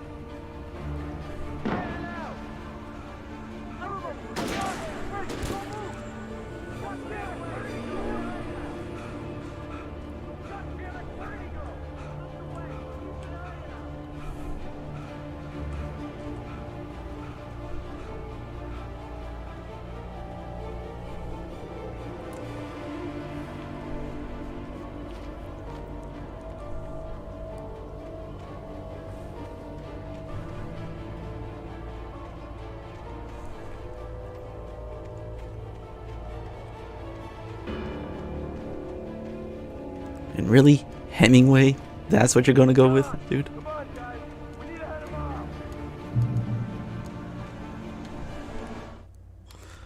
For decades, the darkness that wore Barbara Jagger's skin slept fitfully in the dark place that was its home and prison. It was hungry and in pain. It dreamed of its nights of glory when the poet's writing had called it from the depths and given it a brief, terrible taste of power and freedom. The rock stars had stirred it from the deep sleep the poet had sunk it back to in the end. When it sensed the writer on the ferry, it opened its eyes. So Thomas Zane put it back.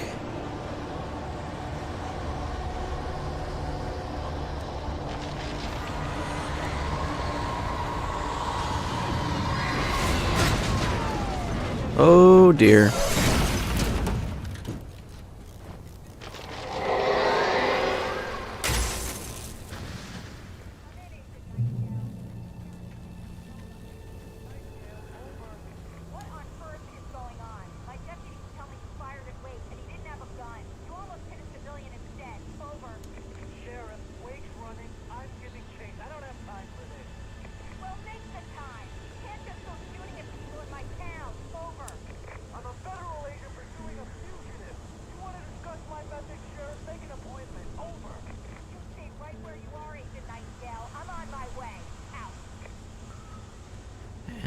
I don't know what's go up with Agent Nightingale.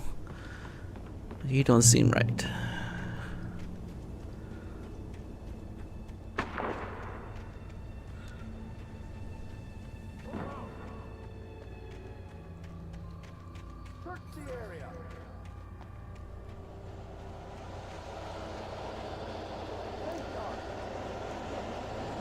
Oh, Those poor bastards.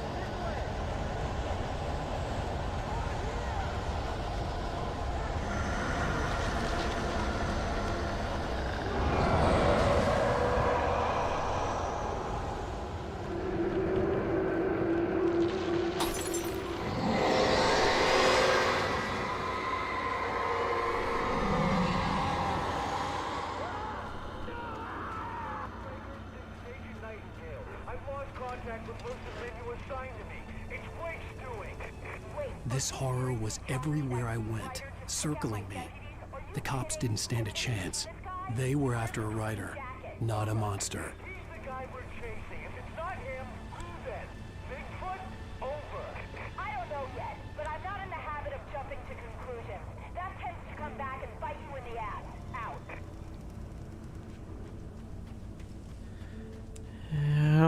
Yep. All the cops are dead. Great.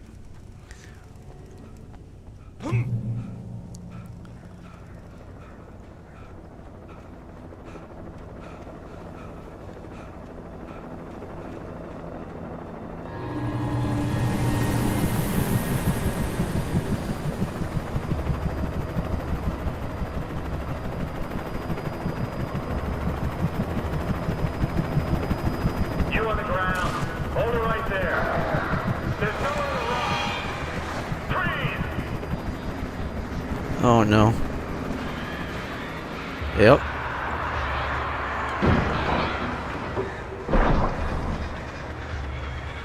The darkness wants me to keep writing, and they don't like the fact that there's someone stopping me from writing.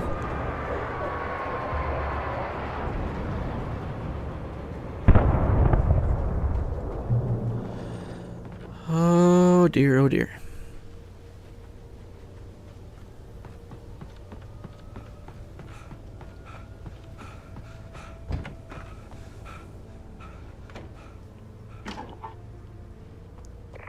This is James. Mulligan, Thornton, come in. Over. Thornton here. James, we got both Wheeler and Rose in custody.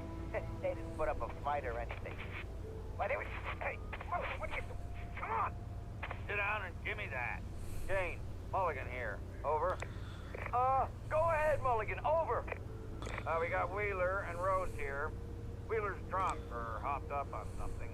Speaking of which, that Fed had a pretty distinctive whiff of Otis Scotch about him, if you know what I mean. Over. I don't have anything on that, Deputy Mulligan. Over. Well, whatever.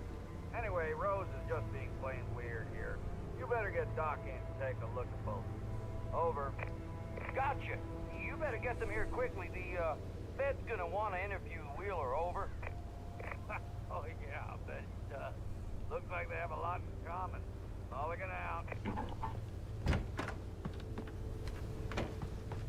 Ooh, can I use these? Oh, I can. I could see the lights of the radio station in the distance.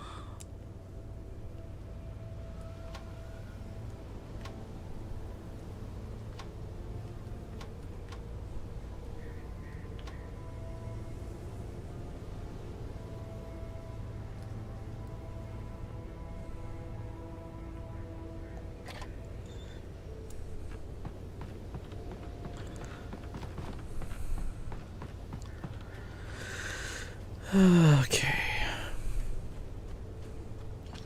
I imagined that the broadcast tower in the distance was part of the local radio station. Maine seemed like a decent guy. Perhaps he could give me directions to the coal mine.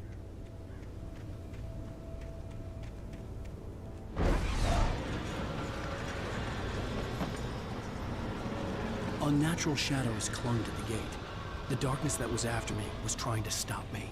I wouldn't get through without a light. There's this here, and then that giant spotlight. Anything in here? Nope. Just this. Figures it was something.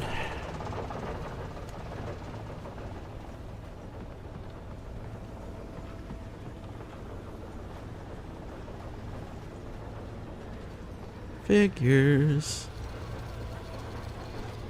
The old generator conked out. I'd have to see if I could fix it and try again. So I got a time limit. Okay.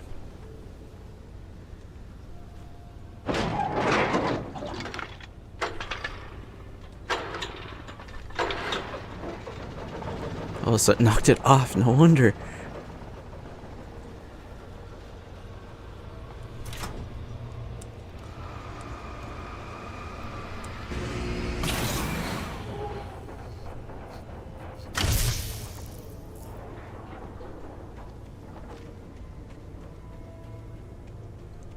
Okay.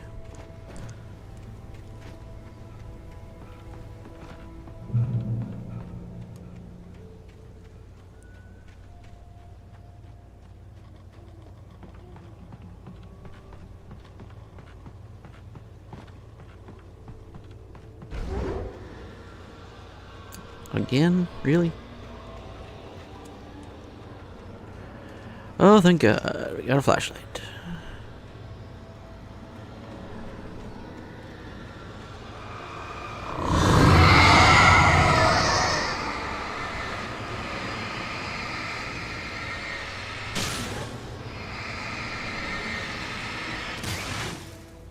Lovely.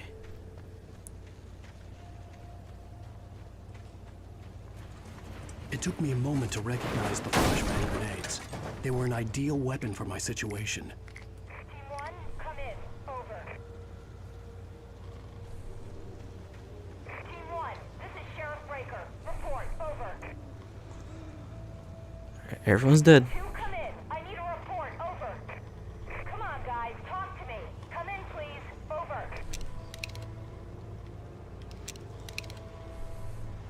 Everyone's dead, unfortunately.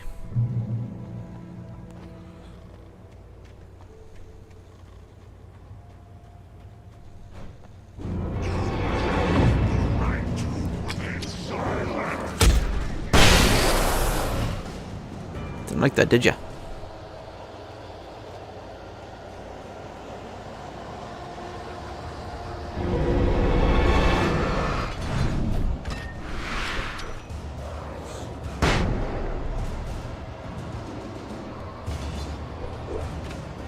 Oh, that was lucky.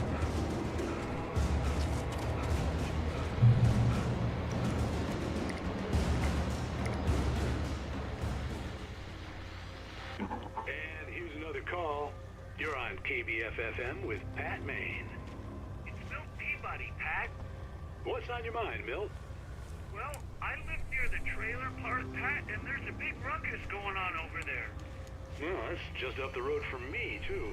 What's going on, do you know? I don't know, but there's a bunch of police cars there, lots of sirens, a helicopter buzzing around, and I think I heard some gunshots. Gunshots? Yes, sir, like from a pistol. So can you find out what's going on? Because it's just next door and they're popping off guns there. They're still shooting? No, it was maybe 10, 15 minutes ago. It sounds serious, Pat. I'm telling you, it don't sound like no party. Well, I'm certainly going to give the station a call, Milt. Okay. You'll hear it here as soon as I hear from them. Okay, thanks.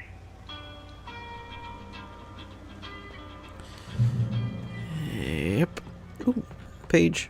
Page. No, don't.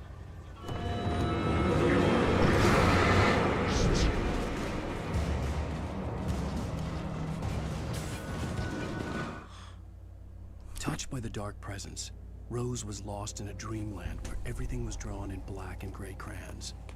The old lady had promised her that all her wishes would come true. She would be Alan Wake's muse. She was smiling so hard it hurt her face. She crushed a bottle full of sleeping pills into the coffee. Deep down inside, she was screaming in terror. Oh, she's aware. Oh, fuck.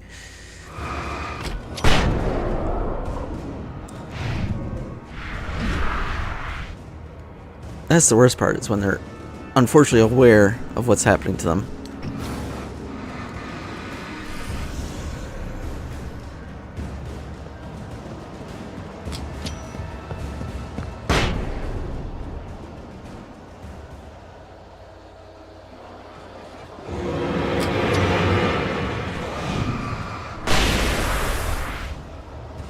At least I'm getting trophies for doing all this.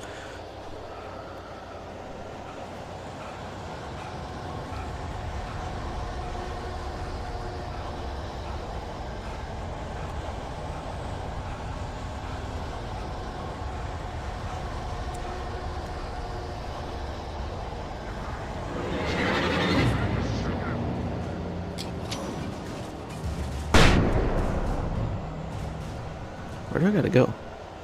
Alright, follow the yellow compass. Right.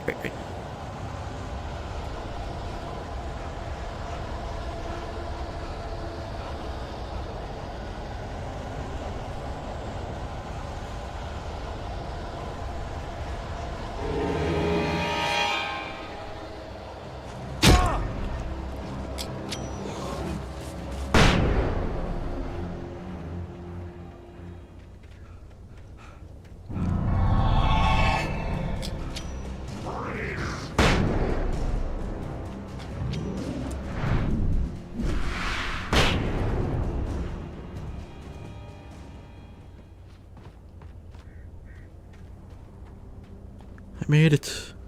Hallelujah. I hope Maine could lend me a car to get to the coal mine. Oh, why, hello, Lorna. What do you have for us? Well, I just don't see why it's God's father with the trailer park. What do you mean?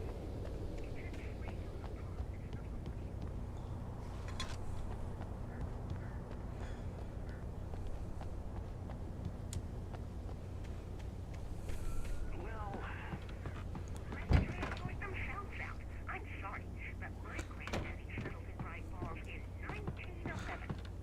Well, thank you very much for that compassionate viewpoint. Oh, here's a little surprise. The famous writer Alan Wake just walked in, folks. I'm going to see if I can talk him into an interview. Come on in, Mr. Wake. Oh, I'm so glad you could find the time to do this, Mr. Wake. Nowhere to run now, Dan Brown. Are you serious? Whoa. Everyone calm down. Put the gun down. We're all friends here, right? Cool your jets, Nightingale. We got him. Judas Priest! What the hell's the matter with you? There's a civilian in there.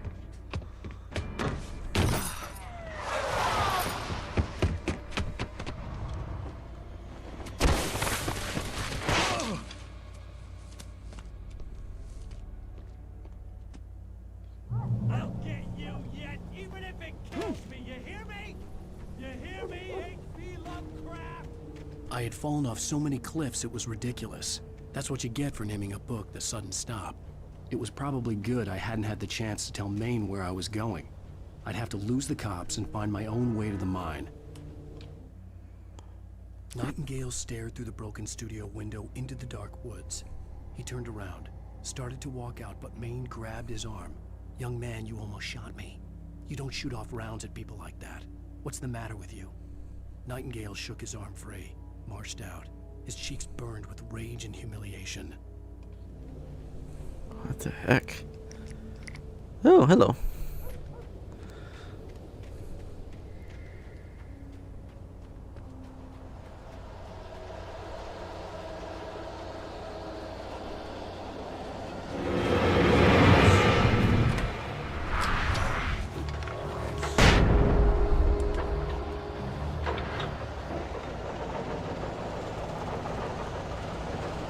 Mine. Hell yeah.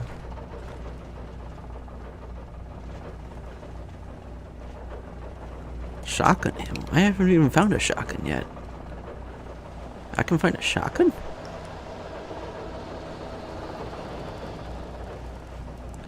At least now I can defend myself.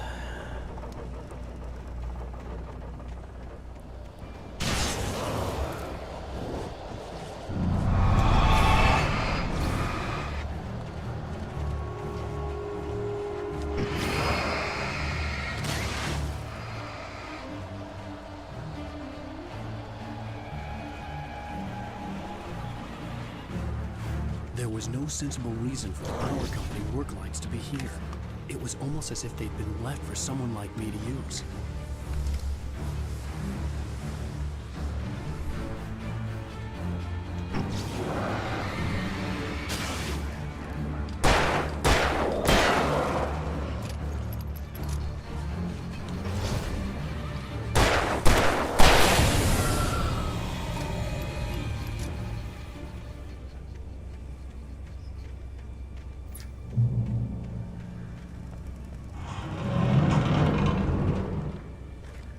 There's the shotgun. Of course.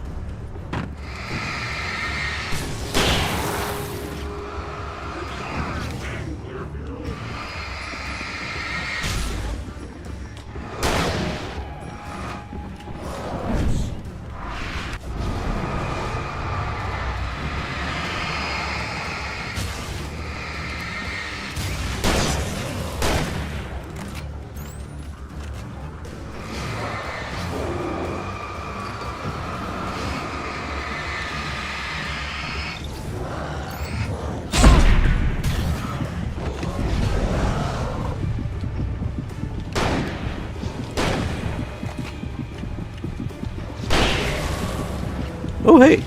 Nice.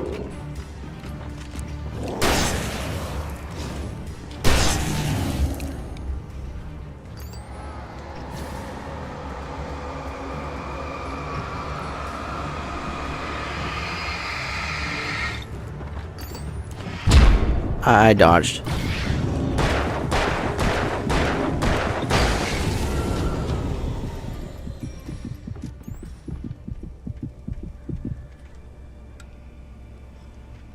Does that heal me? No. Boy, that really did seem like a waste of time, energy.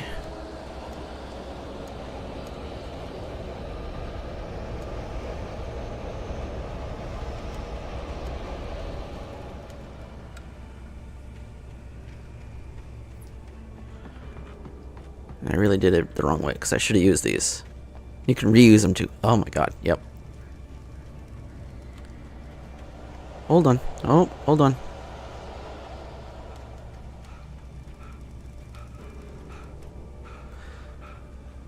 Sneaky, sneaky.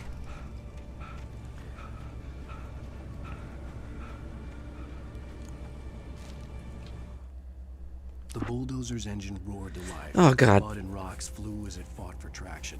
It crashed the concrete wall and landed heavily in the yard. If it were an animal, it would have shaken its head after the impact, fixed its eyes on me, and charged. Of course, it had no head, nor eyes. Shadows crawled on its form, twisting it into a monster. Then, it came for me. Great, I'm going to deal with that now too. Fantastic.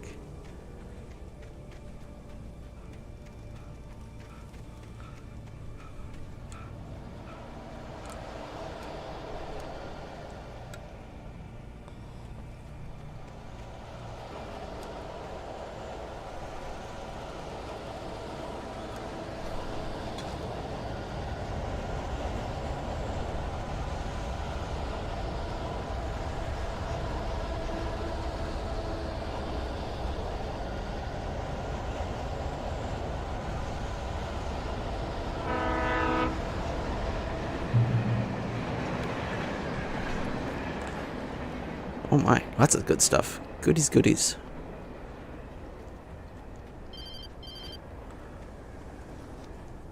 Hello? The most stubborn man I've ever met. Alice?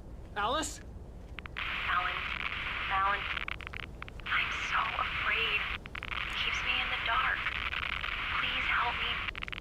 I look at you, Alan, and it's not you. Something else. Looking out from behind your eyes. Alice, I'm here.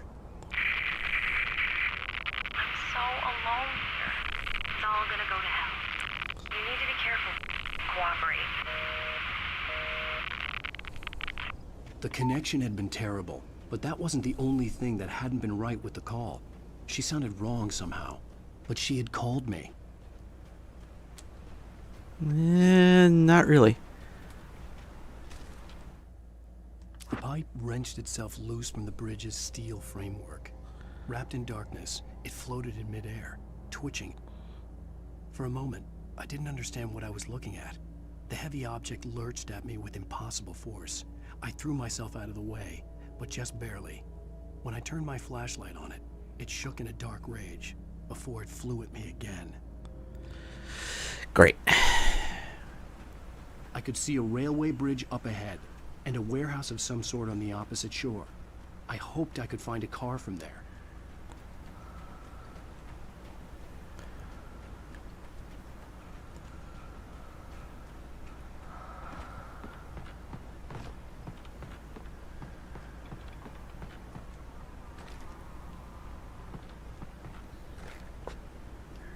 Yay. Finders keepers. I hate that breathing.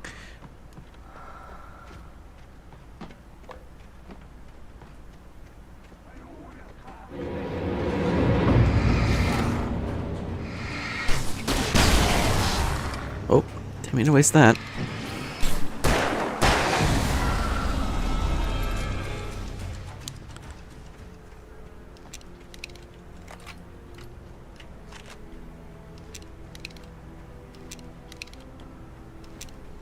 Got one flashbang left.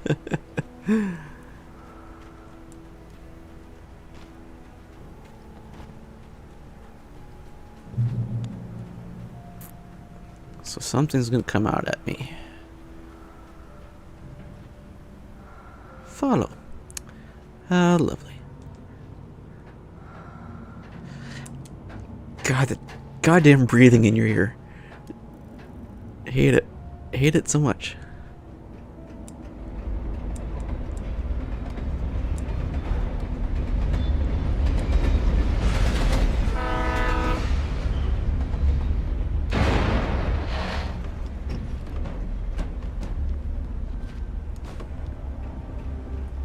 The darkness that was pursuing me was growing stronger, and it was taking over everything in its path.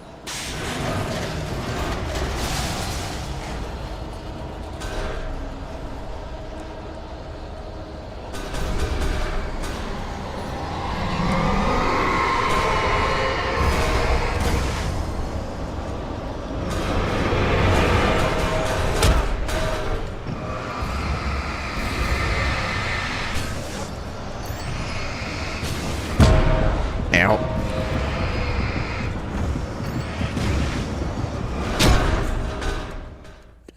Jesus Christ. Well, there's that pipe that... Lots of pipe. Oh, good grief.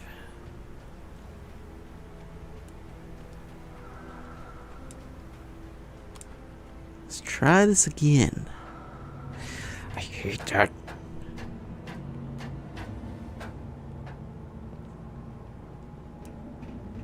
It's like someone over your shoulder just breathing down your neck.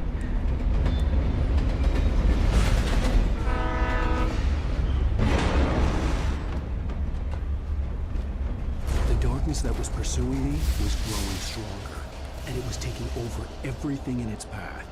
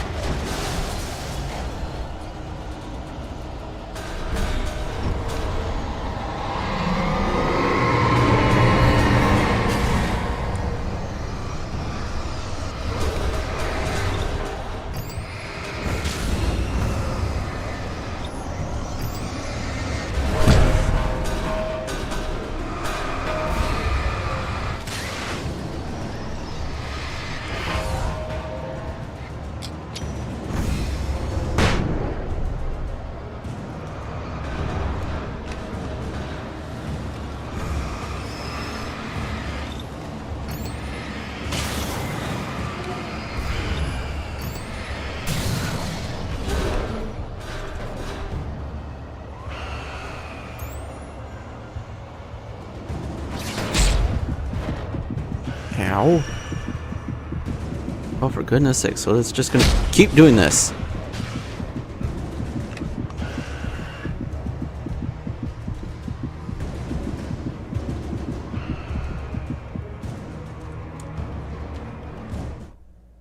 I slammed the door shut right in his smug face. He pleaded for me to open the door. True to form, the asshole actually thought I would obey. I had no sympathy left, no guilt either, not for him. I took a moment to savor the scream. I bet I had a smile on my face. It was all that I had time for. The dark presence was inside the lodge with me. Let me guess, Nightingale? As a teenager, just starting to get interested in writing, Stephen King had been a source of inspiration to me. I thought about all the inanimate objects that had come to life in his books. No one is safe in a good horror story. Certainly not the protagonist. That's what makes them fun. This was anything but. The darkness could possess anything, and it was getting closer. Better flashlight. Interesting.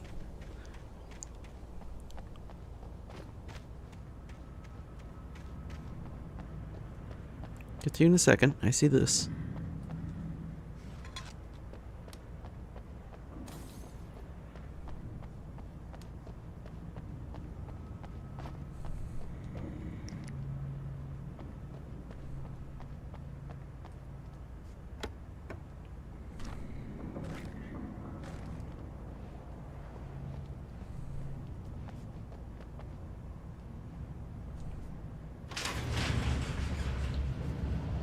Of course.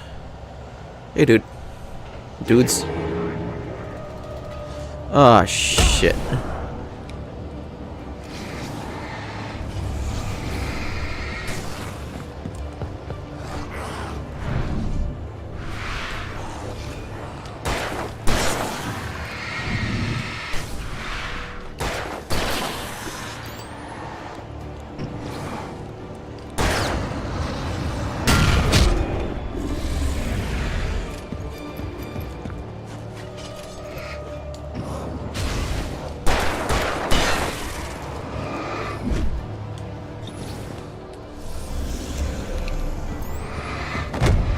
I dodged that.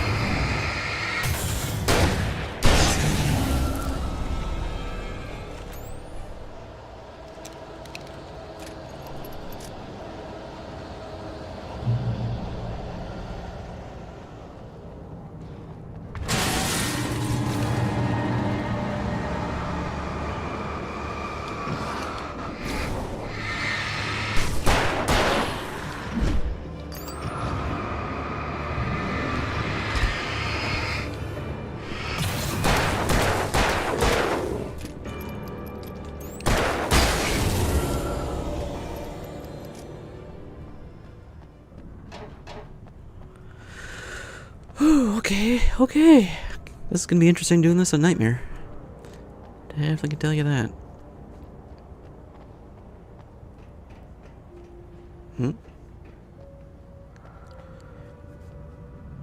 In light you can hurt them. Yes, sir.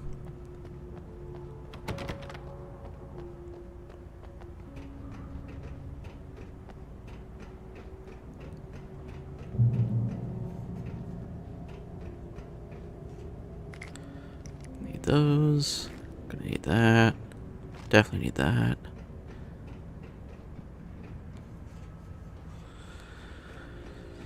Okay.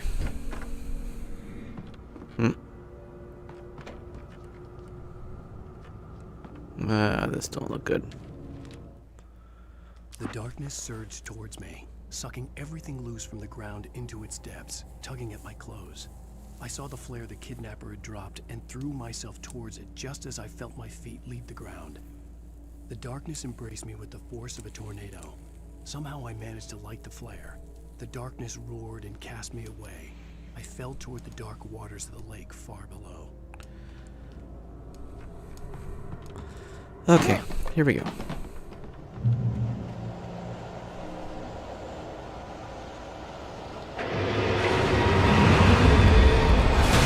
And there's the bulldozer that's going to be charging at me. That's fantastic.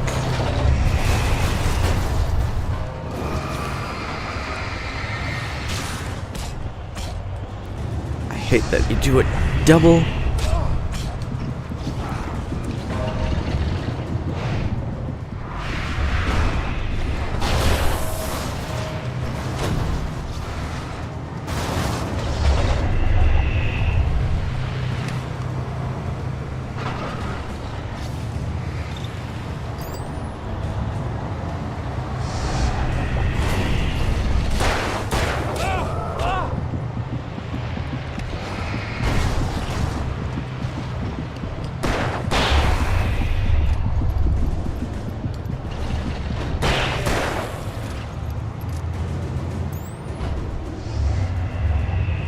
This is not what I was looking for.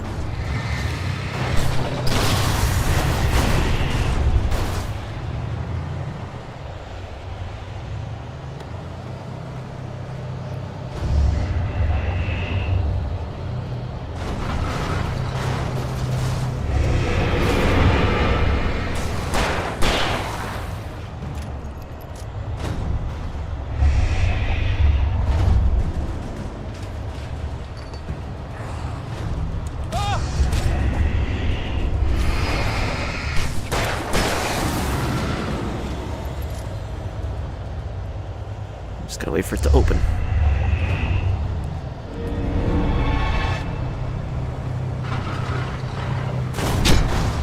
And that killed me one hit. God damn it. And took too long. Okay, let's try this again.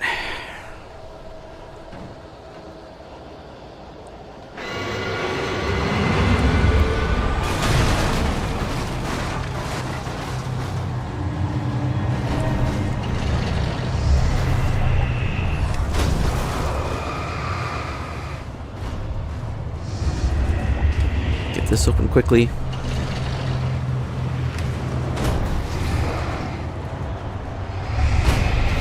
Can't do anything about you.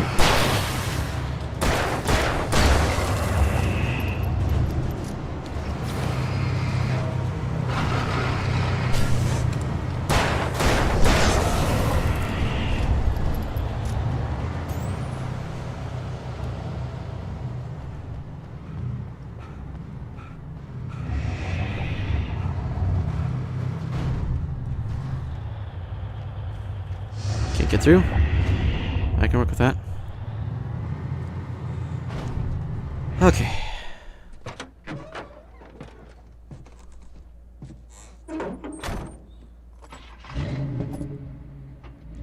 I had never been this glad to see the sunrise. I had a couple of hours to get to the coal mine.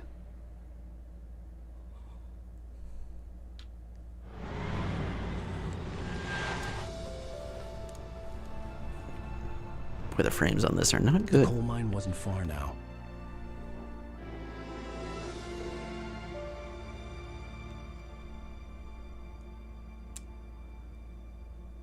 Is that the end of the episode? Nope, not yet. Today, I would meet the kidnapper, and he would give me Alice. I wouldn't give him any other choice. A drowning man will clutch at a straw.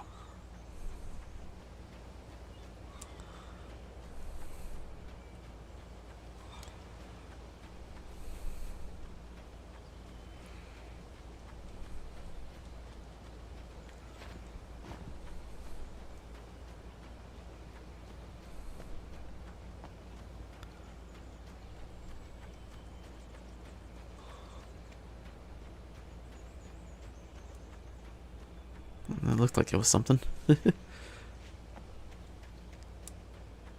I supposed to drive? I think I was supposed to drive.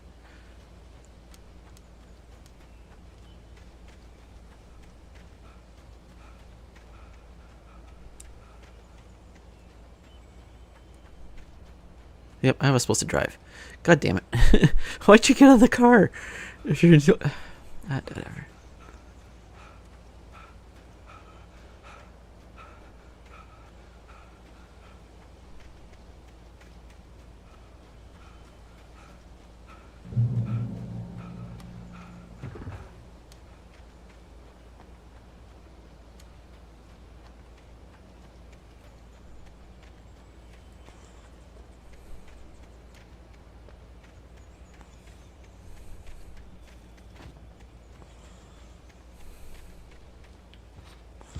Ah, bridge is out. Gotta go around. Okay, I'm gonna go to that Jeep. What am I doing? I thought that was the end. Oh, that's why I did it. But anywho.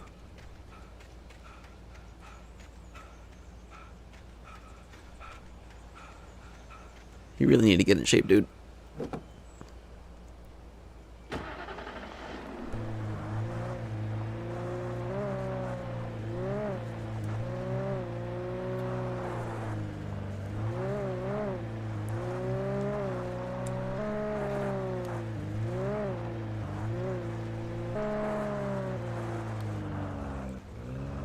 Trying to see if there's any collectibles, but I don't think I'm going to be able to find anything. Jesus, bumpy, bumpy, bumpy.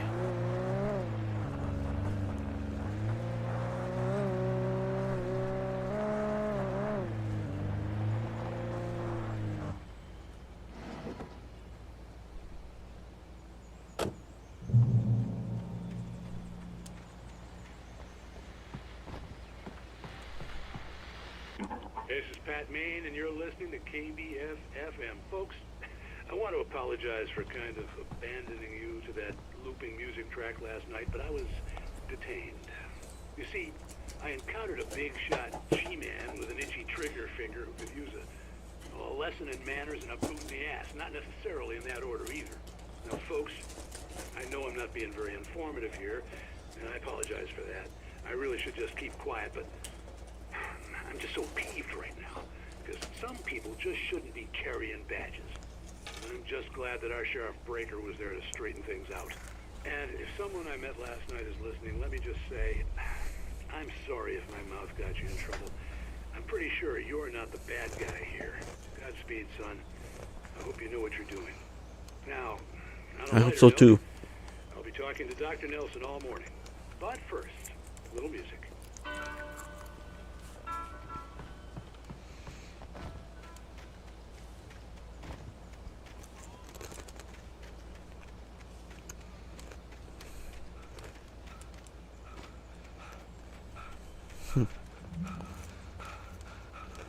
And there's a bridge.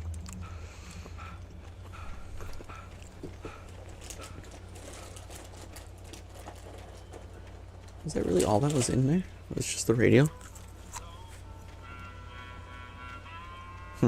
Alright.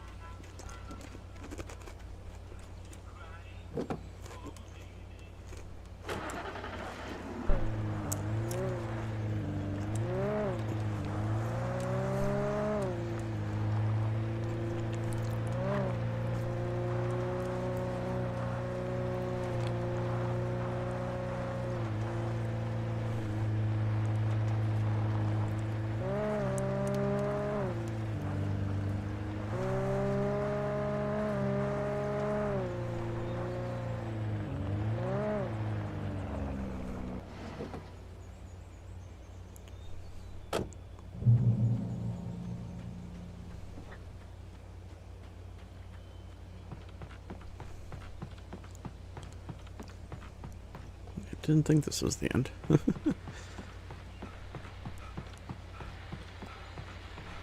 Another one. Welcome back to KBF FM. Hope you enjoyed that too. Now, Doc, you were talking about life and finding that special someone, that soulmate. Well, you were talking about that. I was saying I don't buy it. Well, see, to me that's strange because I always pegged you as a hopeless romantic.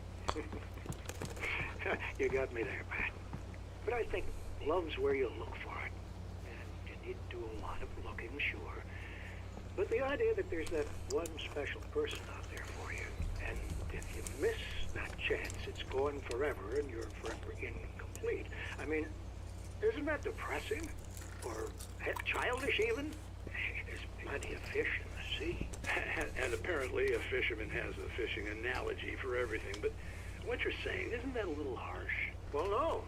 What I am saying is that your potential for finding that connection isn't limited to what's essentially a chance encounter. How is that harsh? Yeah, well, I guess that's a nice thought, but let me say something personal here. Okay.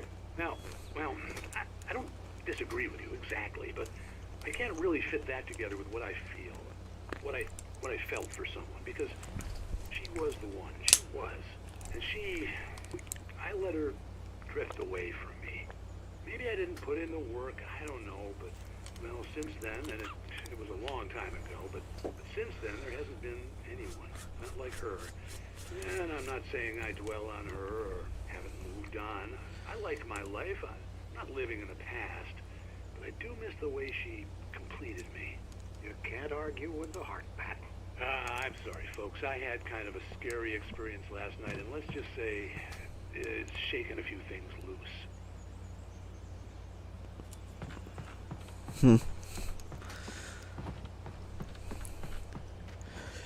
Interesting.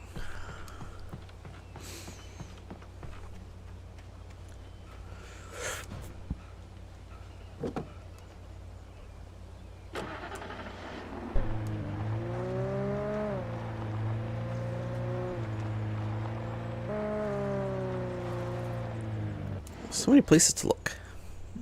I know there's probably stuff in here, so I have to check.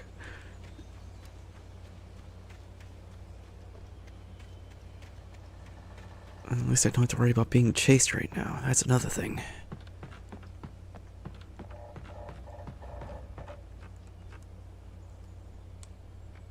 What the heck? We're just going up and up. Oh my goodness, there it is.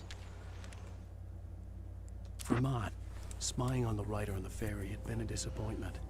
His boss had made Wake out to be something special, but Mott hadn't been impressed. He'd gotten a good long look at the wife, though, and he liked what he saw. Mott had fantasized about goading Wake into a fight, but it hadn't happened. Still, he'd get his chance to see if the writer had anything in him. He'd been promised as much. Interesting. God, I'm gonna have to collect so much stuff after this.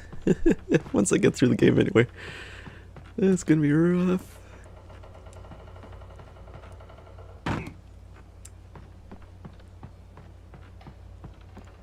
I'm missing manuscripts and I hate it.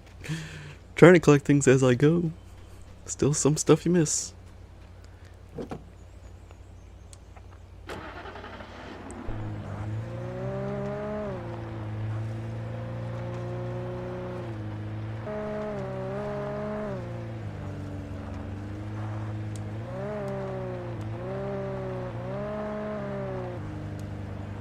I was early.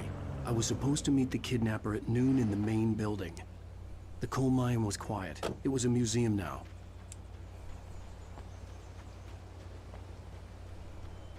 Figures. Just can't believe I have to collect 100 of these. At least I'm a quarter of the way there, but still.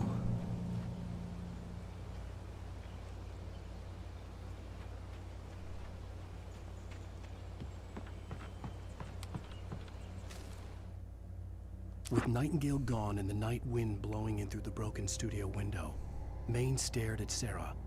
The sheriff looked away. Maine's voice shook with barely controlled anger. That boy's doing more drinking than thinking.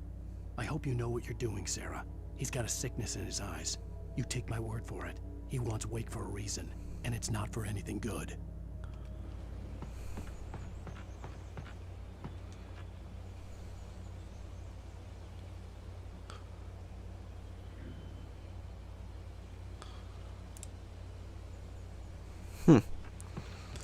Again with that eruption.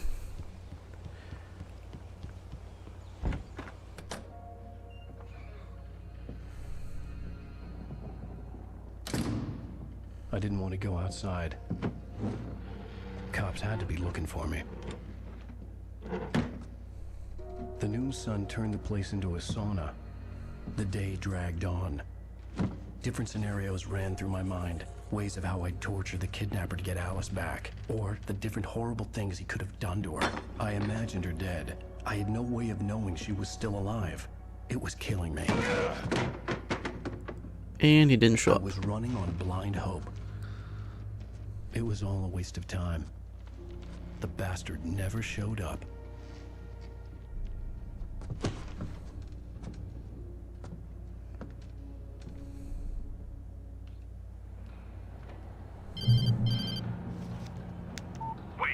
Where the hell are you? Change of plans. You know where Mirror Peak is? It's a big mountain north of where you are. You follow the path from the mine, you can't miss it. There's a lookout point there. I'll be waiting. I'm through being jerked around You by want you. to see your wife alive? Because if you do, you better watch what you say to me. Do we understand each other? I want to talk to Alice. Yeah, and I want the manuscript. Don't keep me waiting, Wake. Hello? Hello? Ah! I'm gonna kill him. I had to get to Mirror Peak. I don't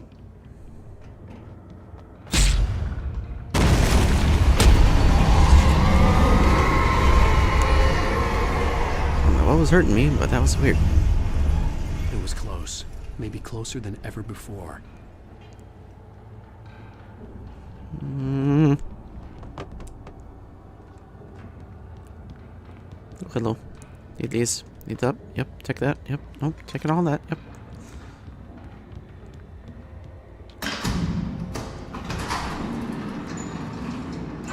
Cool. Alright.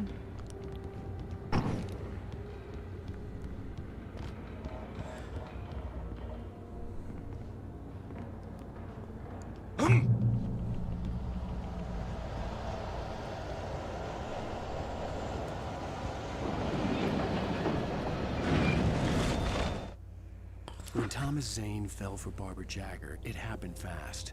She was young, vibrant, and beautiful, full of life. He had never been a very happy man, and without any seeming effort, she had changed all that. Zane felt good for the first time in his life. Everything she did was another piece of a jigsaw puzzle he hadn't even known he'd been missing. And best of all, she made the words flow, strong and sharp. She was his muse.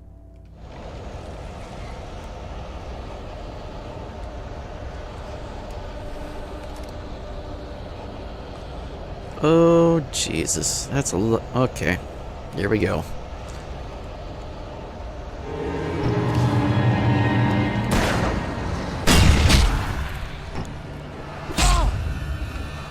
No, you guys are real jerks.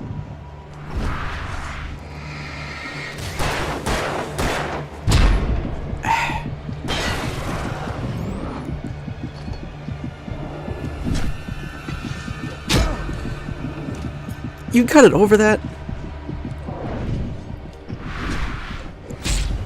Wow. That's...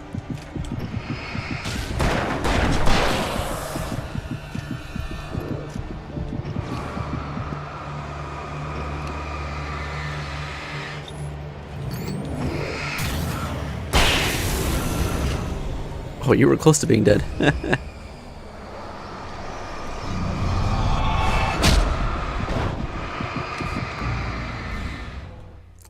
It crushed. I gotta pick that up. Nah, just screw you.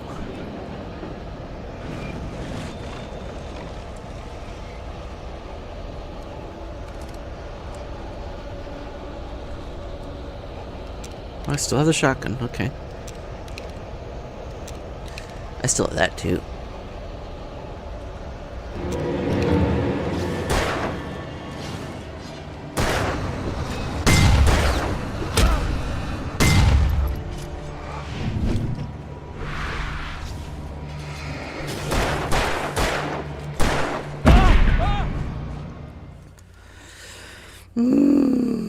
This is the part where it stops being horror and just being annoying.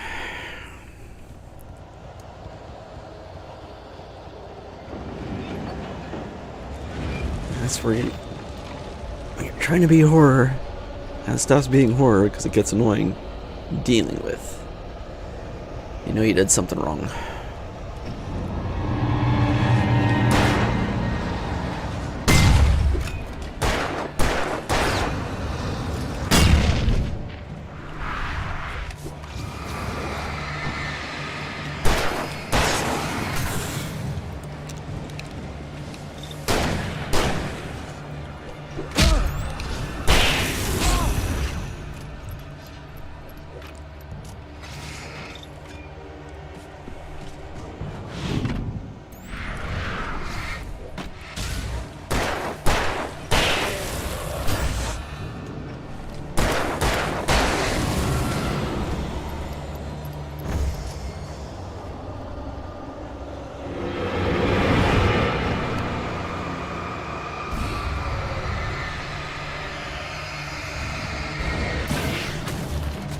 Good riddance. Oh. That couldn't dodge.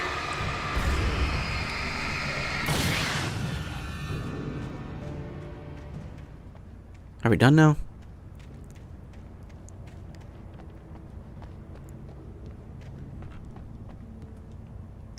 Oh, flashbacks. Hello. What are you doing in here?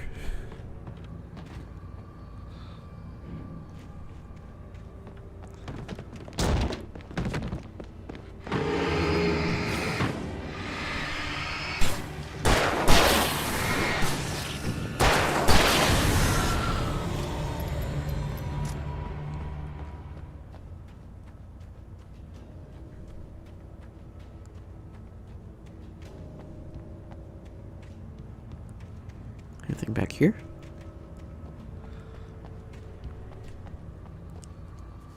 Nope.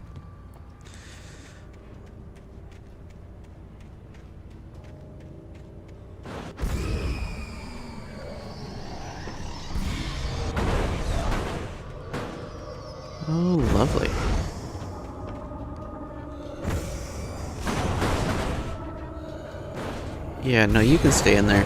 Both of you.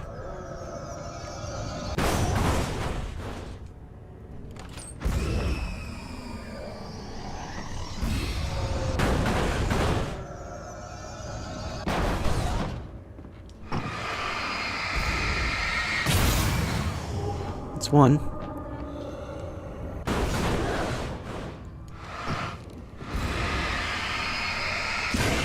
And that's two.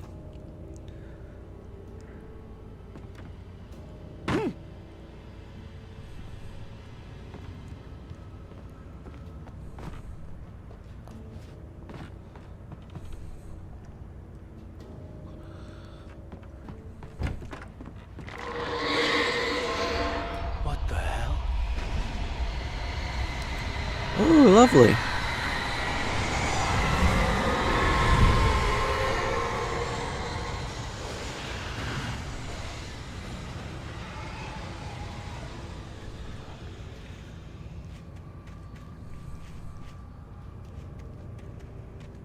I'm gonna have to deal with that, aren't I? God damn it. Oh boy. The only way to reach the hillside ahead was to go through the building. I had to find a way to avoid electrocution.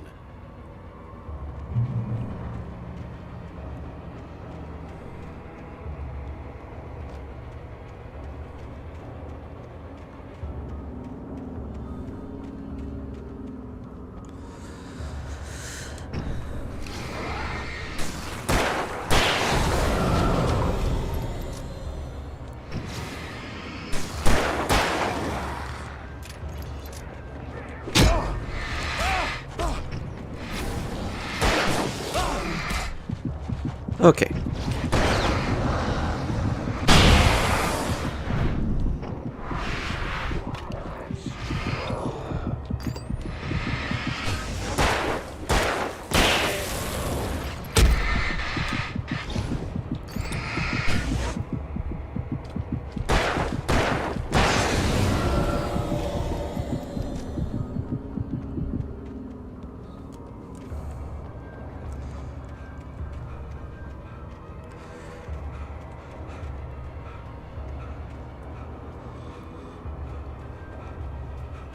So if we would have taken the car, it would have been a lot easier. Oh well.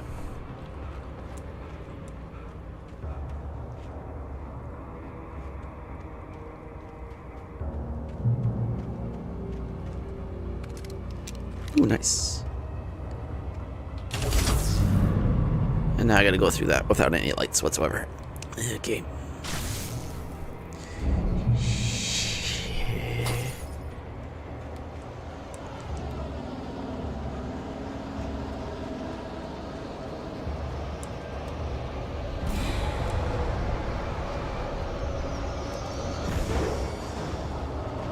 No, no, no, no, no, no, no, no, no.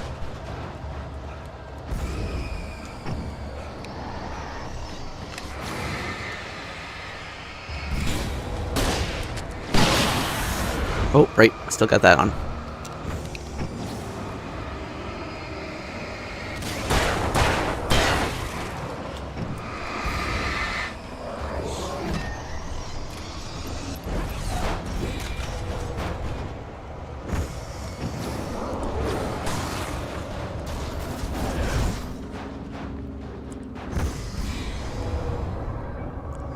Backing away. Good.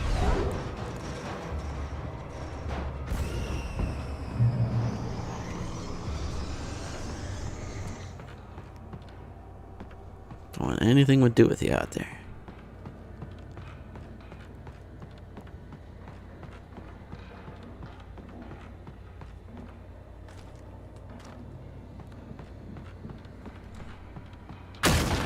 Yep, figures.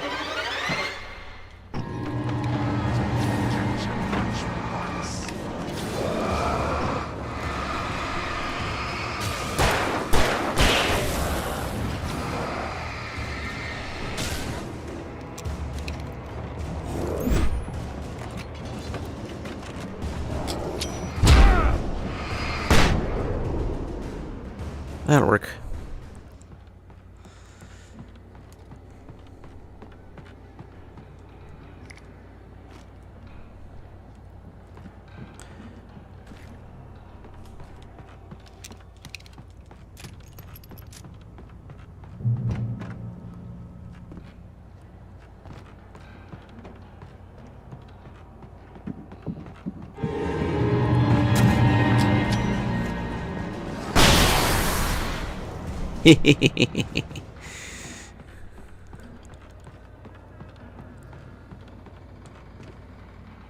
Doing that. So that was a pretty good flashbang. Just blew them all away.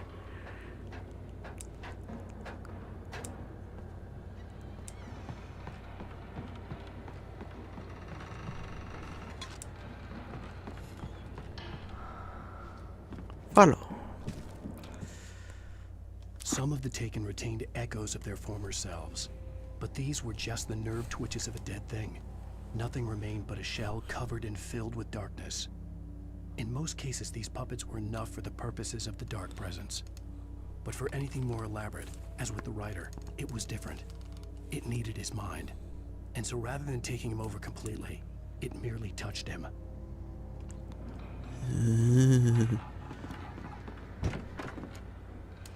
Ooh, doggy. Oh my.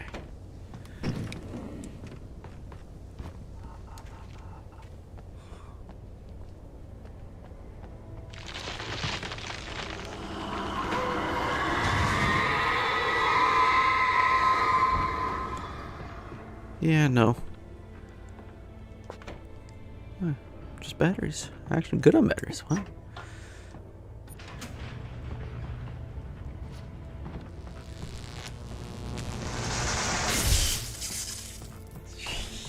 Yeah.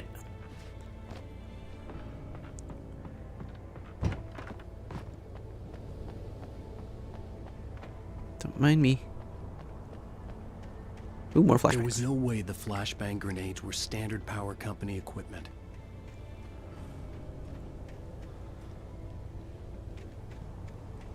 Anything down here?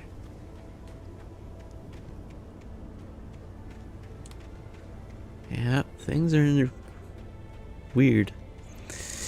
You're sneaking in some things into your manuscript, helping you stuff along. Very weird.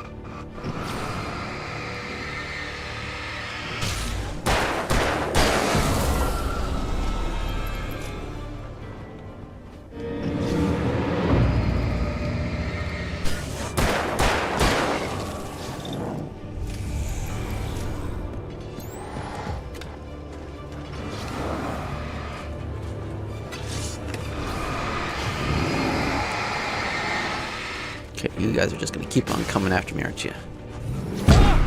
Damn it.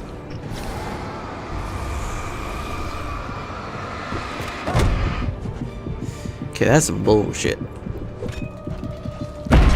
Well, nah, I shouldn't have done that. Well, I was going to, but yeah. So they just keep coming, or what's... So it does hurt. It's a very good distraction. God.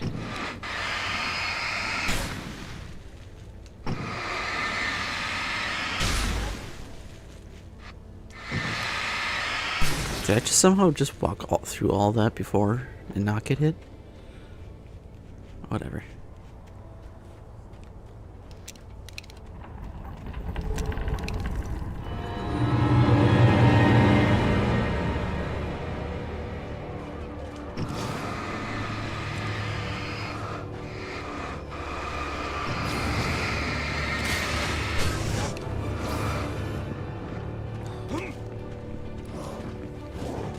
Let's see if there's any more.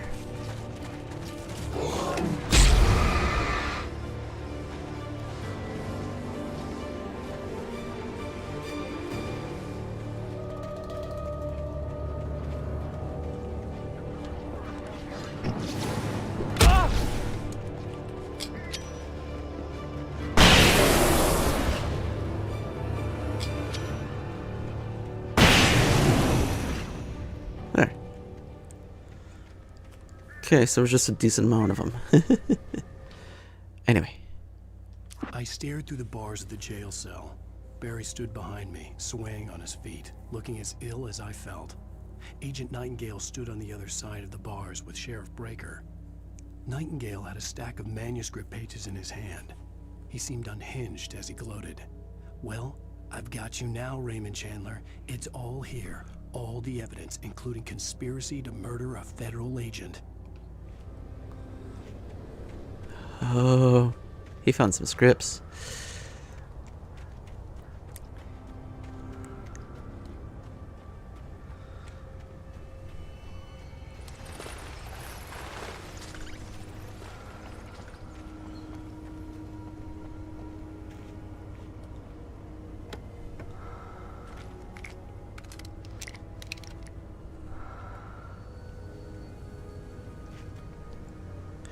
A little late in the darkness. Oh, for crying out loud.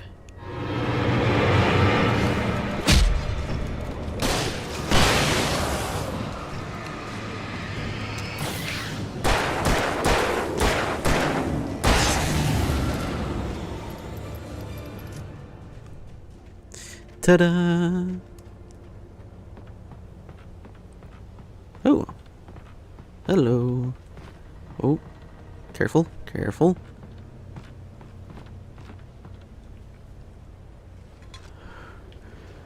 Jesus. So I've still got a ways to go if you're giving me stuff. That's not fun.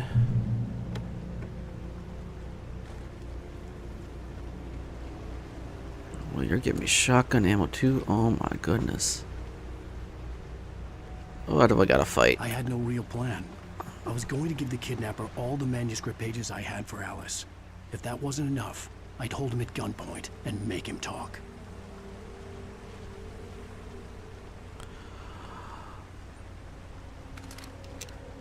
Now we're talking.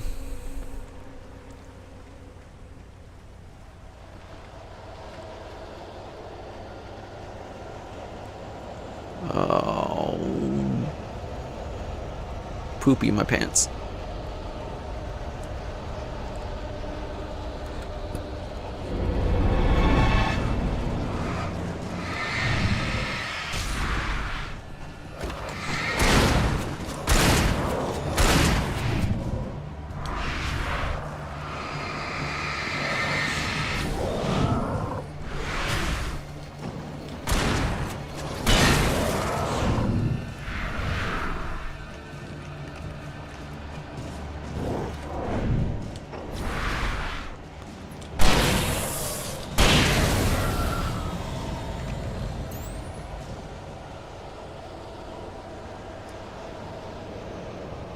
Oh.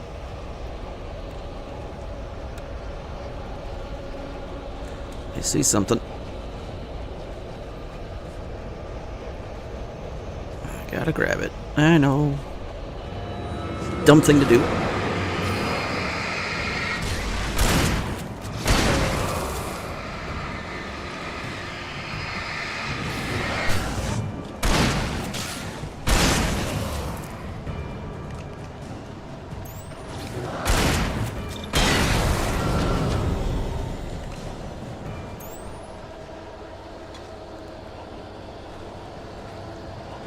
Give me flare gun ammo too? Oh my god, you're just so kind.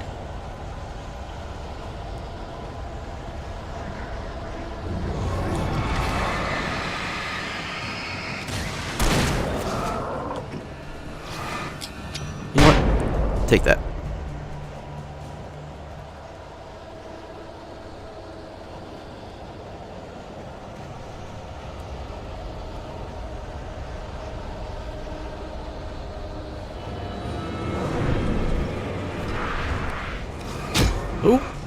Oh, okay, okay. Damn it.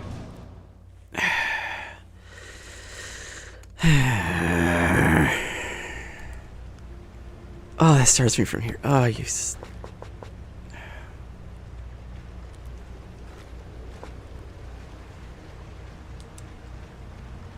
I had no real plan. I was going to give the kidnapper all the manuscript pages I had for Alice. If that wasn't enough, I'd hold him at gunpoint and make him talk. Alright. Try this again. Okay, I saw you spawn in. Where did you come from?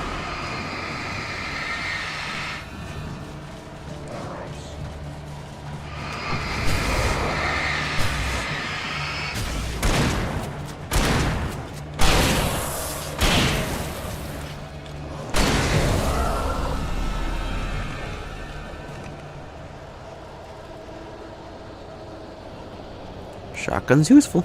Shotgun's very useful.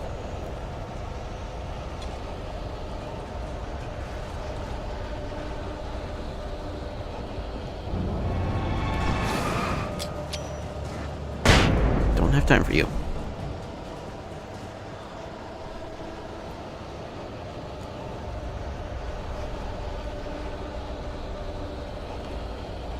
Unfortunately, these don't stun them. They do help in weakening them.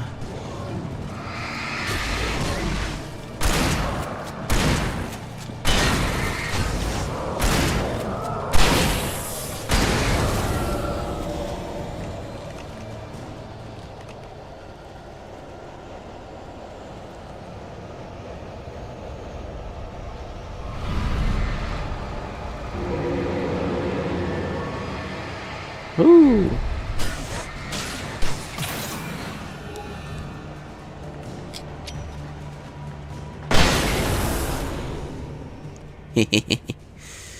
Flashbangs are so fun to use.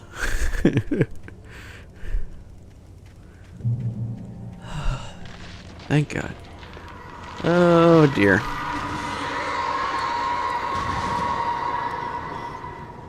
The dark presence was moving ahead of me in the same direction I was going. A cold feeling settled itself in the pit of my stomach. Was it going for Alice? It's a lot of gravestones.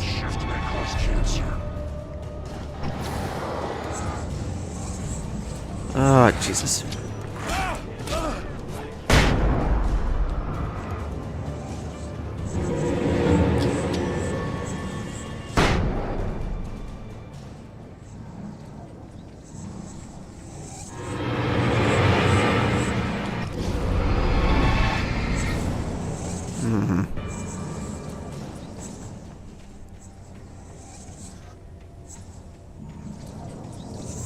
Okay, I need you to stop doing that.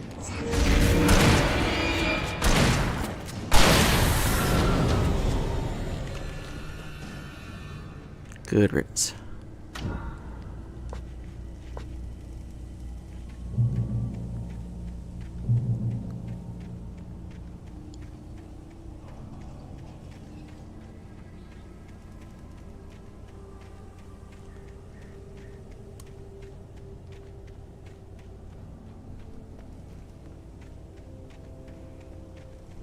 The place was dead, a ghost town.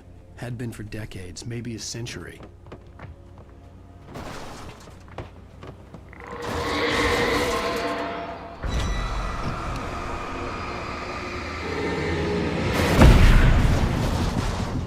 Ow.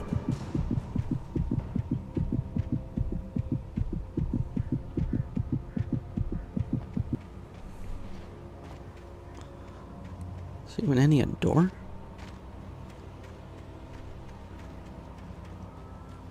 Oh, there was a door. Never mind.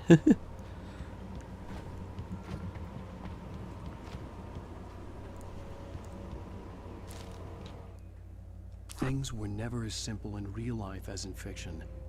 I had lost count of the times I had wished there'd be a clear reason for my writer's block. Something to fight, something to lash out on. There wasn't. I was filled with doubt. I was nothing like the hero in my books.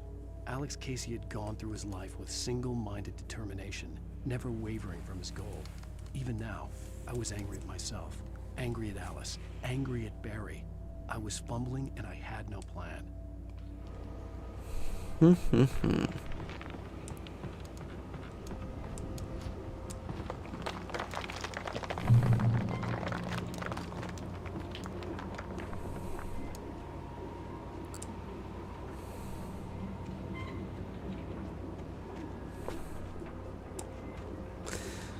Got a lot of batteries.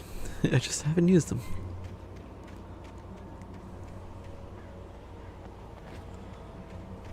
Oh, I see that.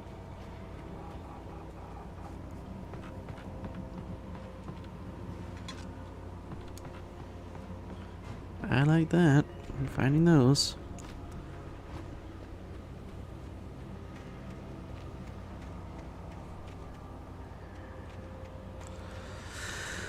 Okay.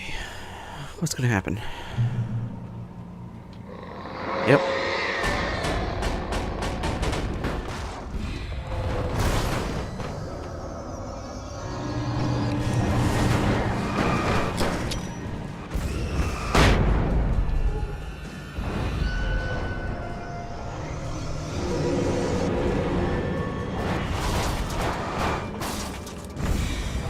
Oh, I'm out.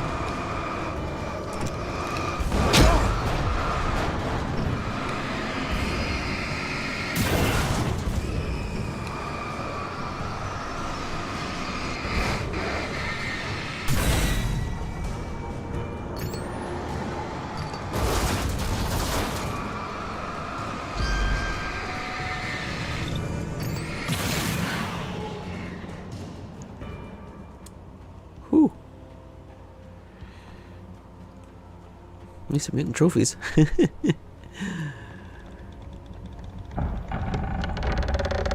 Please don't fall.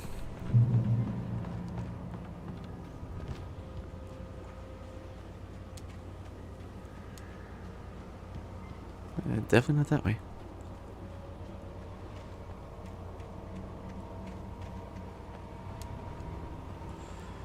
Oh, we hate arenas. Yep.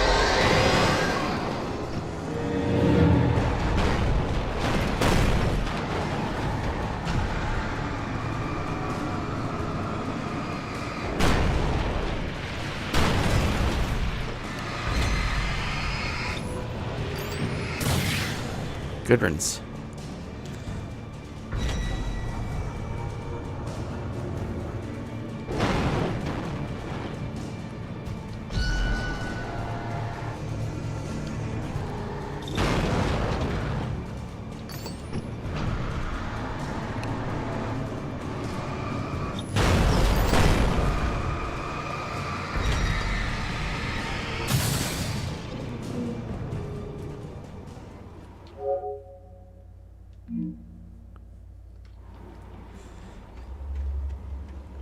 Okay.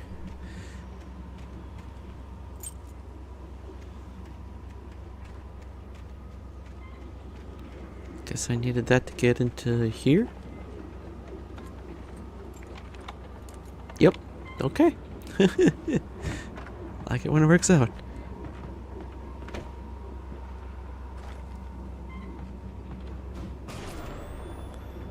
Anything outside of writing is a struggle. I feel ill. I managed to make my way downstairs. There's a shoebox filled with books and papers by Thomas Zane. It's very hard to focus, but I managed to read some of it. He's a poet, and a good one. He writes of muses and creators summoning fabulous things from a magic lake, using his powers to shape the world of a realm of gods and dreams and demons, dark things that wait for a chance to slip through, wearing the flesh of men as disguise. Zane writes about himself, his girlfriend being taken over by a dark presence, about growing scared of the lake. Zane believes it's a mirror to the gaping void of darkness above, where some Lovecraftian presence lurks. I crawl back upstairs. I'll borrow these things for my story. They ring true. They fit. Unfortunately. Ooh, hello. Oh. Do I want the hunting rifle? I kind of prefer the shotgun.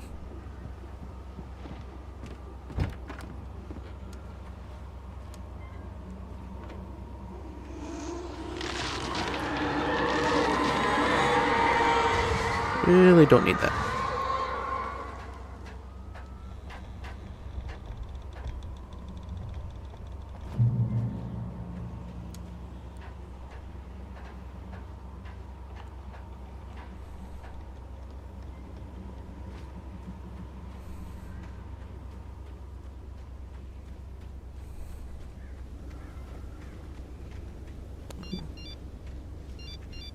The kidnapper had sent me a text.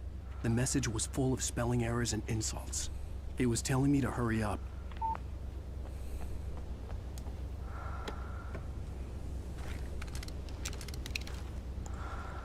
Damn. How much can I have for that?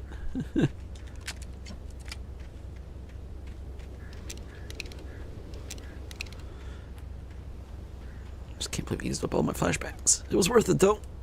It still sucks not having them though. Flashbangs are way too useful.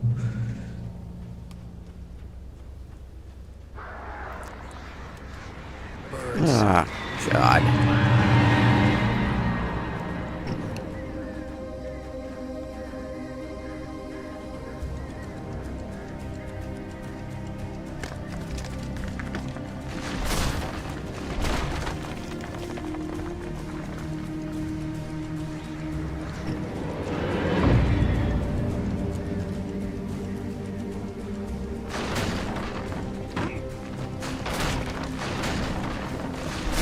Don't like that.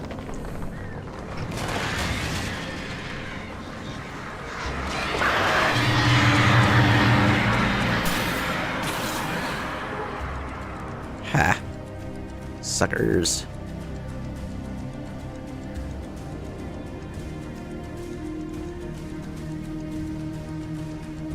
Oh. Really? All right.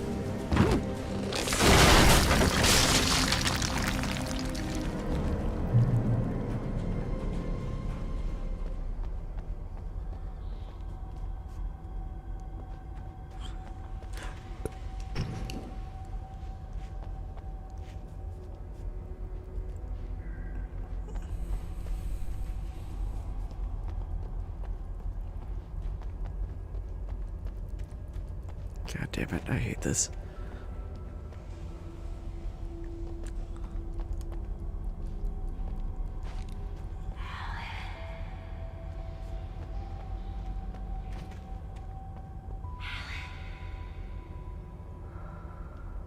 Tunnels to Cauldron Lake, oh boy.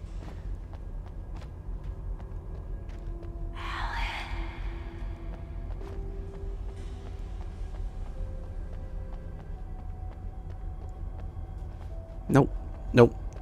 Hold on. I think that's the right way to go.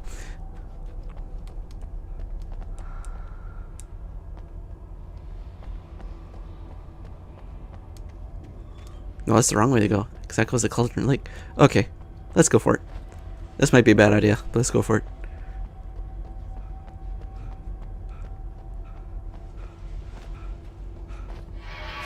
Without warning, the headache stabbed at my brain.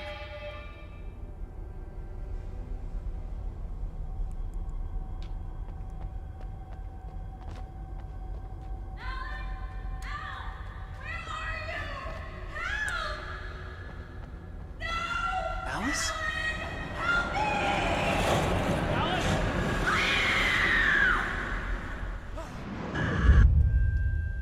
Okay. I'm losing it. I gotta get out of here. So. The hunters were big, thick-set men, confident and at home in the woods. They were feeling good, running on beer and ghost stories and camaraderie late into the night. It did them no good, as they were taken by the dark presence, sucked deep into a darkness far worse than any ghost story they ever told or heard. Lovely. Okay, now I'm going to be attacked, right?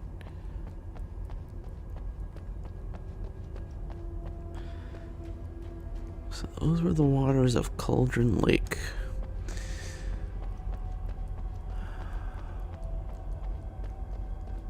It's gotta be the worst thing for her too. Being afraid of the darkness. Thinking there's something that it is real. And hey, guess what? It is. I was just trapped here.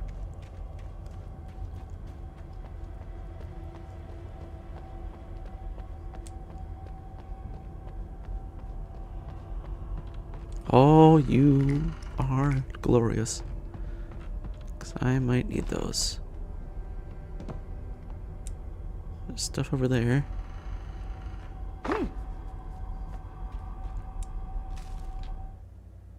Even behind the closed doors and curtains of his grimy room at the Majestic, the local motel, Nightingale could feel the locals' eyes on him, the unrelenting pressure of their judgment. He forced it out of his mind. For all he knew, they could all be under Wake's spell already. You do what you have to do to get the job done. He took comfort from the bottle in his hand. Please, he thought, just let me get through this. I wonder if this was Alan trying to get himself killed or something.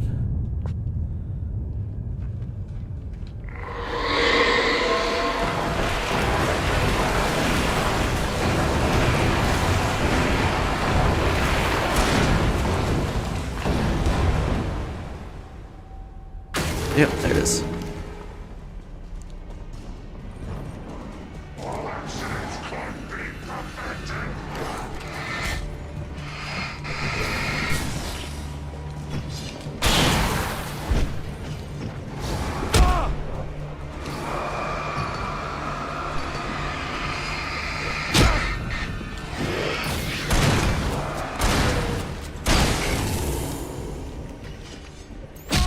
God, you guys are really annoying me.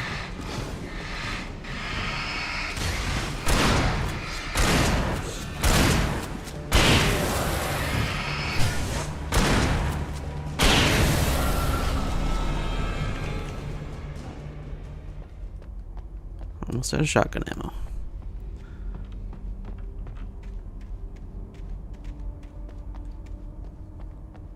There's the thermos.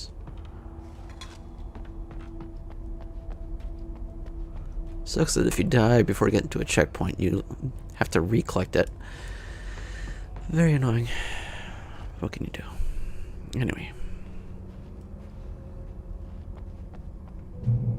I'd have to make my way up this mine shaft in order to go on. Maybe the machinery could help me with that. Puzzle? Puzzle. Look at that.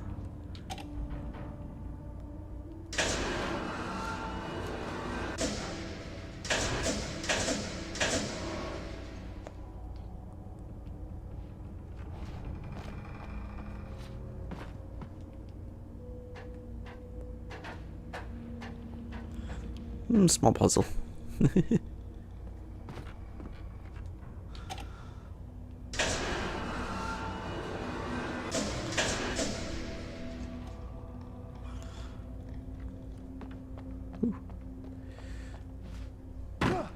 Read it. Is there anything up here? Let's check.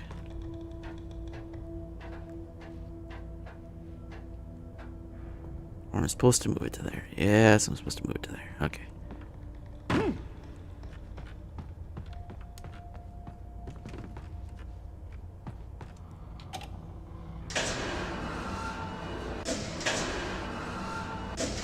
So that goes up to there.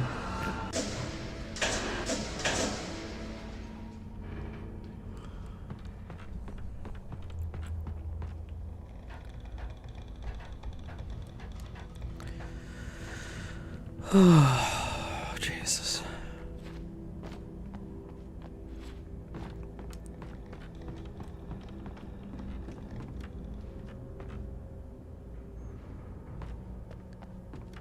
Oh, I see. Ta-da! I can go down. Get hurt. Oh, too far.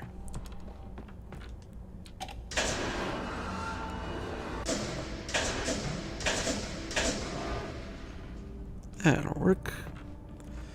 Now I can climb up.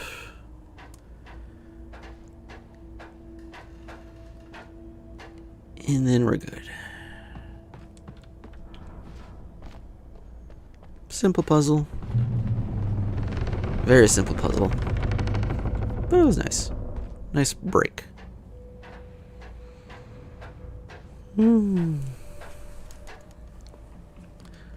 Still dark out.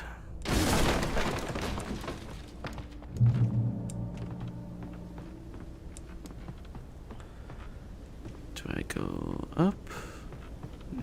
No.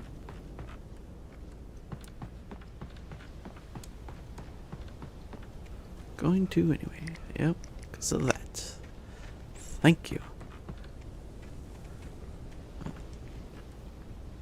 Is there something up here? Maybe a manuscript page? Thermos? Manuscript.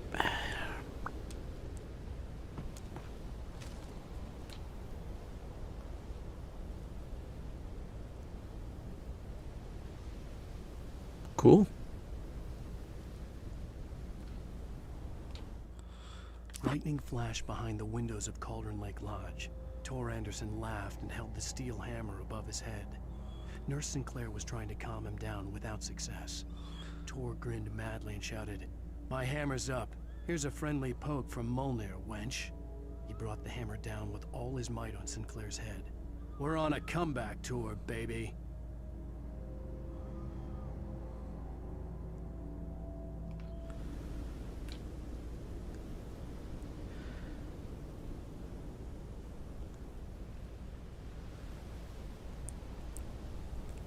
You can see me.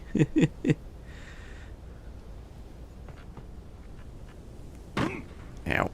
Well, that was a lot of damage.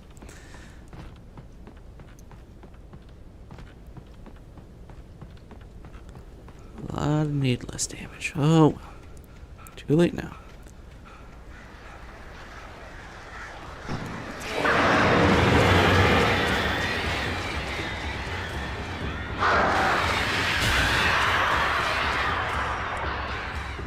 Jerks.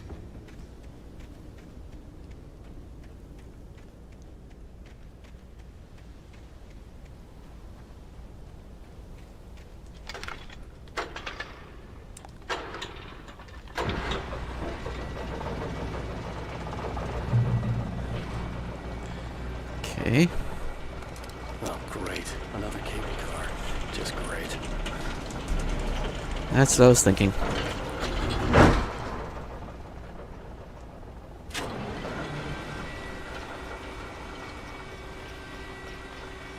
Guess if I shoot these with a flare gun, it's probably an instant kill.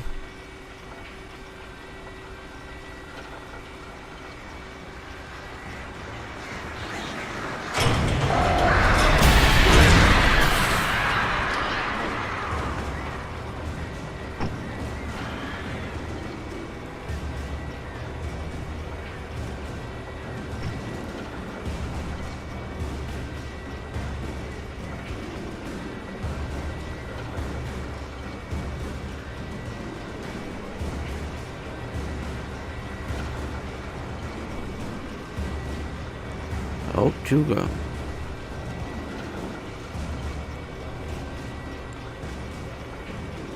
Ready to cross? Oh, yeah. Oh, shit. No. No, no, no.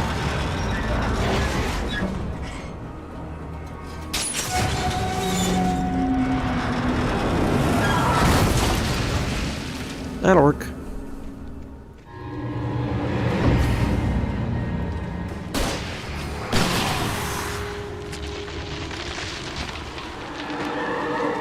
Might as well start using these. So I gotta be getting close to the end. Yeah, that was the last one. Yep. Jeez, that could have been bad. Shit.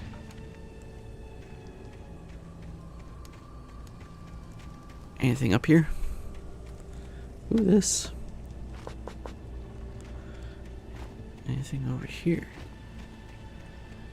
No. Okay.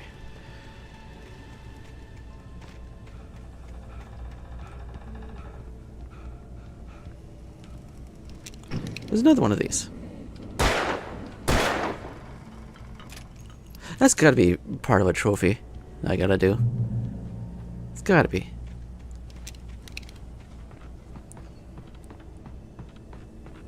Alright. Come on.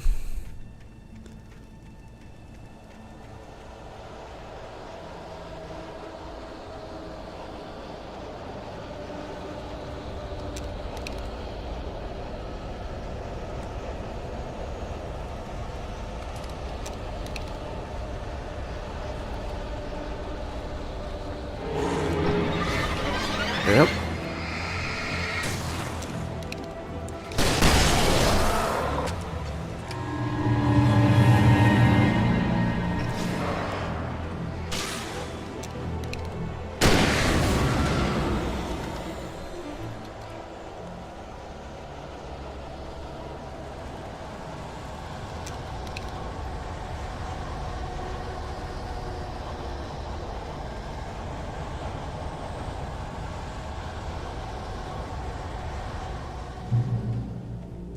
Made it.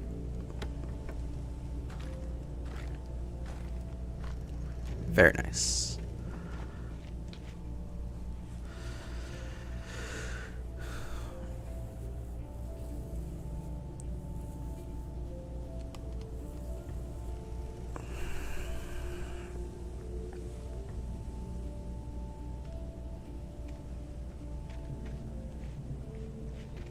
What am I stuck on? There we go.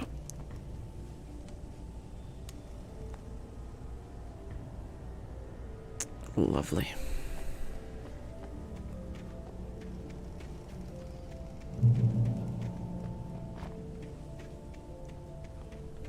Thought those trees were people for a second.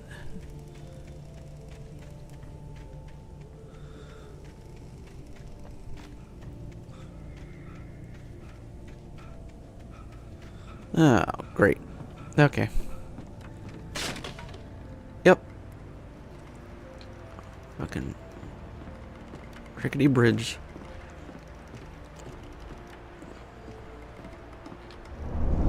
Yeah, of course.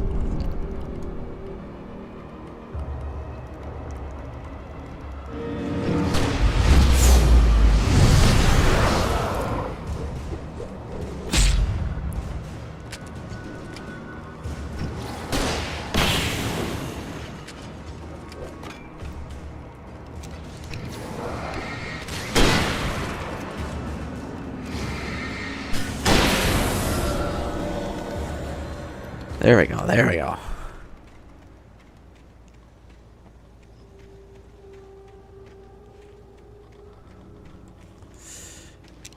Gotta actually use my other weapons besides just my revolver.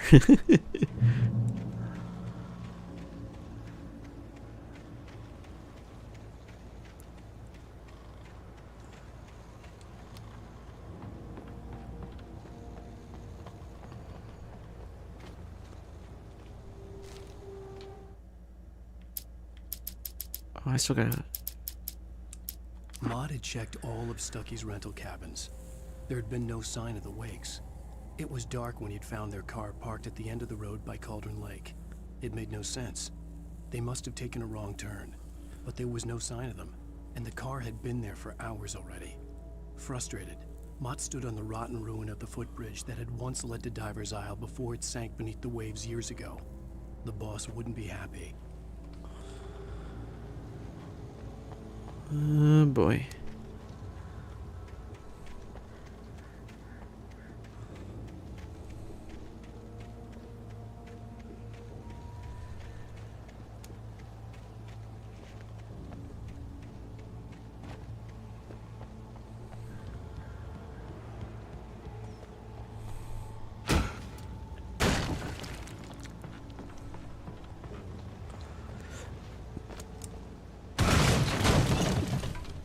God damn powerful kick there, dude.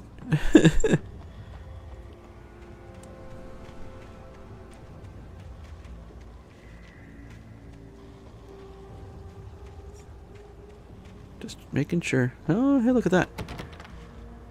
So I gotta get to the other side. Okay. Another kick.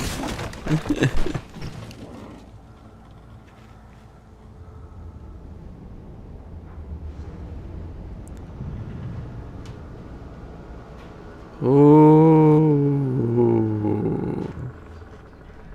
I curse you. Oh, yeah. Did you write? Ooh.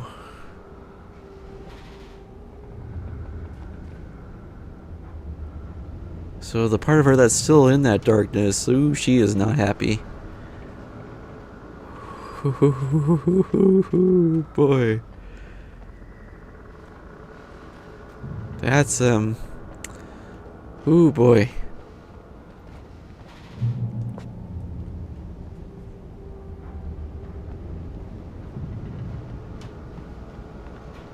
Oh, shotgun ammo. Well, I'll pick it up. Can't use it right now, but I will pick it up.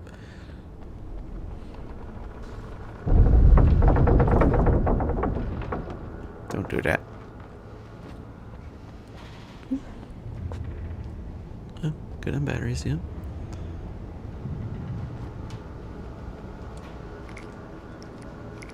Flares are good too.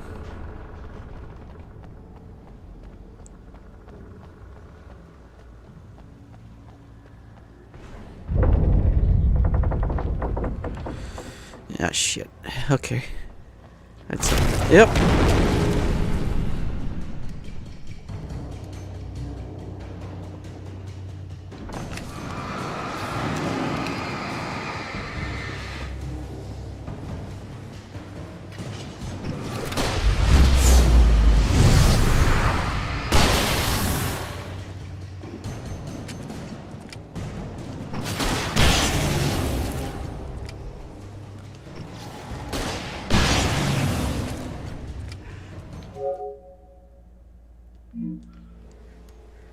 That'll work.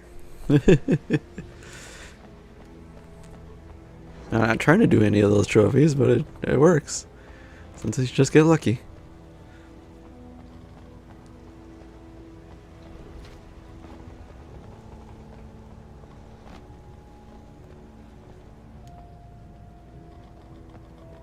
Let's go down the easy way. There we go.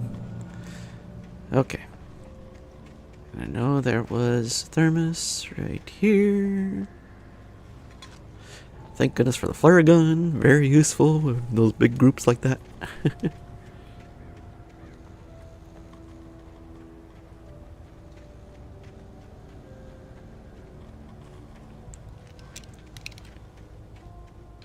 I could see Cauldron Lake. I thought I could make out the spot where the island and the cabin had been. There was a light near it. It had to be a boat.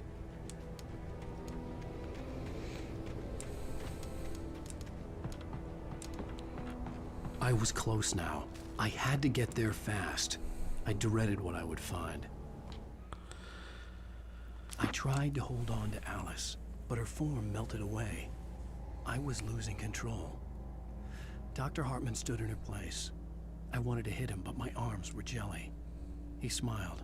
It was a reassuring smile, and I hated him for it. I had to give you a sedative. Don't fight it.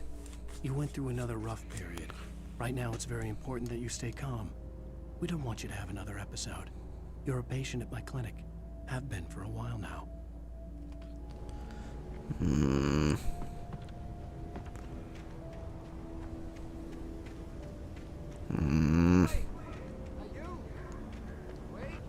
Hey, I'm here! I'm coming! No! Get away! Sorry. Please, it's late. The boss didn't know who he was messing with. I didn't know. I swear, I didn't know. We don't have his wife.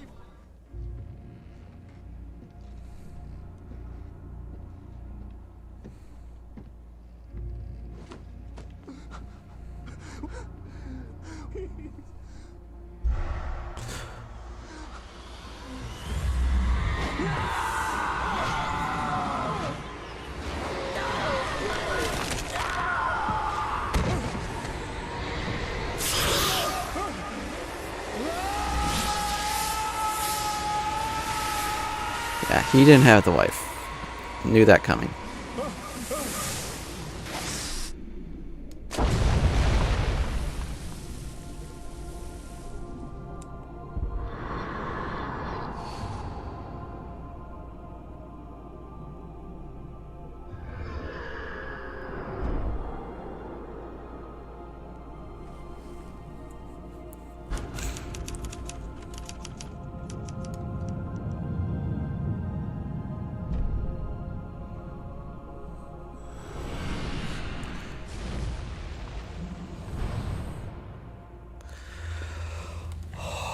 Okay, so yeah. Jesus Christ. Previously on Alan Wake, I'm hunted by the law. Sheriff, Wake's running. I'm giving chase. Are you seriously telling me that writer just took out my deputies? A thriller I supposedly wrote is coming true. The genre of the story seems to be shifting. It's turning into a horror story. I was told that Alice had been kidnapped, but that was a lie. We don't have his wife. We don't know where she is. Her purported kidnapper was eaten up by the dark presence before it attacked me.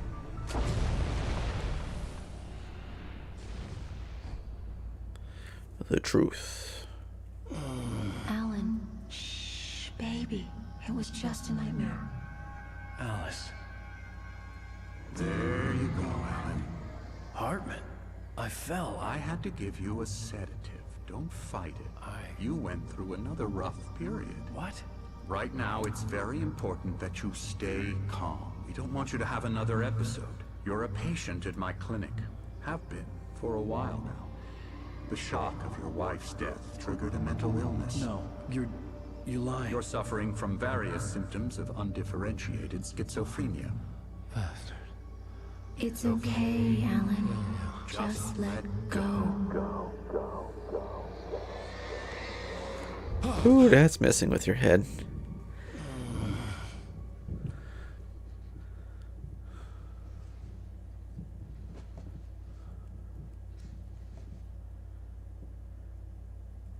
I felt groggy. Whatever Hartman had bumped in me was making me numb.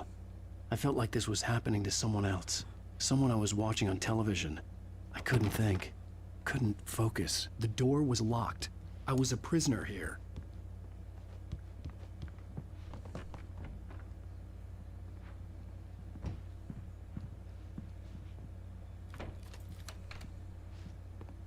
Good evening, Alan. Are we feeling better now? Feeling calm? Yeah. I see you brought your pet gorilla with you. So sure, I'm calm. I get the message. Loud and clear. Quite right. That's the spirit. You're being very brave, Alan. I understand you're confused. I would be more concerned if you weren't suspicious of me. I don't blame you for it. Big of you. Now, why don't you come with me? We'll reacquaint you with my clinic and go over everything you might have forgotten. Little walk and some fresh air? Yes, it will do you good. This corridor is for patients. Most of them aren't here right now. Jack took them out for a fishing trip. Except for the ones who are particularly vulnerable, of course. I encourage creativity as a part of the recovery process here at Cauldron Lake Lodge. I specialize in treating artists. I bet you do. Splendid, Alan. I honestly believe we can get this thing under control if we work together. This way, Alan.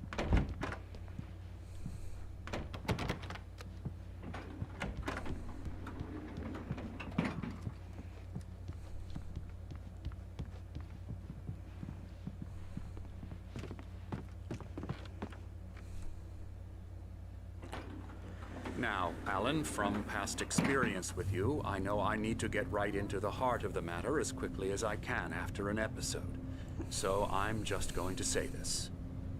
Alice is dead. No. You're in a very vulnerable state until you understand and accept this. Alice drowned, and you couldn't face that. You're suffering from hallucinations, paranoid delusions, unusual thinking, an obsession about light and darkness, a feeling that everything revolves around you, your thoughts and dreams. Your mind has constructed an elaborate fantasy scenario in which your writings are affecting reality. She has been kidnapped and supernatural forces of darkness are trying to stop you.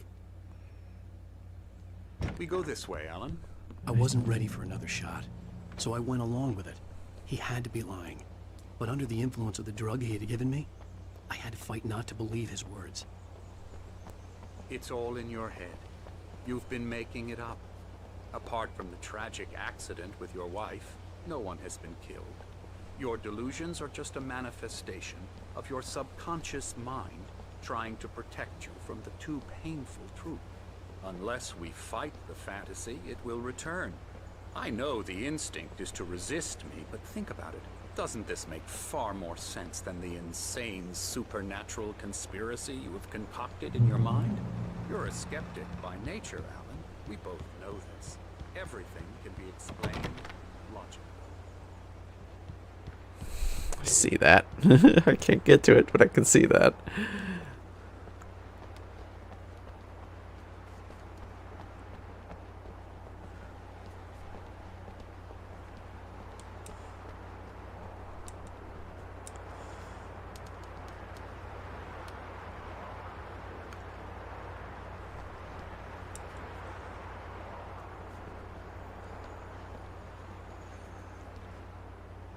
I never get tired of this view. Very inspiring, isn't it? Cauldron Lake spread below us. I could see Mirror Peak on the other side of the lake. I thought I could make out the spot where Diver's Isle had been when I arrived with Alice. Now there was nothing but waves. It seems there's a storm coming. Funny, I don't recall there being a mention of that in the weather forecast. Well, no matter. This way. Follow me. Alan, what I'm telling you is good news. Right now, we're in control. Every time you have a relapse, it gets more and more difficult to resurface from the dark depths of your imagination. Not surprising, considering your profession. Imagination is what you work with. After all your nightmares, this should come as an immense relief to you. If it doesn't, why is that? Because I'm lying? Or because you don't want to admit that you're not well? It's very natural for you to think of me as your enemy. It's part of the illness. I let him talk. After all, Hartman I'm obviously the one loved his trying to own bring you voice. out of the His world words you've echoed constructed madly for inside yourself. my head. But I can't dug my do nails it into by the palms of my myself. hands to stay You need focused. to work with me. Once you accept that, we can begin the journey towards your recovery. Come along. Let's go inside. Yeah, you definitely talk a lot. No. Here's the entrance to the office wing. That's for staff only. You were impressed by my trophies when you first arrived here. I do love to hunt. The great outdoors, man versus nature. It's wonderful stuff. Pretty damn wonderful, yeah. Scary, scary, scary.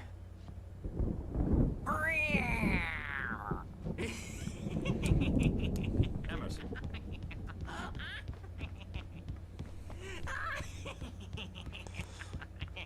I'm a real bad dream, mister. You should be afraid of me. Don't want to run into me in the night, that's for sure. Please, Emerson. Mr. Wake is confused enough as it is. Yeah, you'd like me to go away so you won't be scared. But you can't just decide what kind of dream you have or when you have it. Emerson. Okay. I don't know what that is. Sorry. Ew.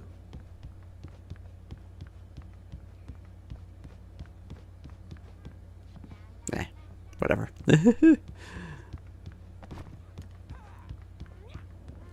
Oh, there's another one here too.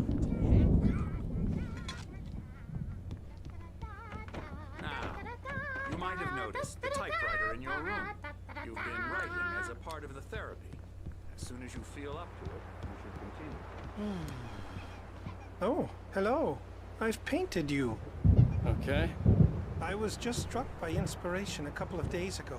Dr. Hartman wanted me to paint landscapes, and that's what I was doing. But now I've been doing these things, a lot of them.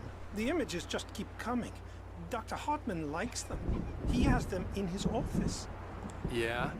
He's very proud of me. He says I'm getting much better. I think I'm getting better. Oh boy, that's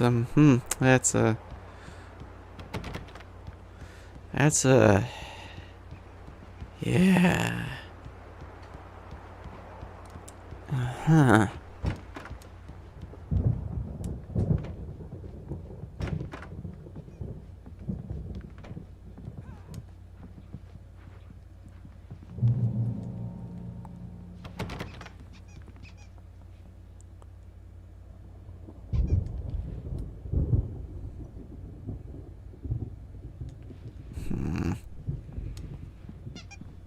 My rheumatism's killing me. There's a storm coming. Oh, what a storm! I hope it wipes this place off the face of the earth. And these two are the Anderson brothers, Odin and Tor. They had a, how should I put this? A heavy metal band in the 70s and Odin, 80s called Tor. Old Gods of Asgard. They even adopted new first names to complete the image of Viking gods. After the band broke up, they lived on a farm nearby. They are, well, in advanced stages of dementia. They're well cared for, TLC and all that. There's nothing more that can be done. I'm afraid that the rock and roll lifestyle has left its mark. Oh, that won't do.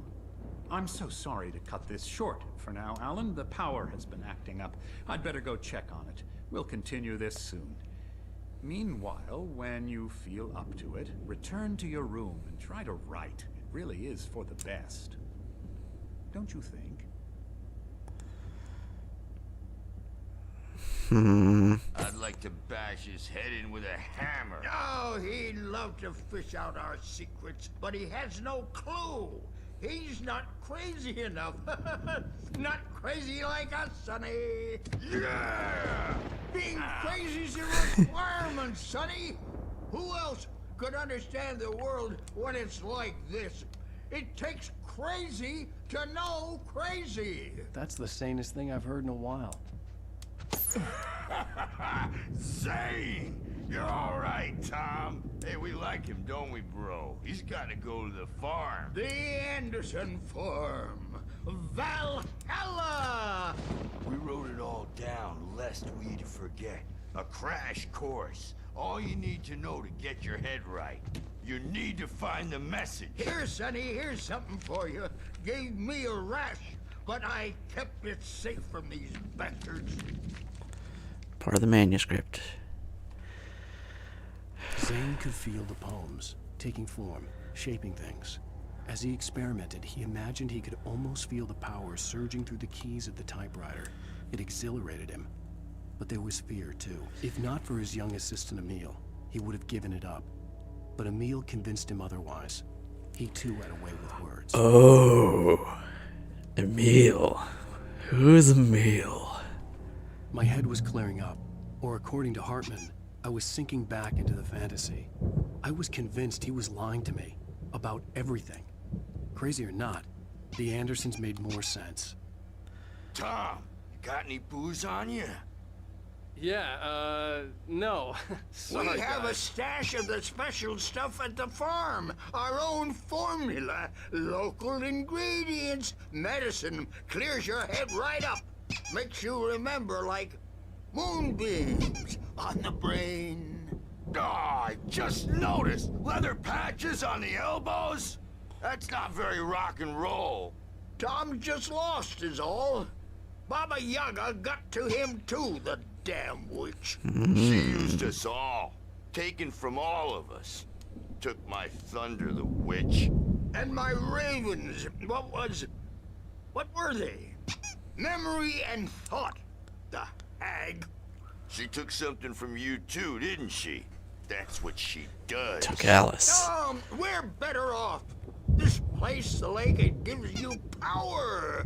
If you're a creator, an artist, a god. Nightmares shifted in their sleep in the darkness of the lake. Yeah, that's the one. She makes sure it comes out twisted and wrong. Just ask the lamp lady. She knows what happened to that other writer.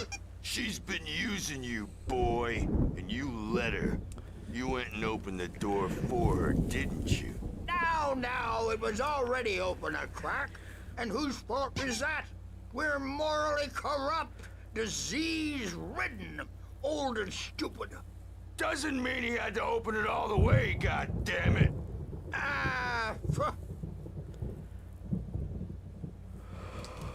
Okay, that's a lot of lore drop there, if you could read between the lines.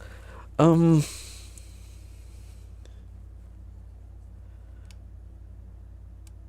they know about Thomas. I think he's Thomas. And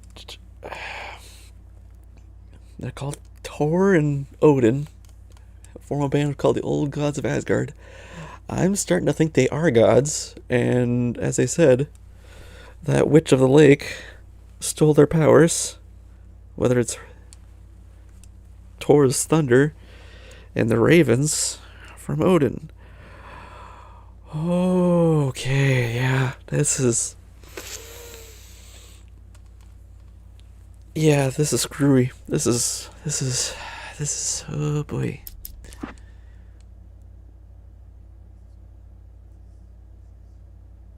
$49 out of 106, 42 out of 100 for those. And there is, see, can pyramids knocked over. Oh, I should have been paying more attention. Chess found 7 of 30. Radio shows found 9 of 11. TV shows found 7 of 14. Signs found... Oh, I gotta find those. Alarm clock. Wow, I gotta find a lot of things. Indirect kills, push guys, birds killed, batteries. Interesting. Okay, I should have been paying more attention. Oh well. So tired. Built the farm close to the lake. A place of power. We had parties there, man. You should go there and have a party.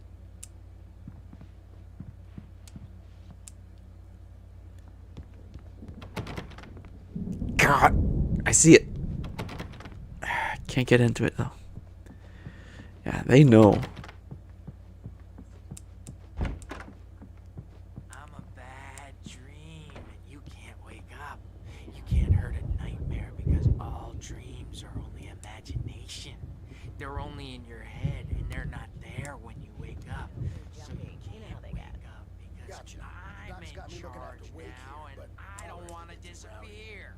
I'll do My that, Birch. nightmare is the publisher people who want to make a contribution so they can say they made a contribution, and then we end up with mullets in there because they think mullets are funny, but it wasn't supposed to be about mullets, and now it's about mullets. And when it's in slow motion, they call it mullet time because the numbers came back from marketing that mullet time is the hook we needed to go big in the target demographic. And they're not even kidding. They say it all like serial killers with straight faces and smiles. My nightmare is the writers who want to make everything from the characters to the toasters talk all the time and express their feelings so they won't shut up. And the writers won't shut up either because they have feelings too. And I have to listen to them because they're not scared of me. And everyone should just shut up. Shut up. Shut up. But I don't see nightmares anymore because I'm too scary for them. I take 2 pills every morning and 1 with every meal and 4 when I go to bed. And that makes me the scariest nightmare of all.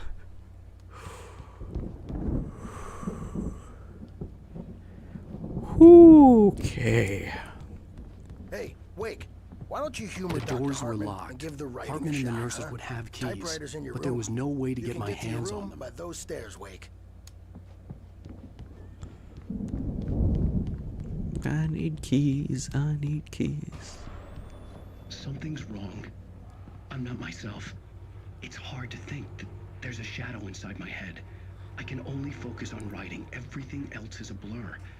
I'm trapped in this cabin. Have been for days, but it's always dark outside. My editor is real. I saw her again. She's not human. It's not human. A dark presence is wearing the old woman's face. She was covered in clinging shadows. There's a hole in her chest where her heart should be. I think I've made a horrible mistake. I don't think I'm any closer to saving Alice. It's been lying to me, using me to get the story it wants, and the story will come true. Yep. You got it. Hartman had mentioned that the power had been acting up. Maybe that was the reason for the generator and the work light on the balcony. The generator hadn't been activated, and there was no key. Okay, so I'm gonna need a key for that. Wow, so you really just made me go. Yeah. The white glare of the blank page in front of me hurt my eyes. My hands began to shake uncontrollably.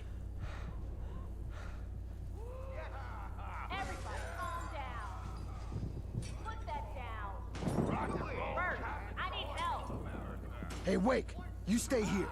I'm gonna go see what's up. You just keep doing what you're doing. Be cool, okay?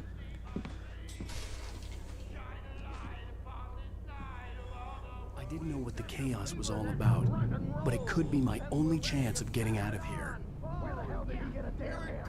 Here's a friendly poke from Mjolnir, wench! Oh, afraid of the crazy brothers, are ya? Not so weak now. Hartman kept talking, giving Barry the grand tour, clearly proud of the place. He went on and on about his hunting trophies, and Barry was impressed. But he was here on business. He raised his voice, cut through the monologue. Hey, Hartman, where's Al? Hartman stopped in mid-sentence, annoyed at the interruption. He nodded at the hulking orderly standing nearby. The man smiled and clapped a practiced hand on Barry's shoulder. Oh boy. Are we? Well, things are unraveling fast, aren't they? Ha ha!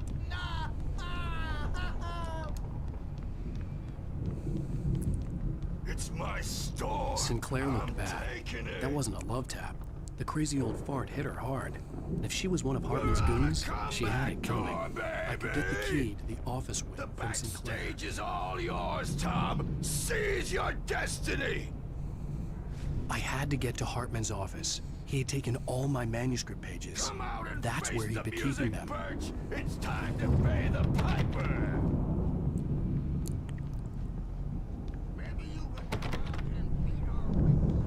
Adult diapered asses for it, since you're so tough, Birch. We were on the road, man. You think we haven't seen folks like you before? The photo on the wall caught my attention.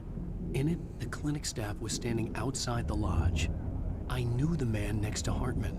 He was the kidnapper. Hartman had been playing me all along. Oh, the markings on boy. the tape said they were recordings Hartman had made at the sessions with his patients. I saw Alice's name on one of them. For a moment, I couldn't breathe right. Okay.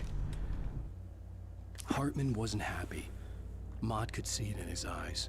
He quickly lowered his own. He had made a mess of it, and he knew it. The shame of failure was hard to bear. He hadn't expected Wake to say he needed more time, and he blurted out 2 days, less than Wake had asked for to show him who was in charge.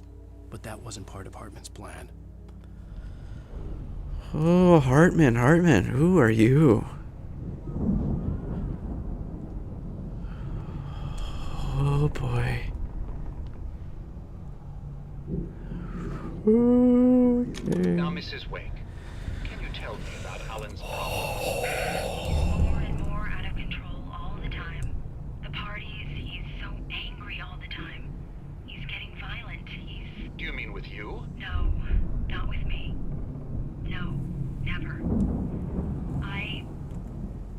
Sometimes I almost wish Alan would take a swing at me, because at least that'd lead to a conversation he couldn't just march out of. But no. Alan doesn't really sleep. And the work, well, he's not writing at all. He sits there for hours and just gets more and more frustrated. And I can't talk to him. Yes. Tell me, Mrs. Wake. What would you say to him if he'd listen? I don't know. I want to say, I look at you, and it's not you. Just some stranger who resembles you. Looking out from behind your eyes, and I don't like that guy much. And now it's all gonna go to hell. But you don't ever say this. No. I've tried, but he's not listening. He's too deep in his own problems, always going on about something else. I'm so afraid I'm gonna lose him, and we're not even talking anymore. He doesn't let me in anymore. He just keeps me in the dark. I'm so alone here, even when he's home. Please help me, Doctor, because I'm at my wit's end. Well, if you can just get him here, I'll absolutely do my very best. Yeah, but Doctor, you need to be careful with him. He's not just going to listen to you and cooperate. He's the most stubborn man I've ever met. Well, I'll be sure to bear that in mind. Hearing her voice, what she was saying made me happy and sick and guilty all at once. Worst of all, I recognized the words. The phone call from her. It had been a cut-up of this. Just a recording. Rudolph Lane's case is interesting. He was completely blocked, and frankly, I was about to discard him as useless. However, once Wake arrived and started writing, something changed in Rudolph. He's producing extraordinary work, increasingly dark pieces. Unfortunately, he doesn't respond to direction at all, and it's my belief that he's not so much a creator as an illustrator, perhaps, a recorder of sorts. I hadn't considered the existence of such a role before, let alone its implications, but the paintings he has produced are informative. At least he's easily controlled and useful. I wish I could say the same about Wake. It's frustrating that the best subjects are always so damn difficult to deal with. I don't like him. He's Hartman. Not buying that. I was tailing Wheeler, and this is the only place he could have gone. That means Wake is probably there too. Agent Nightingale, this is private property, and I will not allow you to disturb my patients. Yeah? I can get a warrant. How's your fragile little patience like that?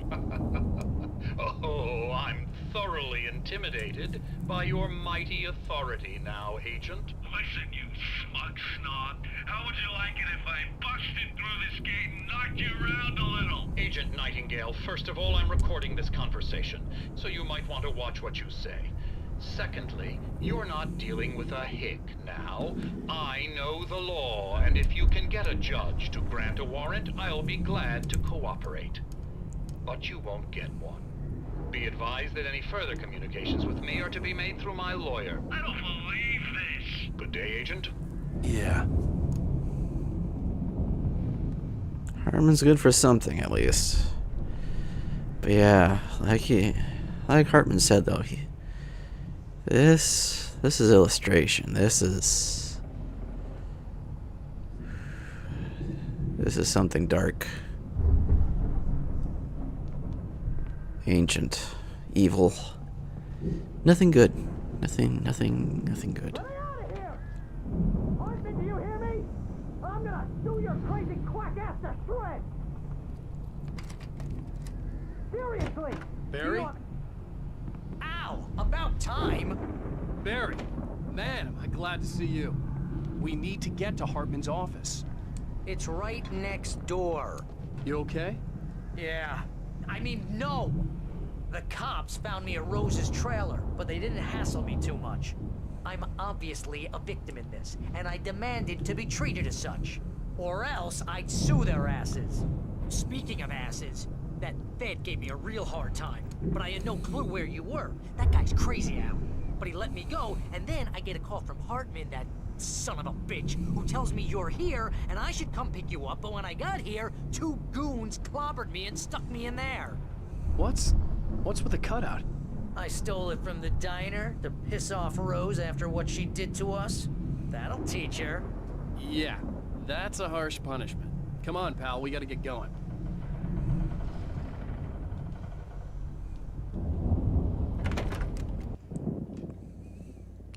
Hello. These were all the pages I had on me. And more.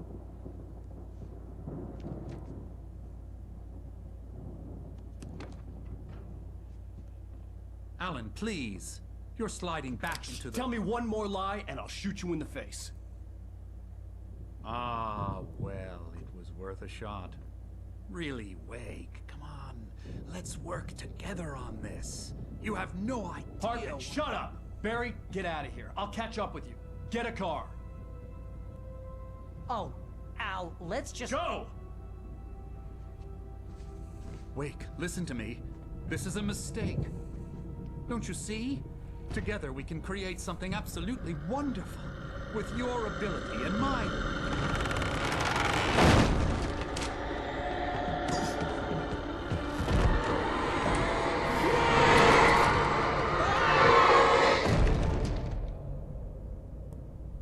Ho ho ho ho!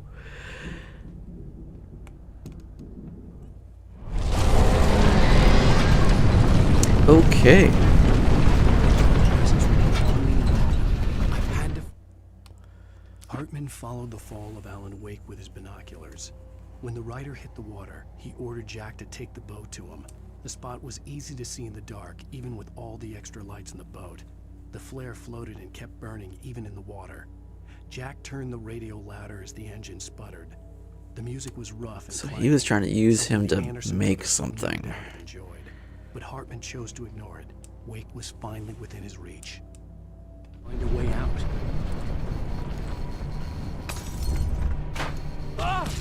Ooh, hello. Ooh, that's...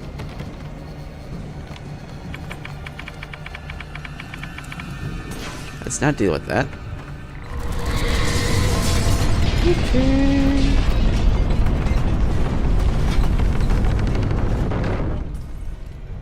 I needed light to get the possessed bookshelves out of my way.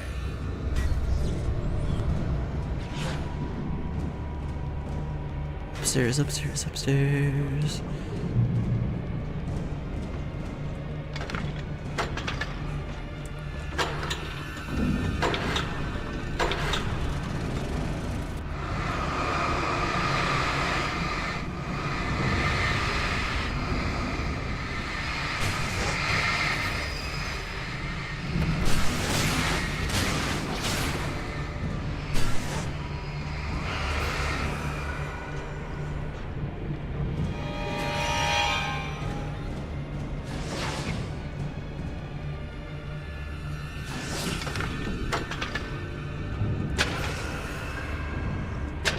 Ah!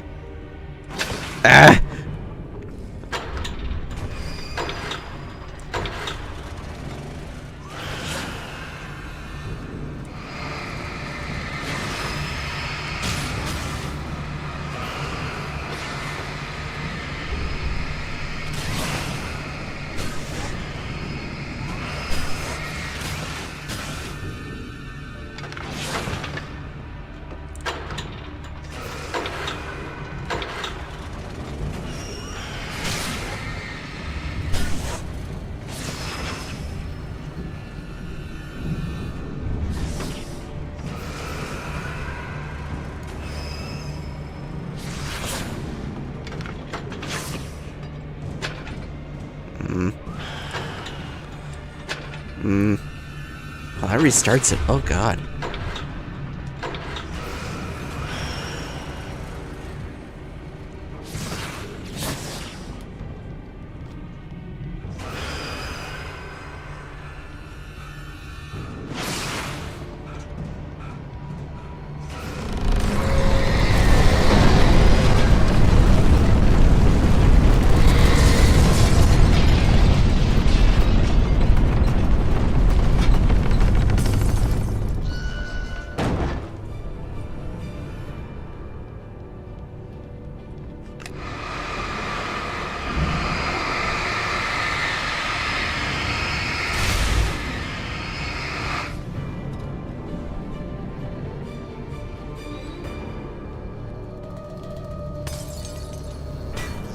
There's that one. Hartman knew he was no creator. He had no ambitions on that front. And he certainly didn't want to end up like every artist he had worked with here, damaged in ways that were hard to describe, or worse. It was enough for Hartman to maintain creative control and provide direction, to be a producer. That was what most of these people were in need of anyway. Of course, suitable subjects were few and far in between. I hate him. I hate him more. More and more and more. Most of us have felt the shadows. A shiver down your back. Corner of the eye. You can't find it on purpose. But take a wrong turn. Or the wrong bus. Okay, music, you can turn down a little bit. I'm trying to watch the TV.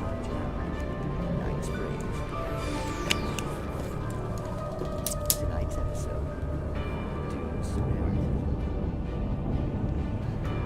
Sometimes, even the simplest things prove impossible. Consider, you get in a car and leave a life behind. Easy. Not tonight. Thanks for the ride, Mark. I'm so glad to be leaving this place. You have no idea. What, Night Springs? Come on, Linda, relax. It's not that bad. Hey, what's that up ahead?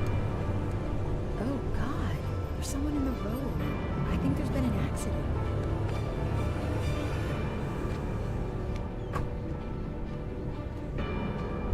Are you all right? Oh no, Linda! Oh no! It was me on the road! Wait! Tell him to watch out for the truck! Watch out for the truck! My God, Mark?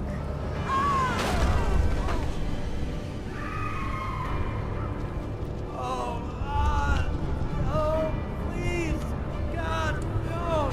Linda! Linda! Thanks for the ride, Mark. I'm so glad to be leaving this place. What, Night Springs? Come on, Linda. Relax.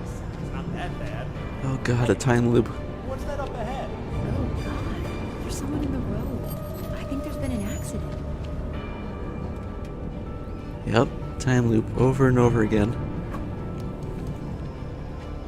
Are you all right? Oh no, Linda! Oh no! It was me on the road! Wait! Tell him to watch out for the truck! Watch out for the truck! My God, Mark? And there you have it. A vicious cycle, brutally punctuated by the blast of an air horn and screaming metal. Many roads are dangerous, but none more so than the one that leads away from Battle Springs.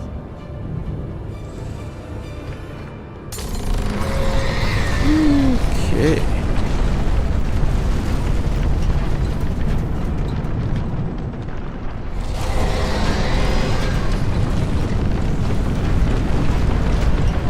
Oh dear.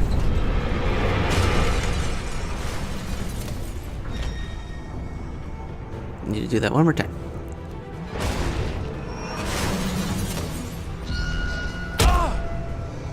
Ow. Yep. Oh, great. You're gonna have to make me do that. Yep. God damn it. I'm gonna hate this part. Because I gotta somehow probably get that thing to break the door down. Yep. Gonna be doing this over and over again.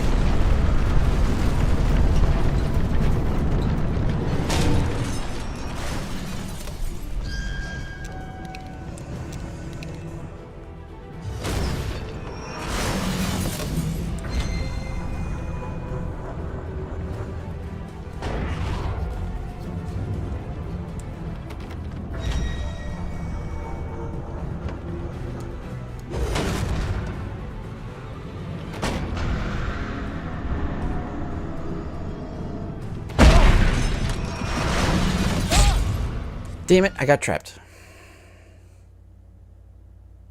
I know what they were going for here, but it's still not very well designed.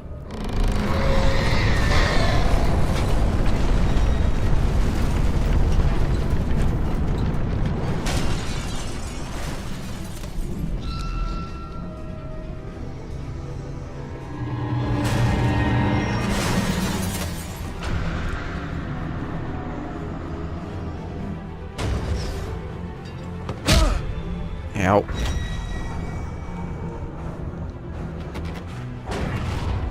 Over here, big boy.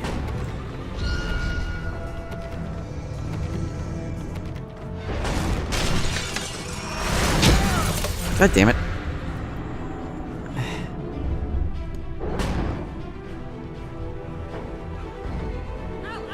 I'm here!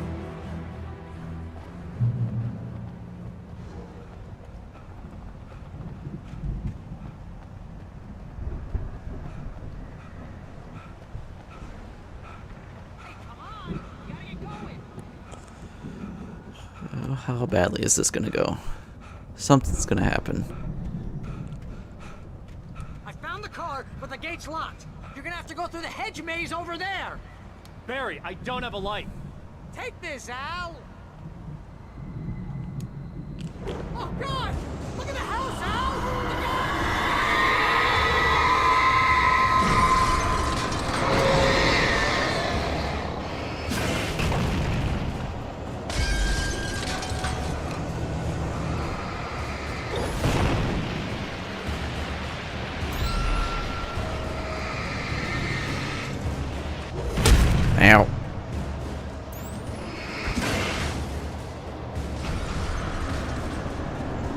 Okay, let's ignore those, because you're just gonna keep doing that. Oh.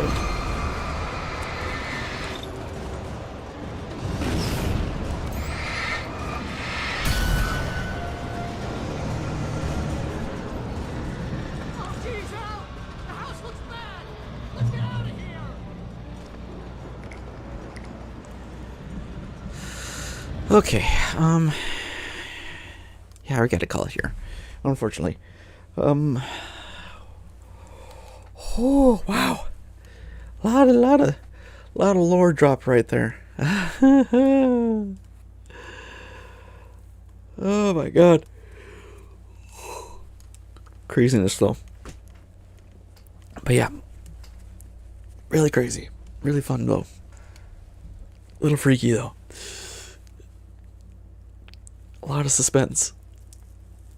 Oh god. But yeah, we'll be on tomorrow. Because I will be keeping doing this. But otherwise, yeah. That was fun. Glad to be back. Glad to be streaming again. It was nice to have some time off too. Now, I was able to get the Spider Threads trophies for Ghostwire. That took a while. Random chance stuff is always annoying. But what can you do? Anyway, yeah, tomorrow. Definitely tomorrow. Otherwise, yeah. Thank you all so much for dropping on by. See you next time. Have a good one.